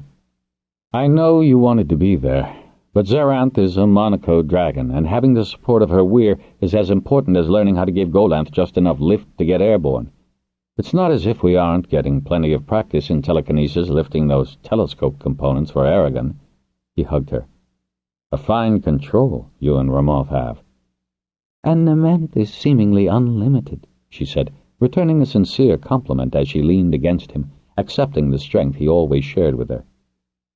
So many new things to learn in this new dimension of dragonkind. Flower gave a dry chuckle. It's no wonder it's too much for some people to absorb. We've not had more trouble with the Abominators, have we? Alarmed, she turned in his arms to see that he wasn't hiding anything from her. Fortunately, we have enough to do. But you don't think we've heard the last with that death at landing? Flower sighed. Pinch has evidently seen forth in Toric's keeping. Who can be sure? Such people are afraid of what they don't understand, won't understand, so they pretend to despise and reject it since they can't and won't understand. They retaliate by defiance and witless destruction, and claim they're acting on behalf of people and for reasons those people don't understand either. It may just be a sign of our changing times, and life on our planet is indeed changing. For the better? She murmured. He tipped her head up with one finger and lightly kissed her lips. Definitely for the better. You do believe that? Lessa said, seeking reassurance. I wouldn't say it if I didn't believe it. After how many turns? Don't you know I wouldn't give you false hope, dear heart? She put her hands on the arms that enfolded her. We lived for nearly a whole turn on nothing but hope. And I survived 3 days without any, Flower said, kissing her, as he reminded her of his own private despair when she had gone back in time to bring forward the 5 missing weirs. Back at Cove Hold, same day, same approximate time. As Flessin counted the 8 seconds in his head, he never thought he'd be so happy to be in the black coldness. Then they were above the blue waters. Golanth eased to the right, lowering the left wing's sail to compensate as they glided towards the lightly rippling surface. This is good. I have missed this, Golanth said. All right, my friend. How do you propose to land? Flessin almost laughed as abruptly this problem had to be considered, and quickly. I will settle as neatly on the water as I always do, Golanth said, but in his joy at being aloft he had briefly forgotten that the stiff joint would not respond as usual. Later, Aragon and Duram, who had been watching from the deep porch of Cove Hold, said that, considering the handicaps, it hadn't been a bad landing. Golanth, who had been gliding in without assistance from the other dragons, tried ineffectively to back-wing. He couldn't balance and tilted, trailing his left wing-tip in the water, and that swung him round. Before the left wing could be wrenched by a rough immersion, he was skimming the water, supported by his guides. He had time to fold his wings before he splashed down, skidding forward another length. With no riding strap, Flessin lost his grip, went over his right shoulder and into the water. He was able to turn his assisted dismount into a creditable dive. Sorry, Monarth said. Should have caught you, Flessin. There's a trick to this we haven't figured out. Getting Golanth up is one thing, getting him down is another. Water is at least soft. Water is not the least bit soft, was Flessin's response. Although his heavy riding jacket was sodden and hampered him, he surfaced and started swimming to Golanth, now bobbing on the sea and looking anxiously about for him. Is your wing all right? I think so, Golanth demonstrated by cautiously stretching it out as fully as he could. Waves lapped across its surface, the stiff joint sinking into the warm sea. Oh, that feels good. Flessin had done no more than 7 or 8 strokes when his outstretched right hand was filled by a dorsal fin. He caught it gratefully and was conveyed toward Golanth at speed. Others surfaced beside him, squeeing with delight at his appearance, calling his name and Golly's, and grinning at him as they arced above his head. Sure, Fles? Sure, Fles? Alta asked him. Beyond her he could see Dick and Tom. 5 more of the Cove Hold pod were tail-walking about Golanth. He could hear their excited clicking. We take care of Golly. You leave clothes on shore, Fles. As with everything this morning, Flessin did not apparently have any options. He could at least submit with grace. The dolphin escort, squeeing and squealing, guided him inshore until he could get his feet under him and walk out. A grinning Dram was there to hand him a towel, offering to take his jacket and to make sure it dried properly. Zerant landed Ty on the beach, Monarth hovering briefly as Tagellin leaned down to speak to the Green Rider. Flessin saw her stiffen and then nod in acquiescence. Monarth veered off and gained height to go between with the other dragons. Zaranth splashed into the bright cove waters, swimming out to join Golanth and the dolphins who seethed in the water about him. Ty hurried up the beach to join Flessin, stripping off her jacket and helmet, but Flessin knew that her conversation with Tygelen had been significant. She looked very thoughtful. "Just the people I wanted to see," Aragon called out, waving for Flessin and Ty to join him at the hold. "I've got all the equipment you need for remote access to the scope." Vigorously, both Flessin and Ty waved arms, acknowledging that good news. Then Master Wanzer, hearing the commotion, shuffled to the steps, Lytol beside him. As Ty reached him, Flessin was wringing out his dripping shirt and trying to keep his balance on the slant of the beach. "Clever of you to dive in," she said, giving him a proud, shy smile. "Oh, you thought so?" he asked, teasing. Just then his left leg gave under him. She gave him quick support until he recovered. "I forgot the cane," he said through clenched teeth. He glanced across the sands to the hold. A long walk for a man with a lame leg. He did not want to fall on his face in front of Lytol or Dram, especially Lytol. How humiliating that would be. The euphoria of his ride here on Golanth instantly dissipated. He was still incapacitated. His dragon was still injured. He would never again be what he had once been, the carefree, self-indulgent bronze wing leader from Bend and Weir. "We did sort of leave abruptly," Ty said, with an encouraging chuckle as she laid his bare left arm across her shoulders, as if walking that way were their usual habit. "Your skin will be dry by the time we get to the porch." "Give me that shirt, Flessin," the old bronze rider said, taking it from the bronze rider's limp hand. "You'll want to be out of those wet pants, too. Come along to the house now. I'll just run ahead and tell them who's here." Flessin made himself match his stride with Ty's. He told himself that walking up the long beach to Cove Hold was really just another step on his way to recovery. After all, he and Golanth had nearly died a bare 7 days before. "What's all the fuss? Who just arrived?" Wanzer was asking, his eyes wide in his sightless face. "I can't hear what those dolphins are screaming. They're so excited." "Fles? Fles, they say. Surely it can't be Flessin. Didn't you tell me, Lytol, that he and his dragon were badly wounded?"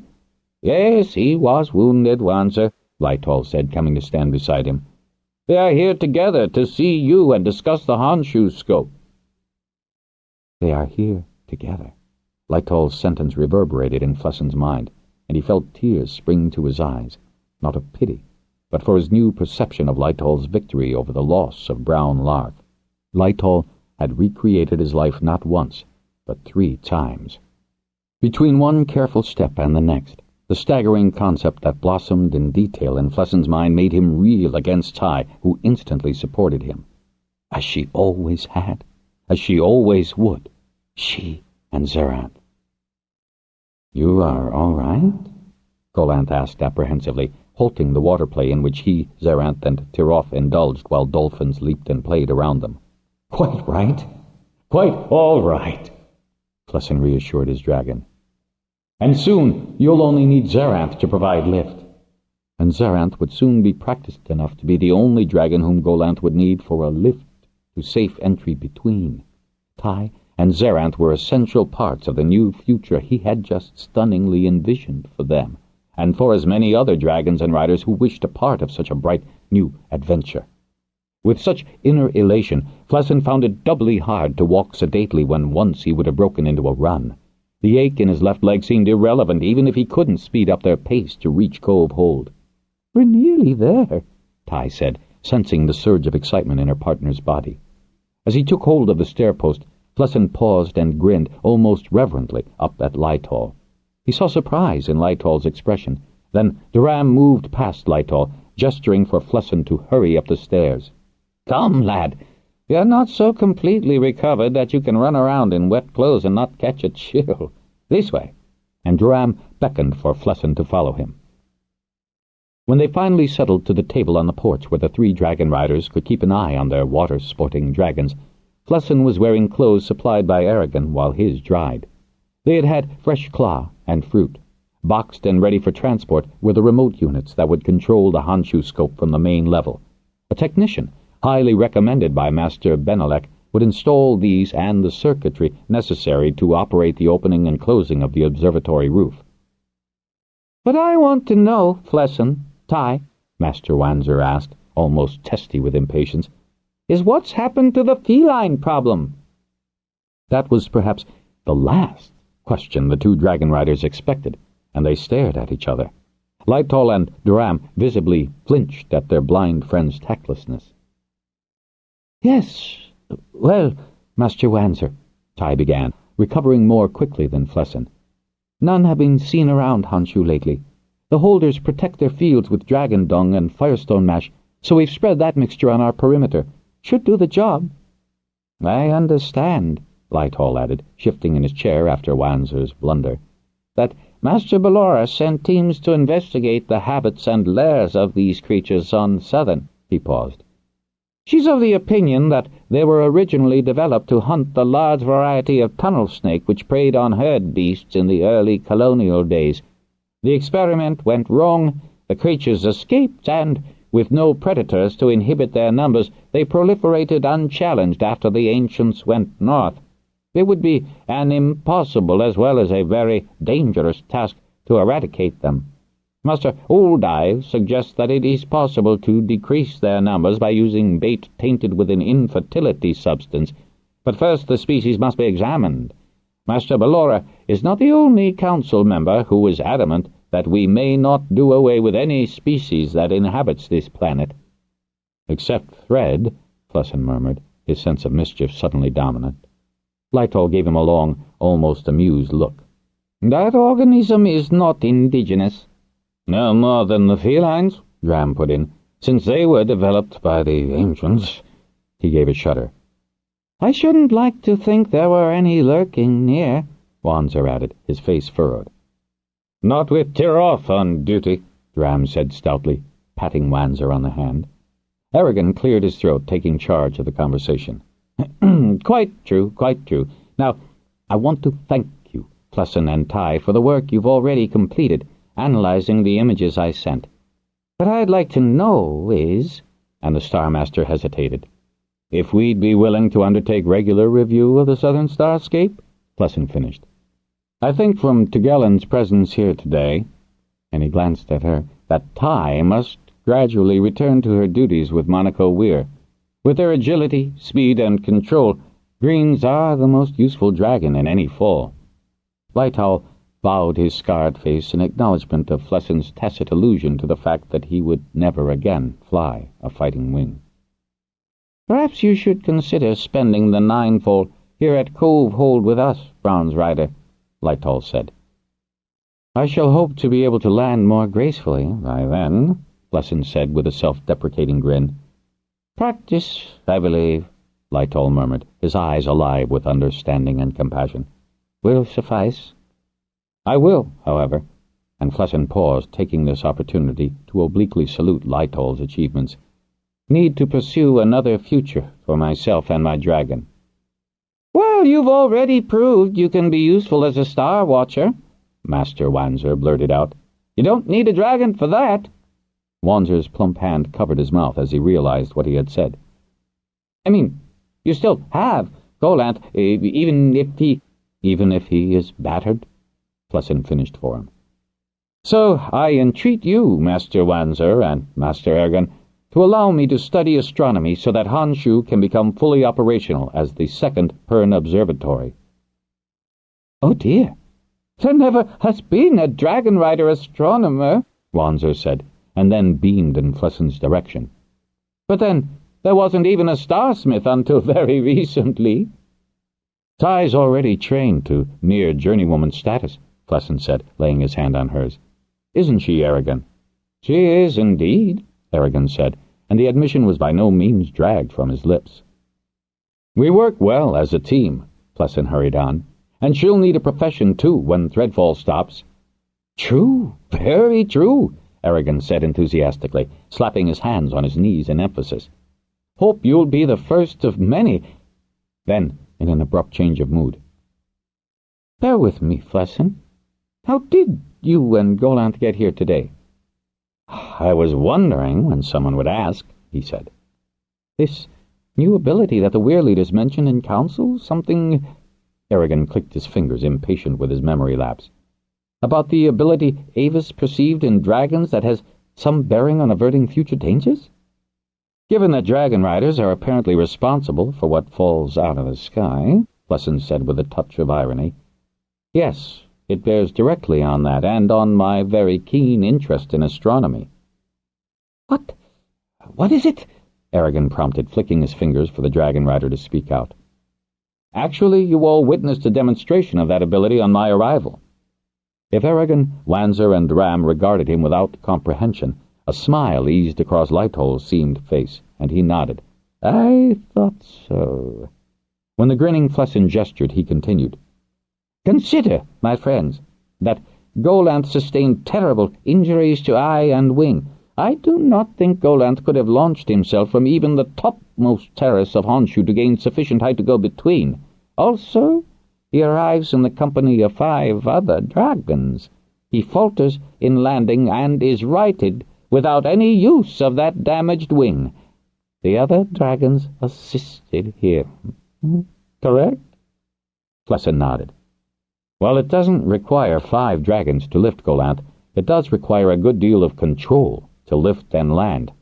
Generally speaking, it appears that female and male dragons work best as partners in such telekinesis. I still don't understand, Aragon murmured, shaking his head. How did a wing-injured dragon fly? Beside him, Dram was gaping open-mouthed at Plesson and Lighthall. Master Wanzer, I know that you, and Plesson paused, remember that Avis was fascinated by dragons, by a species which communicates mentally and moves freely between one place and another. He called these abilities telepathy and teleportation. He thought they should have a third, telekinesis. He very much wanted for dragons to have that facet. They've evidently had it all along, but... And Plesson paused to grin at a speechless Dram. Until the feline attack on Golanth and Zaranth had never needed to use it. Turning to Aragon, then, he went on. What you saw today is a refinement of telekinesis. Controlled. He paused to stress that. Golanth can't, yet, use the damaged wing effectively.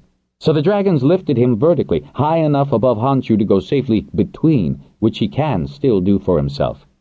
Plesson leaned back in his chair, feeling tension drain out of him as he verbalized the process. Today was the first attempt at a controlled lift of another dragon. It'll take more practice to perfect the skill, especially landing. I'm sure we'll improve with practice. Today was my first try, after all, Golanth remarked, somewhat irked. Of course it was, Golly, Ty reassured him, pinching Plesson's bare arm. Just as he did with Trundlebugs. Plesson shot Ty a sly glance. Why can't Golanth lift himself? Aragon asked. Plesson shrugged. Perhaps because he's too accustomed to doing it the usual way. It is, as Lord Lighthall knows, very dangerous to go between at ground level. Golly may just have to change the way he thinks. Plesson paused, a thoughtful expression on his face. There's going to be a lot of that soon. A lot of traditional thinking altered to deal with our imminent future as aerial defenders of a planet no longer requiring that kind of shield. Yes. And Lighthall rubbed his chin thoughtfully, but his gaze gleamed with anticipation as he regarded the bronze rider. So, today, to get Golanth aloft, the others supplied the initial lift and controlled the descent? To some degree, Plesson said with a grin. Have you any idea, bronze rider, what use Avis would have made of draconic telekinesis? Had the shrewd Lighthall already jumped to the same conclusion Plesson had? Surely you don't mean he expected the dragons to alter the red star's orbit? Aragon demanded, astounded. Plesson chuckled. I don't know what he had in mind. Dragonriders did get the antimatter engines onto the planet, and the blast achieved an orbital shift. I have another, not completely dissimilar idea. Aragon slapped both hands onto the table, his face mirroring complete skepticism. And you are suggesting that dragons will be able to deflect cometary fragments, or asteroids? Plesson gave the starman a long, speculative look, amusement sparkling in his gray eyes. Out of the corner of his eye, he caught a similar twinkle in Lytol's hooded gaze. If he had Lytol on his side, even his preposterous notion would have a strong supporter. Yoko's records showed the fireball on an approach orbit months ago. If it had been moved then by just a slight tap, if I can put it that way, and Flessin could no longer suppress a broad grin, the fireball would not have impacted. Maybe it might not even have grazed the surface, but trundled— He chuckled as he rotated his hand, index finger circling impressively, back out into space. Duram, Aragon, and Wanzer gawked at him. Lytol's lips formed a smile of approval, and Ty stifled laughter at the effects of his statement. Flessin went on.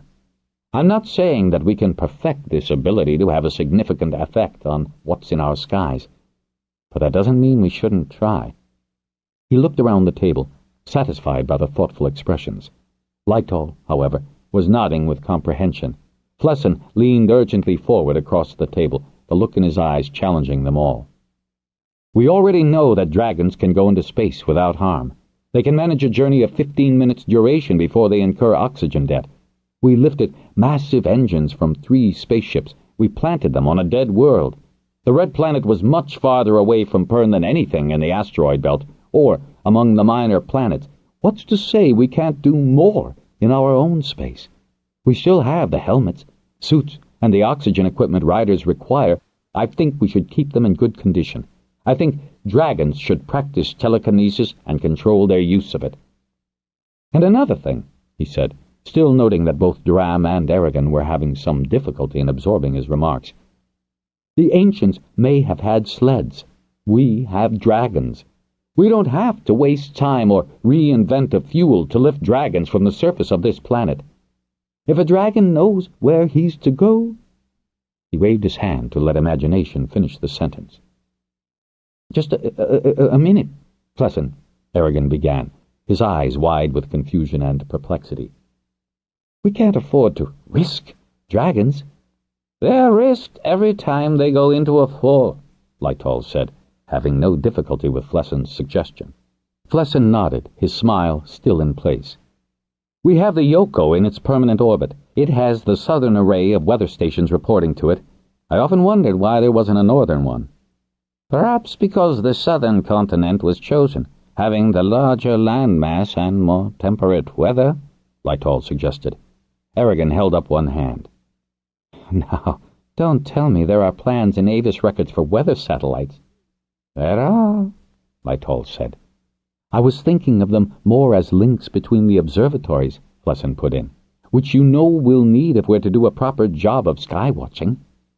With an exclamation of confused aggravation, Aragon rocked back on his chair, looking from Lytol to Flessin to Ty, hoping for more explanation. Doesn't young Jackson boast that his Ruth always knows where and when he is? Wanzer asked, twiddling his fingers as the tension in the room increased. Even in space? Aragon's baritone voice rose to tenor levels in surprise. Well, not today, or even by the time the Western telescope is lit, Flessin said. But we evidently have a way of putting objects up. He pointed skyward. Of course, it will take practice. Maybe, and he threw this out with a gleam of mischief in his eyes, there is a prosaic use for this draconic ability, apart from defending themselves against felines. May we never have to do that again, Ty said fervently. Outside, in the cove, 3 dragons echoed the sentiment. Meanwhile, Flessin said briskly, gathering up the reports and prints that Aragon wanted them to study, we have much to occupy us. Studying for our mastery, and he gave Ty a sly glance, and altering our ways.